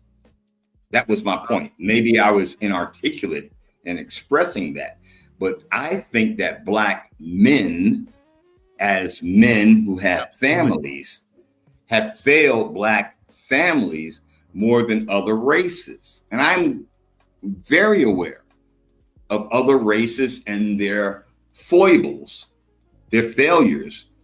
So in can family. you say, look, I am in agreement with you. But there ain't no other people on the planet Earth who is creating drill music, celebrating killing each other. That's not happening. Not even in Gaza Strip. That the black woman has also failed the family. Because you failed them first. Hold up. I'm just saying. So black men failed the family and black women failed the family, right? I will agree with that. But because that's our responsibility, bro. We should have held up our family values. Here's the big thing. Then why are you in sure fucking Thailand right now instead of being in the United States? Open. I only came here, Ronan, because it's. I only came here, Ronan, because I pay $300 a month rent, U.S. So and that's nothing to the struggle. You're supposed to be here with the struggle. Black power, bro. Black power. And and y'all not going there. You're not going there with me right now. And I could not afford a tent in Skid Row for $300. Well, why are you not willing to sacrifice, Here's man? the thing. Here's the thing. You gotta sacrifice. There are so many. Listen. There are so many great black queens here. I'm sure one would pick you up and take care of you. Who would pick me up and take me in at my age? Take you in and take care of you and give you all kind of peace because you're here for the struggle. So, Pete Game, if y'all can find those black women, why don't we do a dating show like Kendra G? Why don't you set that up on the other panel? There should be plenty of black women there that should be I able want to invite y'all to my show. I can go live. And but I don't Richard, think y'all can show up. And I think it's going to be difficult because I seen a woman in the chat over there that says she makes 150, and if a man don't make anywhere near that, she's not going to support him. I mean, isn't that kind of crazy? That means you need to raise up your game there, old man. I mean, you know, these women, they need high expectations. You need to get back over here in the struggle. Get back over here in the struggle. You talking about black power this, black power that. Come on back over here, bro. Ronan, I've got no more struggle left. And you can't now, open you your can mouth show to me. speak to it. If you can't do nothing about it, you can't open your mouth to speak to it. No, man. If you can show me at 57 how to get some of that internet money, I mean, I'm here. Shannon Sharpe. Look, Shannon Sharpe. He's 57. He's still getting his internet money. Only because he's an NFL athlete. That goofy ass dude would not ever have been able to make a dime other than a janitor or a custodian at a school. That's why I was challenging the question of parenting and custodian. A janitor at a school is what he would be if he couldn't catch a football.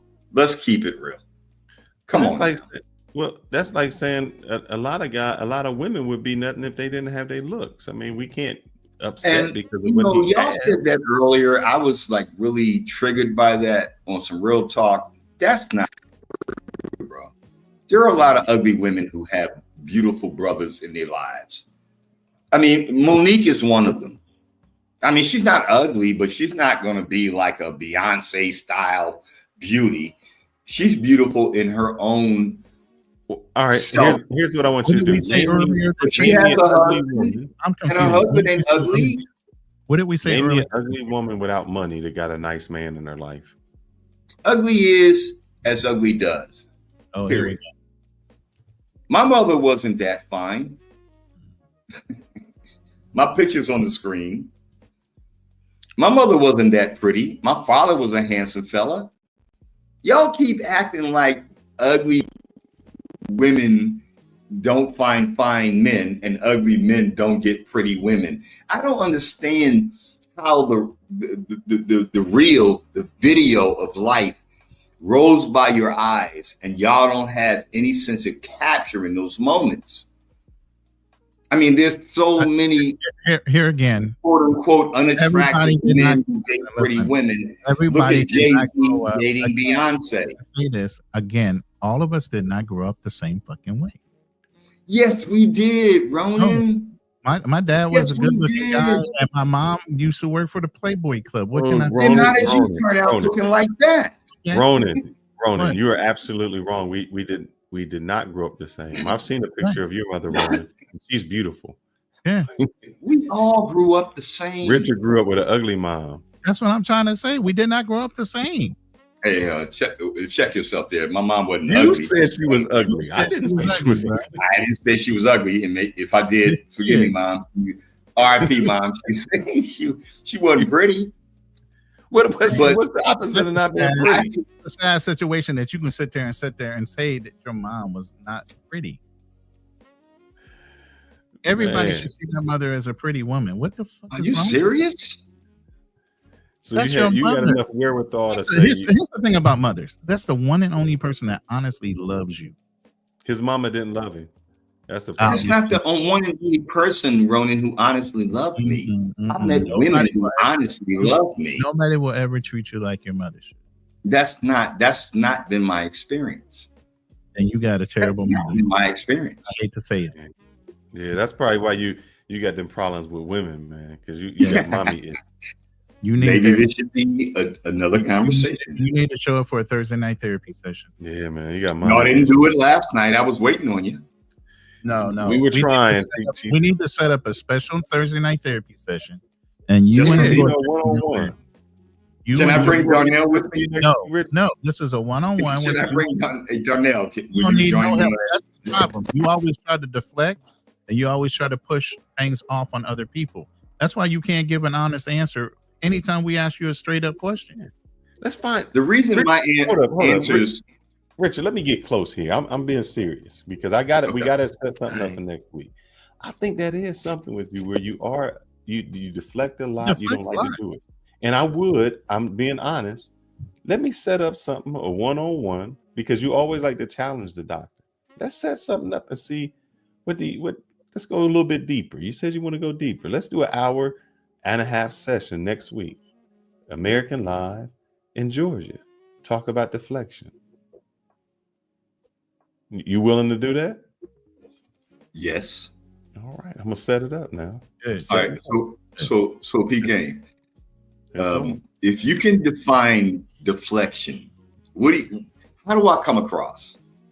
When you are asked a direct question, you do not answer the direct question. You'll answer other questions that do not pertain to it and think you're answering. For instance, if I say, which is better, an apple or orange? And you say, well, cows produce great meat. And that's what you do. You go on this thing about how cows are producing meat and it has protein and that food is nutritious for you, but you never answered the original question. When y'all go back and run the tapes, is that what I sound like? Yes. I apologize. And I say this with listen, I say this with all sincerity. I look at my analytics, bro. I do. And I look at them live while we're talking. I can tell when the crowd is bored and I can tell when they're excited. If you can tell, I change up my tone. Sometimes I yell, sometimes I lean back, sometimes it's because I'm trying to keep the interest of the people listening. When you come on the panel and you start getting into the reflective mode, people leave. I've noticed that too. I think they get frustrated at you, Richard. I've noticed that. But that's okay. What we're going to do is we're going to find the root cause issue and maybe mommy issues. Could be daddy issues. Could be that you don't like black women either. Maybe something. We're gonna find out. I think he doesn't, and he just tolerates them. Tries to pretend like that's what he's supposed to do. I like to say in my defense, that's a complete and absolute lie. I love sisters. Okay. But if I'm bringing down the crowd, if I'm a wet blanket, I only come here because I need someone to talk to. No, we gonna find out, not in a bad way, Richard. We're gonna get to the root of the cause. It could just be, I mean, I understand on some instances, you just go against the grain for the happiness. I ain't got no problem with that.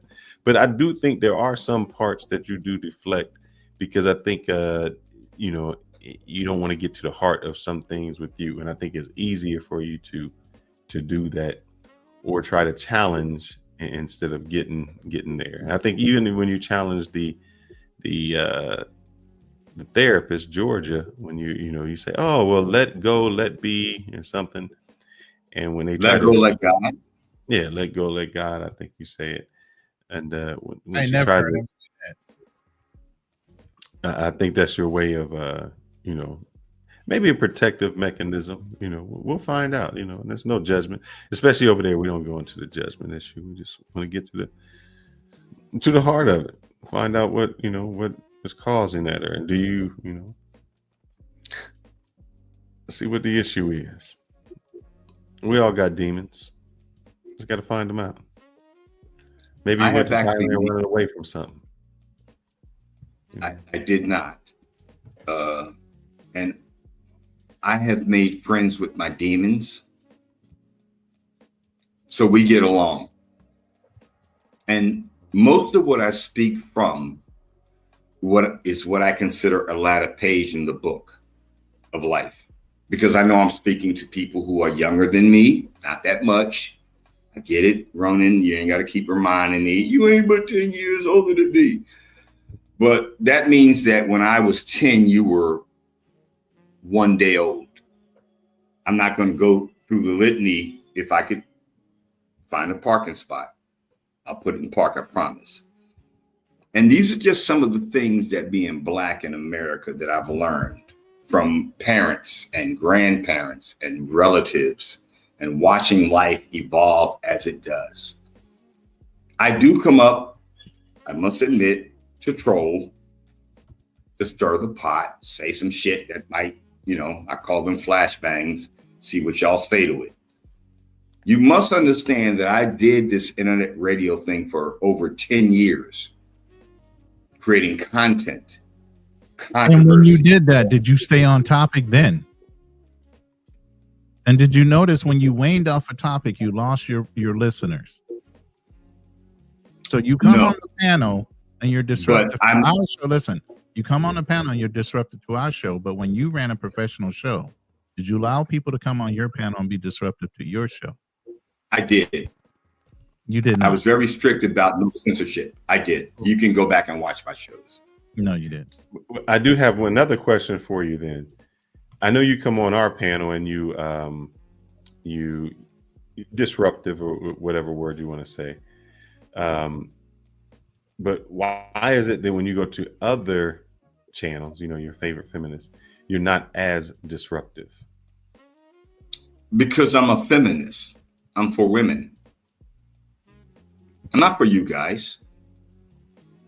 I would never stand on. What happens is sometimes they are you for women at all costs. And I'll give you that example. For your benefit, I'm going to always stand on the side of women. So when I'm straight heterosexual male all my life. I'm an older man. I'm always going to represent and protect my women. So when the woman over there doesn't protect you, for instance, the woman said, I'm too good. I make this money and I'm not going to deal with the man. And she set a standard as to this type of man she didn't want to deal with. By doing so, she cut out OB, she cut out you, she cut out even Chris. Because now what she's saying is, they're not even good enough for me. Do you think that if a man did that same thing where he said, there's no way I make 150 and I'm not going to date a woman who doesn't make 150, we would be ridiculed. So my question is, why are you protecting women even when it's not in your best interest and even when it's not in their best interest? I'm going to protect women despite any interest because I came out of a woman, if that makes sense. I'm going to protect women over men. If I see you getting your ass whipped, I'm going to let you handle that. If I see a woman getting her ass whooped, I'm going to step in. I'm not here to protect men and your emotions. No. Let's say that. Let me ask this question. Or your opinions. Let me ask this maybe a little bit better. You might want to rephrase that. Do you think by protecting them that you're hurting them? Meaning, like if you say, oh, they're right, even when they're wrong, you're actually hurting them. I don't think that way. If they say something that's off, because I'll tell you, your person that always says there, they say protect the word Z at all cost. I can't say her name, but he always says protect her at all cost, even when she's wrong. Do you think that that's good that you protect their opinion at all costs when they spew things that are incorrect? Because what happens is you're giving them a false sense of reality when that's not really how reality is. I think that you mischaracterize me a lot. Both of y'all do. Once again, I do come to stir the pot.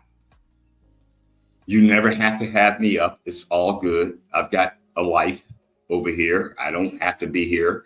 I just love you guys. I love this channel. I love the panelists who come up. Love the chat. Always engage. But it's not because I need to. It is an interest in my heart to help brothers reconnect with sisters in general. And I believe deep in my heart that if we made that initiative, that our sisters will come back to us. Now, Zed is outside of that wheelhouse. I got kicked off the channel, as I've mentioned before, the first time I went up, by Chris himself. Because I kept saying to Zed, yeah, you can say that black women should divest from brothers because you're not black. Zed's not black. Black Man Travels is not black. I'm black. You black. Darnell is black. Ronan is black. Black is us. If you're from Haiti, don't call yourself black, call yourself Haitians. Zed, you're from Ethiopia. Why would you want to be associated with the word black, which is a generic word to identify the African descendants of slavery? To me, my parents are from the Jim Crow South. I remember when they used to hate to be called black. This is my real life. I come up here and talk shit and tell jokes and jump rope with Bob Hope. But the idea is, if I could just communicate and maybe create some delineation between this whole diaspora conversation and talk about what it's like to be black in America. Now, if you African or whatever, and you came to America, you was raised here, I don't got no conversation about that. But I'm here to talk to my people in the interest being raised in the 70s amongst the Black Panthers and the Nation of Islam and the song I'm Black and I'm Proud. I'm here trying to express my blackness in a way in the hopes that I could bring us back together. Now, the notion that I came here to meet some people from another. Richard, here's the thing. You keep saying bring us back together, but all you're doing is blaming the men. You don't see any because y'all fucked up as black men. You fucked up the game. You don't really want to accept that. First of all, stop saying y'all. Second of all, you're older than us, so you were the primary person first before us. So before you give us priority, you need to look at yourself. If you want to blame anybody, that's completely anecdotal. Ronan. No, it is not. No, it is not. Anecdotal you say y'all, you mean inclusive of everyone. That means including yourself. And so, did I do wrong? Yes. Listen, take responsibility for what you did first. before you can I'm blame not going to anybody take else. responsibility, Ronan, for what happened to my sisters. And that's not what- at all. All right, let me ask you this then, Richard. Let me ask you this, and then we're gonna get off of here because we've been going. Hang up This when is you're a- ready. This is a twofold question. The first part is, and this make it short. We don't have to go long. What is it that you would like men to do? That's first. Answer that for me, and then I'll ask the second part. Love your sisters. You know, I sent you a song. The name of a song, Fearless. I'm you probably not even in your genre, but it was a song from the early 70s from Carlos Santana, and a black yodelist, a black man who used to yodel and became famous doing that type of music for black people. But the message of that song was unity. Now, I come from a unity era. Now, did I run around? Did I have, did I enjoy my exploits, sowing my wild oats? Of course, because they're black women. Who doesn't want them? Everybody wants them, except black men, it seems, these days. But to answer that question directly, my brother, it's a story of unity. I want to see us get back together. I want to see us stop abandoning our women. Now, if you get older and you want to move overseas, that's another story. No, but you didn't ask it. What is it that you want to see black men do? Stop criticizing black women and reunite with them. All right. Now, here goes the second part. If black men stopped criticizing black women and wanted to unite with them, do you think that they would do that? Do you think they would change? Do you think that they would say, oh, we want to have you as black men in our lives now? Do you think that the would question is, will they get better? Yes, they'll get better. Oh, no.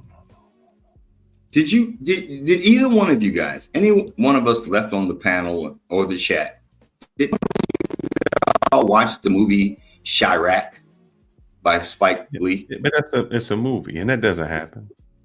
It's not going to happen. Because if men still, because here's the thing, they have the option, and let me just say this, and this is by they you mean who? By they you mean who? All right, I'm gonna let me get there. This is not to disparage, but if the black women were so good, then other races would be running to marry them, and they're not. No other race is running to black women. No Indians, no Hispanic, no white, no other race is coming to them. So what is it? You keep saying we did something. If they were, because you're saying, oh, if the black man changed, they would do something. Well, if other races come in and say, yes, black lady, we're here to rescue you, but no one is doing that. Why is it that no other race wants the black woman? Is that a legitimate question? Yes, absolutely is. So because they know that the black and men I'm talking about around the world. There is no place that a black woman can go and then other races be like, you know what, I want to marry you. When black women go to Thailand, it's like they look for other black men in Thailand because the Thai men aren't like, yeah, this is a woman I want. When they go down to Mexico and Latin America, those guys aren't saying, oh, this is a woman that I would really like to marry. Matter of fact, man, there was a Panamanian woman, and I'm going to find out. I just was listening to her. She went to Panama, and she said, it's so different down here. The men can get whomever they wanted. And when I dated a Panamanian man, basically, I was just supporting him because he wasn't financially able to support me. So she was there, and she really didn't have a choice. No, she had, meaning the black man could go there and get any woman, beautiful women, and it didn't matter his age. She could go there and find no man. Well, if I could respond to that, if you black men are on YouTube and social media talking about how bad black women are with their lashes and their weaves, why would anybody else want them if you don't? If I am your sister, let me ask you, wait. That's how many your black sister. men want that woman with butterfly eyelashes and blonde hair weave. Thank That's you. not what black And I just women tell want. you, I was married to 2 black women. Neither one of them had fake lashes or fake hair. They had real hair. They kept either their hair very long, and I had one, I loved her hair being short. She had the head that made her having one of those bobs perfect every time. She kept her hair short the whole 8-9 years we were married. I didn't care that she had long hair, but it was all her hair. Running this may come across. So here's the thing. Here's the thing. You say we hate black women, but most men on their first choice of when they were born to when they started messing with women prefer black women. Black women are the ones that scare off black men. And here's the thing that Fearless touched on. If all throughout the world, black women are not desirable, but black men are, then who's really the problem? Black men or black women? I really think that you guys are completely confused, and I joke about it. Very awake. I joke about the fact that I call you trogs and knuckle draggers. I think you are I only say that because I think you're out of the loop in terms of the desirability of black women. I really do. I know this is long, and I'm going to see if I can. Let me see if I can do it. I'm going to try to play just a smidget of this, because this isn't my words, man. This it would be different if this was my opinion. This is a black woman's opinion. This is what she says. So let me get to right in the beginning here. A lot of them, especially my age, they know here in Panama that they can date very, very young here. The women here, the Panamanian women here, will definitely entertain an American man at whatever age. You can be 90 and walking down the street with a beautiful Panamanian woman. So trying to find an American guy here, I wouldn't say it's impossible, but unless you get them after they're exhausted from everybody else here in Panama. Yes, an American. This woman, and she goes on to say how she dated a Panamanian man. That didn't work out because she was basically Communication wasn't that great because he didn't speak very much English. So we Google translated a lot, and that was fine. So I noticed that he always wanted to come to my house. He came to my house. He ate my food. He, he just didn't have very much money to replenish some of the things that he was depleting. So that became an issue for me. So I say that, and it's an 11-minute video, so I won't. So the black woman, she goes to Panama. She can't get the black man because the black men are finding women who are younger, feminine, sexier. They don't have to deal with it. She tries to date a younger Panamanian man. She can't do that because she believes in hypergamy. And so she's not willing to support a man. She can't get him. So where is it that these black women are so wanted? Because this is a black woman and she's like, I can't get the black man. I can't get them. So you tell me, if they're such a prize, where in the world are they desired? Okay, if I can answer the question. Mm-hmm. How many Asian, Indian, white men do you think you would see on Figueroa in Los Angeles? I don't know. How many Asian, Indian, African men do you think you would find on the Blade in Bissonnette in Texas? Of course they don't do that. They don't have to do that because they can be right at home and do it. No, let me ask this. But when it comes to the desirability of black women, let's look at who the number one star in the world is as a performer, as a woman, outside of Katy Perry, is a black woman. But here's the thing. You're looking at all these other factors, but that doesn't help out the desirability. Who ruined the desirability of black women worldwide? It was not black men. You did, Ronan. No, not black men. You did. It was not black Yes, men. you did. Yes, you did. You talk down on your women. You make them seem so incredibly I talk down undesirable. on women when I'm married two of them. Well, maybe not you. I'm just talking about the movement itself, not you. Present Hold up. company. You keep saying Present that. company. Present You keep company. saying that we included. talk I down on apologize. black women, Richard, but It's not us. But And you're white putting men on say our the back. same thing. But White men I wanted say to take you to women task, have- both of y'all to task, because neither one of y'all are married to black women. Now I'm not married at all. You're right. Black women. Yeah, I was too. Well, I dated a lot of them. I wasn't married to one, but because I was in player mode. But I'm saying to you, bro, Ronan, you dated 2 black women, and where are you going?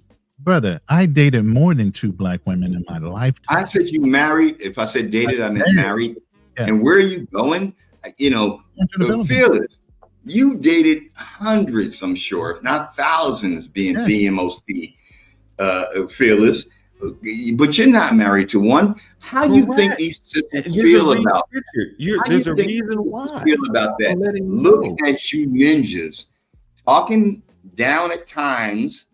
Richard, hold up. Let me help you out. Fearless, you got let me help you out. Your wife said that black women stink.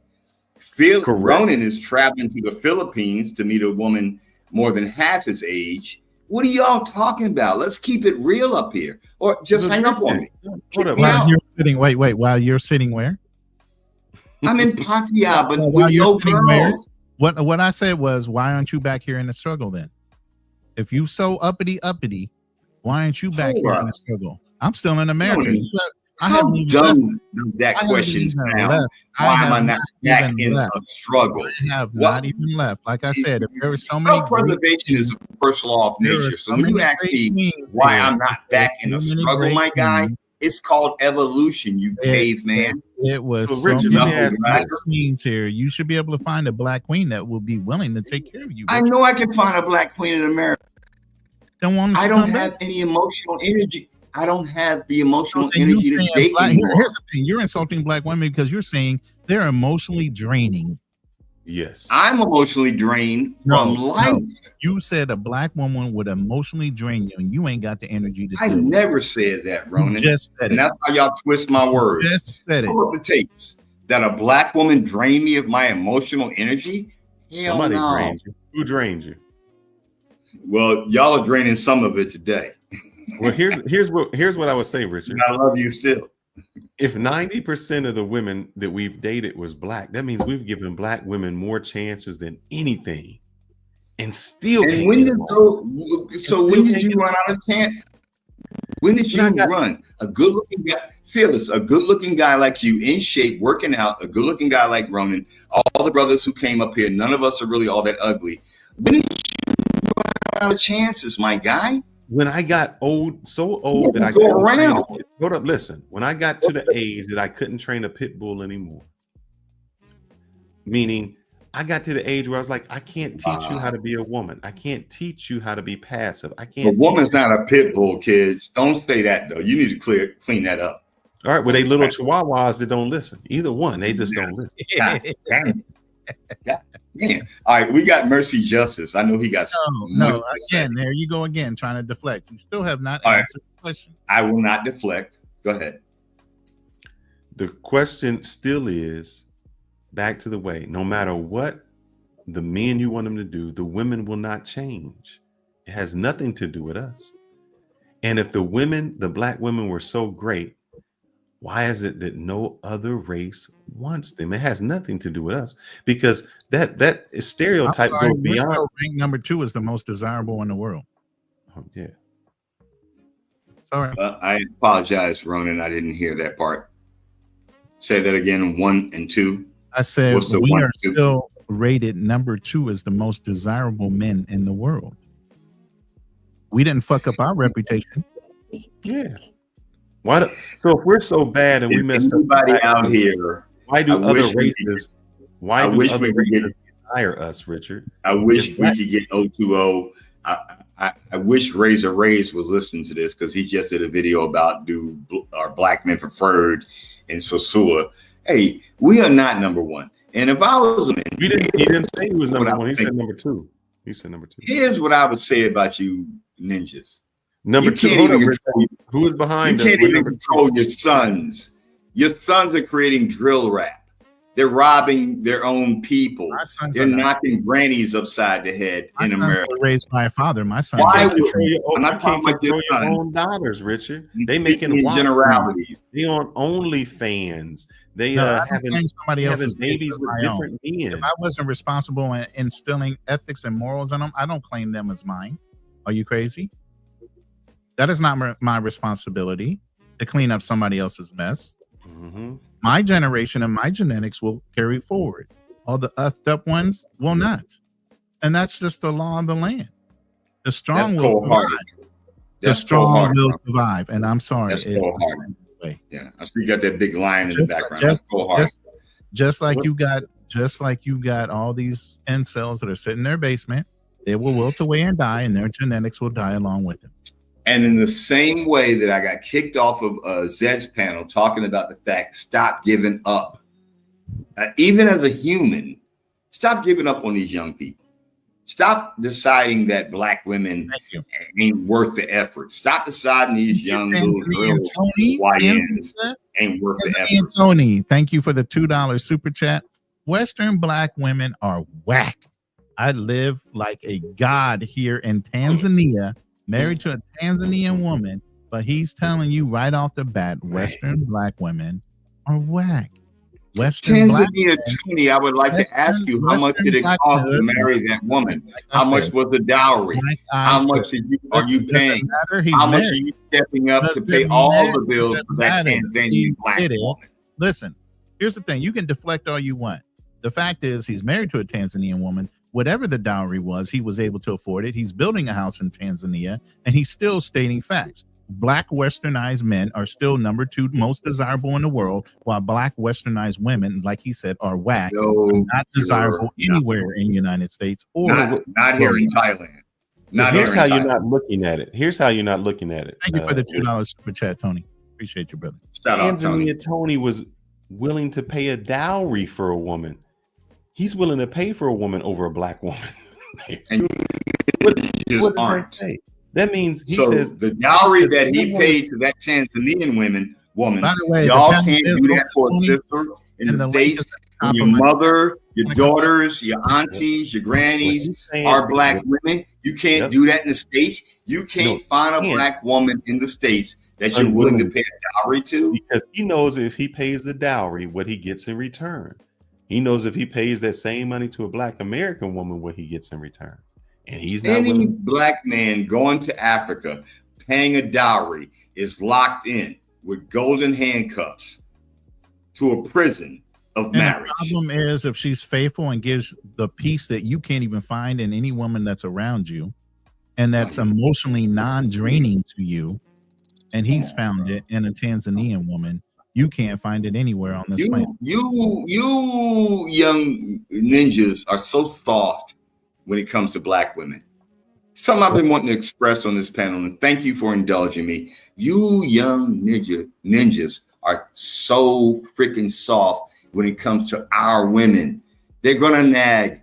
They're gonna want money. They're gonna want you to kick down. They're gonna want you to show up. They're gonna want love. They're gonna want good sex. What's wrong with y'all? I don't want to. Where'd y'all miss the memo? That's why I need a woman. I need a cavemen and knuckle draggers and tribes. Y'all seem to have lost. You didn't get the memo that our sisters need more from you. It's 2025, guys. My guys. And that's why you're in Thailand and you're running your mouth. That's not why I'm in Thailand.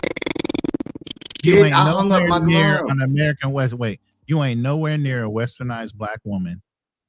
You are out of your mind. One of them lives right down the hall from me.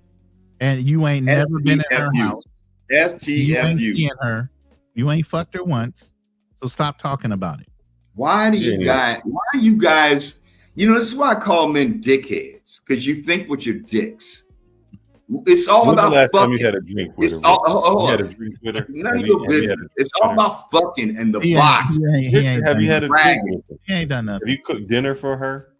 You cooked dinner for her? She cooked dinner for We you? cook dinner for each other with her son and Lies. daughter. A lie. The sons and I daughters. could, I could pull her up. She won't come up to tell you that. Yeah. Look, no, Let's go ahead. this is Let's go not ahead. all adult Mercy. life is about. As men, it's come on up. fucking in the box Yeah, let's and go the ahead. cat. We're gonna invite Come on, Mercy up. Come on, Mercy. You can We're come gonna on. be on for about 10 more Mercy, minutes. help me out here, counselor. No, he don't. Come He on, ain't Mercy, help me out. He ain't He ain't gonna be on your side, Richard. believe me. Hey, so just to be clear, we talk about the American black woman because I love black women in Brazil. I'll tell you that right now. They are beautiful, bro. Beautiful. In shape, look good, fit, friendly, all that great stuff, man. So I just wanted to make that clear. When we talk about black, we talk about the American black women. But yeah, the ABW, man, I'm kind of done with them too, man. I hate to say it that way, but I tried, man. But you know, I'm 51 years old now, man. It's time to quit.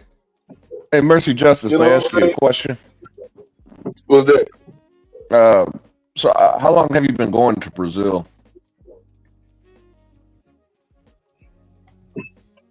I've been to Brazil 7 times, and I've been going for the last 2 years. How much money Okay. you spent? How much money you spent? Well, I wasn't going to ask. I wasn't going to ask that. Hold on, counselor. Why does How that much matter money how you much spent, money Mercy you spend? Justice in Brazil? No, that's not what I wanted to ask. I mean, I did have a follow-up question, but 2 years is probably not enough time. I was going to ask you if black women in Brazil are better, why aren't you married? But I don't think 2 years is enough time. You know, that's not fair to you. So. Oh yeah, because when I go, it's not like I'm staying for a long time to, really build some type of relationship with them. You know what I mean? Out there So- pay for play. Stop I lying. understand it. It's You out there just pay for play. You out there pay for play. Stop lying. It's just a lot of people in I the mean, there's so passport. many haters, man. It's like so many haters out here, man. Well, no, I mean, I'm not hating. It's Calling me just pay for play and all this crazy nonsense. well, no. I didn't. Now when you I get an didn't ABW, suggest. no, I'm not talking about you, but I'm hearing echoes. So like, when you guys get an ABW, we don't say you pay for play. We just call you simps. So I'm just trying to figure out what's the difference. Y'all are simps. Because when you go overseas, you pay for it, and that's simping, my guy. No, it's not. The only thing It's that not. I wanted, I just wanted to bring up that, okay, a lot of guys, when they say, oh yeah, these women over here are better, you ever noticed, none of them are getting married. They've been going over there for years. None of them are getting married. So it's But like, a okay, lot how of us are are not they better? living. A lot of us are not living over there. Now, see, if I was living over there, it'd be different. Right. I'm Yeah, not and then living. So two, how am I marrying a woman if I'm not living over there? right, and two, you've only been going for 2 years, you said. So that to me, that's not fair. Right. Yeah, and I've been dating females, but it's like, come on, man, I'm only there for a week or two at a time. I remember the last time I went for 30 days. That's during the summer, but I'm never there longer than 2 weeks. So it's like, you know what I mean? Mercy ain't trying to get married ever again. As long as he can go to the DR and buy some nookie, he's never getting married again. And that's what's corrupted the minds of black men. This passport pro movement, the BMT type dudes, the Black Man Travels type dudes, the Austin Hollerman type dudes have offered to black men the fact that you ain't got to deal with your sisters. Just go overseas, man. You could buy it. And all y'all are tricks and Johns. I lived in LA for 25 years. Part of that game, but I've met the people. I've met Don Juan Bishop, whatever. I've met pimps, hardcore pimps, and they call y'all tricks and Johns. So I don't care if you do it in LA on Bissonnet or whatever blade you got in your city. That's what the women, strippers don't even like you. They don't like men who come and spend money to see their naked bodies or to have sex with them. Women aren't, they look at you different when you do that as a man. And if you out of shape and not attractive, they look down on you. They know what you about. They know how they can. So are you married? Are you married? Are you married, man? No. I was back in the day. You was. Okay, well that's cool. You know, I'm so glad you just know so much about me. You never met me before. I don't know about you. I just know about Mike Murphy. I don't know about you. No, you don't. You're not smart. You're not smart at all. Because just because you think you know something don't mean you know something. You know what I'm saying? You might think you know something, but you. That's not true either. No. If I know something, I know. No. You may know some things, but you don't know everything, and you don't know everything about me. I don't need to know everything. No, I didn't say you need to know everything, but you got a lot of you got a lot of opinions like a female. You talk like a woman. You do. I know you talk like a woman. They didn't tell you. And a lot of pimps are feminine too. Thank you. Because they work with them all the time. They work with them all the time. You know get what I'm more saying? that way because they're the opposite of man. A woman is the opposite of a man. It's male and you talk like one. And you talk like one. Now I know I don't sound like one, but I talk like I one. didn't say you sound like one. I'm not talking about how you sound. I'm not talking about your voice sound. I'm talking about what you're saying. I'm talking about what's coming out of your mouth. I'm gonna stand for women. Period. You never met me, but you got all these opinions about me. That's a female. I don't got no opinions about you. I really don't. I just got opinions about You men. do. You just said passport pros, all this type of stuff. Yeah, I know. You quote, and you up there quoting pips and all this type of stuff, man. Come on, man. You a But not female, just bro. you, You talk like a female. I also target this towards Fearless and Ronan as well. Not Daryl, because Daryl understands women. He can get girls. Daryl can get girls. I can get girls. I don't get girls. Wait, say that again. I said Daryl can get girls. No, I don't. I don't get girls. Daryl, maybe you need my email. I can help you get girls. I mean, if a grown man want to go overseas and get his wife, I'm trying to figure out what's the hate about, bro. Well, if a black grown man wants to go overseas and get a wife, why not marry a black woman? Either way. But that's okay. Like this, like right now, I drive a Benz. I don't want to drive a Ford. I like foreign cars, and that's my preference. You know, foreign cars are different than American cars. You didn't know that? They're a little different.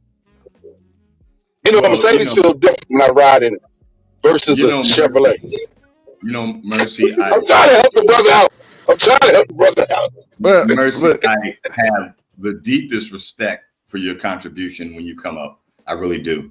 But I've had Benzes and BMWs as well.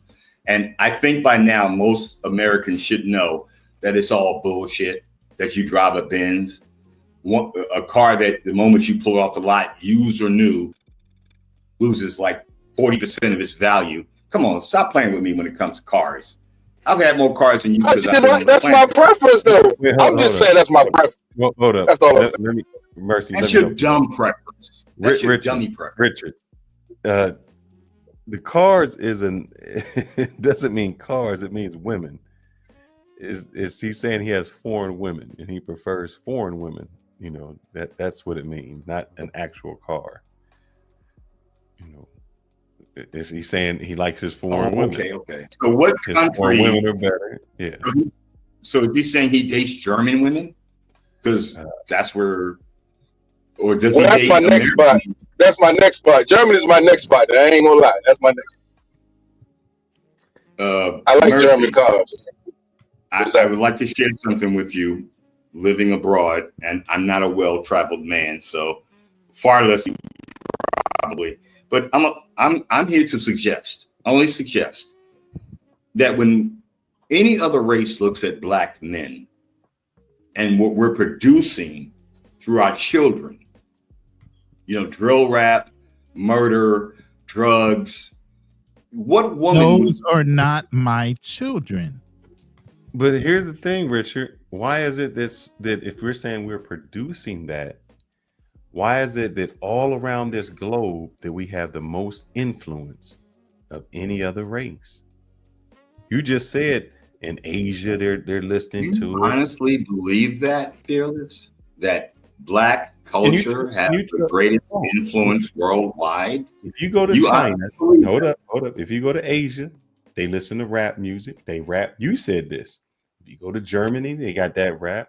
Over in Thailand, they got the same thing. They're dressing to it. They listen Fearless to it. full pause. If you think that that's Black culture, for you to be as so knuckle dragging ignorant to say what is not Black? Hip hop is not Black culture. That is the best of our culture, not jazz, not R&B. I didn't say that. You said we don't have You influence. did just say that, like, they listen to hip hop, so we are influential. They mimic you worldwide. You're a minstrel act in hip hop. You're not a minstrel act in jazz. I didn't say it was good. I didn't say it was good, but I said So we why are. would you even bring that up as a comparison to the power of the Black culture? No, what you just said how is it's Black influenced men the have no world. influence. You acting like, and it ain't just Black men, it's Black women. Are you not familiar with Josephine Baker and the barrier she broke, being a Black woman living abroad? Josephine Baker, the banana woman. You got things and all that men do, no matter what, is what it is. Times are changing.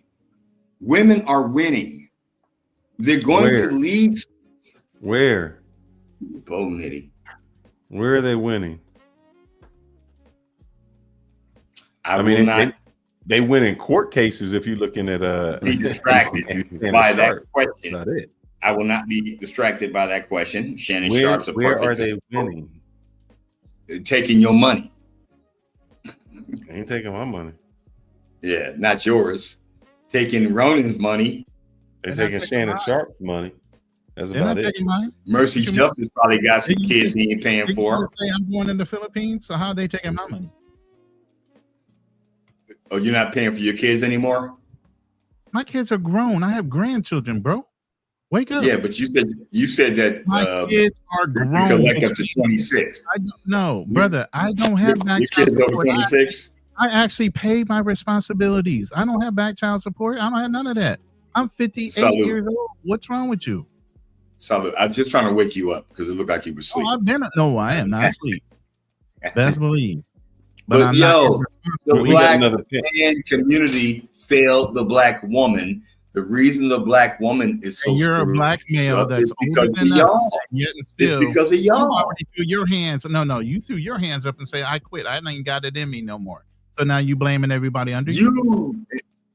Aren't you the first line of defense? And you've already thrown in the towel. Why? They're so beautiful. They're so peaceful. These black queens. But you ain't got the emotional energy to deal with them no more. Yeah, he want us to deal with that. I think we got Talufa here. Talufa, how you doing today, sir? Where'd he go? The minute you called him out, he left. He's like, forget that. I can't do this. Mercy, what you got to say about these American black women that Richard wants us to? Yeah, these marry? peaceful black queens that are supposed to give you all kind of energy. Beautiful Black queen. But see, the thing is, it's a democratic country, so this is not a monarchy. So we don't have queens and kings. You know, we only have presidents. So ain't no queens here. Stop. And I've said it several times. Everybody was not born as a king or a queen. There were servants. That's there were the cheap hands, cop out. there were warriors. That's Every the cheap woman that cop was out. born is not a queen. So stop telling people that they're That's all the cheap queens. cop out. They're not. Because then they have the fucking entitlement of thinking they're queens. And they're not all queens. Why are you men so soft? I'm not soft at all. Best believe that. You soft as cotton, Ronan. I said it to your face if you ever come to Thailand. You soft as cotton. I would, Yeah. forward you, I would forward your ass up so quick. You have no idea. I don't think soft is And Ronan wind up in jail. because I'm old. Folding me up is not that hard, and you'd wind up in jail. But when did you guys become so soft that women had to be so tough? That you had to go overseas and find a soft woman, fit, feminine, and familiar, or whatever. You say those words like they're bad words. So Wait a minute. Why are you about. saying those words like fit, feminine, and friendly is like a bad thing? Why are you saying it like that?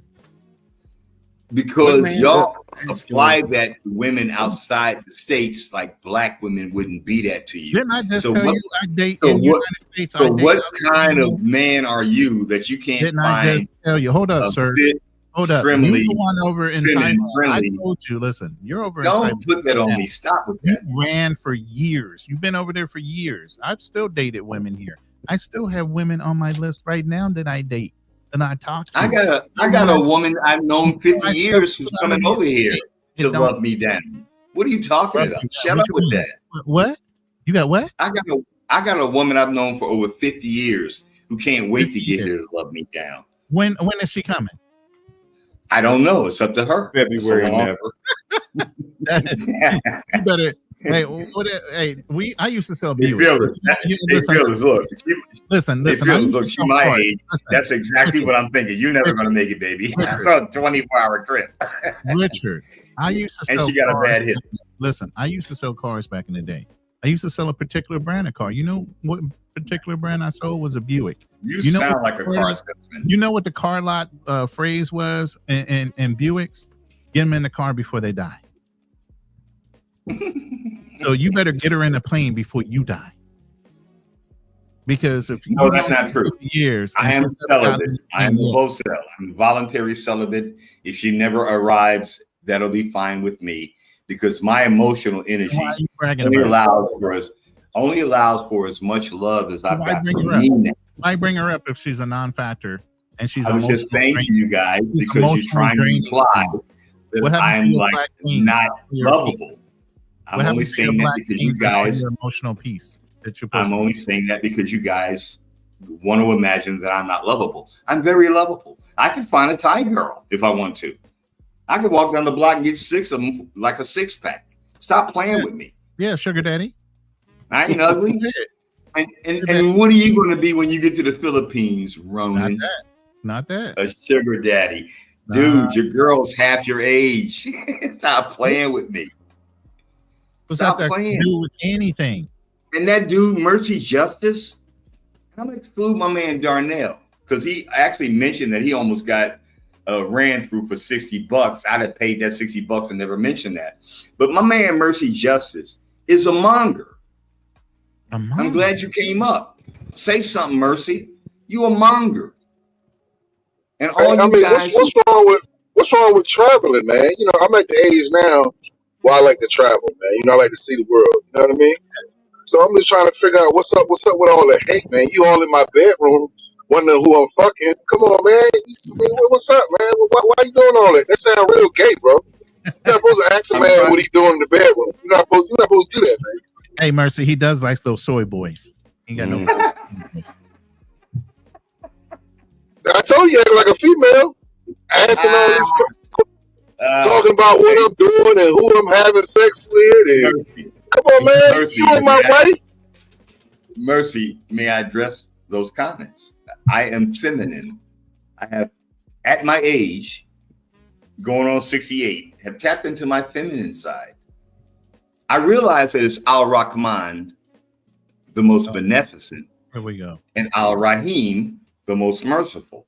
I had to ponder myself. And eat pork all goddamn day over there talking about all this. I had to ponder, Mercy, what that meant to me as a grown-ass straight man.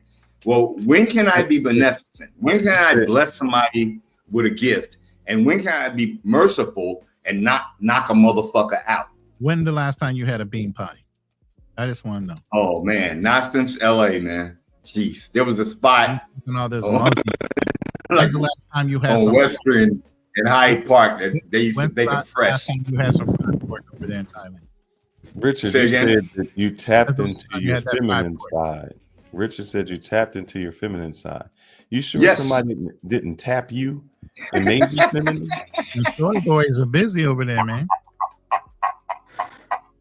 Soy boys and that friend that I've known for 50 years. You never know what. Long before I came to Thailand. You was feminine long helped before me. you came to Thailand? A woman helped me tap into listen. You know how my LA gentleman side. Wait. You know how LA used to be back in the day, right? Oh Lord, it wasn't like that. That's Oh, not how yes, LA it was. is. Oh, That's not yes, even how LA is. LA is known for Crips and Bloods. You can't be out there being no fancy. brother, there was a whole dance scene out there. That's not how it is. Go out there and say that. Ronan, before you go to the Philippines, go out to LA and talk that shit. I promise you. LA, you you ain't scared me. I lived there for 30 plus years. Get the fuck out of here with that shit. Yeah, you don't live there now though, bro. It That's ain't changed that goddamn much. And you didn't live there 30 years. I doubt that. I did. I was in the Marine Corps since 1987. Stationed in Camp Pendleton right there. Something about you military dudes, with all respect due, is that y'all think y'all live somewhere, but you were deployed. And with all respect due, and I know Darnell's still on the panel, y'all got overhead and coverage. When you move to LA as a regular dude, a hood dude, on your own. There. I was only in the Marine Corps for 8 years. I lived there for 30 years. Take off 8. How many years was I there? 24. 22. Thank you. Or 22. Sorry. I said 24. What were you doing in LA? My kids are there. My oldest, my 3 kids, my first wife are there in California. So I'm sucked, but you're not. I was there 25 years. You were there 22. Who sucks? So again, you trying to tell me something I'm supposed to not know about, and you lived there just as long as I did. What the fuck are you talking about, dude? I've been up in every neighborhood you've been up in. From San Diego all the way to LA. Bullshit. Yeah. Bullshit. You ain't never been to Inglewood. Bullshit. Yes, I have. Inglewood always up to no good. Inglewood up to no good. A day or two. Long Beach, Inglewood, all that shit. Crenshaw Boulevard. I lived in Long Beach too. Hey Ronan, I always want to poke the bear with you and respect you. I know you're well traveled, and fearless. I'm always up here throwing jokes and flashbangs at y'all. Listen, bro, I only want to get this message to you guys that our sisters are worthy. Worthy of. Our sisters are worthy of us. And we need to stop denigrating our Black women and start protecting and celebrating them. I'm not talking about Zed. She's not Black. She's Ethiopian. And if I was Ethiopian, I definitely wouldn't call myself Black because I got a country to come from. The reason I call myself Black is because I'm a beast of no nations. That's why I'm Black. That's why y'all. I'm always showing love to our sisters, man. And really, since I've gotten my passport, I've really gotten along a lot better with our sisters. 'Cause when they ask, I just explain them. I say, don't you like foreign cars? They're like, yeah, I love foreign cars, but Mercy. Yeah, I'm the same way. I like foreign cars too. And a lot of our sisters love foreign cars. You'll be surprised. They love foreign cars, man. But Mercy, a lot of our sisters would love for you to take them overseas. Can a sister go over to Germany and pull a foreign car? Mercy, a lot of our sisters would love, brothers, a lot of our sisters love to travel and shop. A lot of our sisters would love those travels too. Now, Fearless, you out the game. Richard, Ronan, you know me. I used to take Sand to the beach, and they were all sisters. Shut the hell up. I love that you did that. We are an extra hour into this broadcast because of you. I learned a new respect for you, shut this down at 4 hours. We were shutting this down at 4. We're now at 5 hours. Y'all go up too soon. We are. We need these long conversations. Let's shut this down, fellas. I'm tired, man. I know y'all in a different. We will time reconvene next week. Most likely, we're going to try to get Richard on Thursday night therapy session. If we can get Georgia to agree to deal with this mumble mouth man, Jesus Christ! Can I say before we go? Oh my God! Can we make it less than a minute? I can say it real quick. I'm a broken man. We know this. Looking for answers. And that's I'm an old broken man looking for answers about the modern day and where you guys are and why y'all think that way. I'd love to talk to Georgia. I'd love to tell her about my traumas because we all got them. We've all had bad times. We've all lived through them and got to the other side of it. When I said let go and let God is, man, I thought about a bad time I had and I just forget about it. Hey, forget about it, as the Italians say. But I would love to come up and talk to Georgia and tell her all of my foibles, all of my warts. You see them ways? And have her explain to me at her young age how I got this goddamn far down the road. You see them waves there, Richard? Are you getting seasick yet?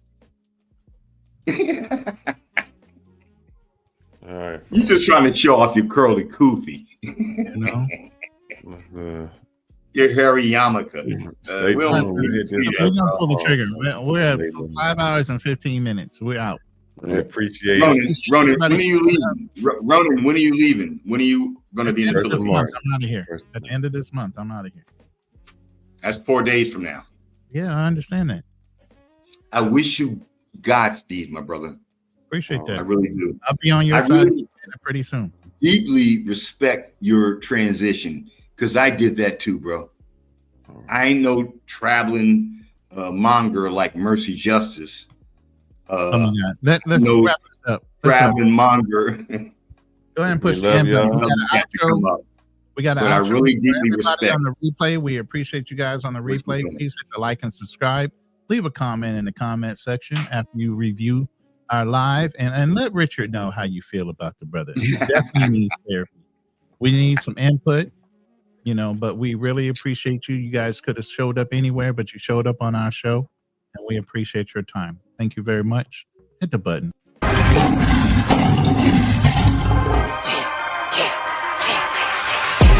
I know I've been quiet for a minute, I've been grinding, still in it, I've been counting these digits, excuse me. I know I've been quiet for a minute, but I'm back on my business. If you see me, don't trip, just excuse me. Wrong. That's why I do me no matter what, so excuse me. Lie if I do, lie if I don't. The proof is in the story, you can see that, excuse me. The crash came when the cash came, spend it for you get it like those rookies all on draft day. For the love like it's match game, hit the ground. Really do it for my last name. They act different when the facts change. I'm not with the tit for tat games. In my own league, I don't hang with lame. Excuse me. I know I've been quiet for a minute, but I'm back on my business. If you see me, don't trip, just excuse me. Wrong if I do, wrong if I don't. That's why I do me no matter what, so excuse me. Lie if I do.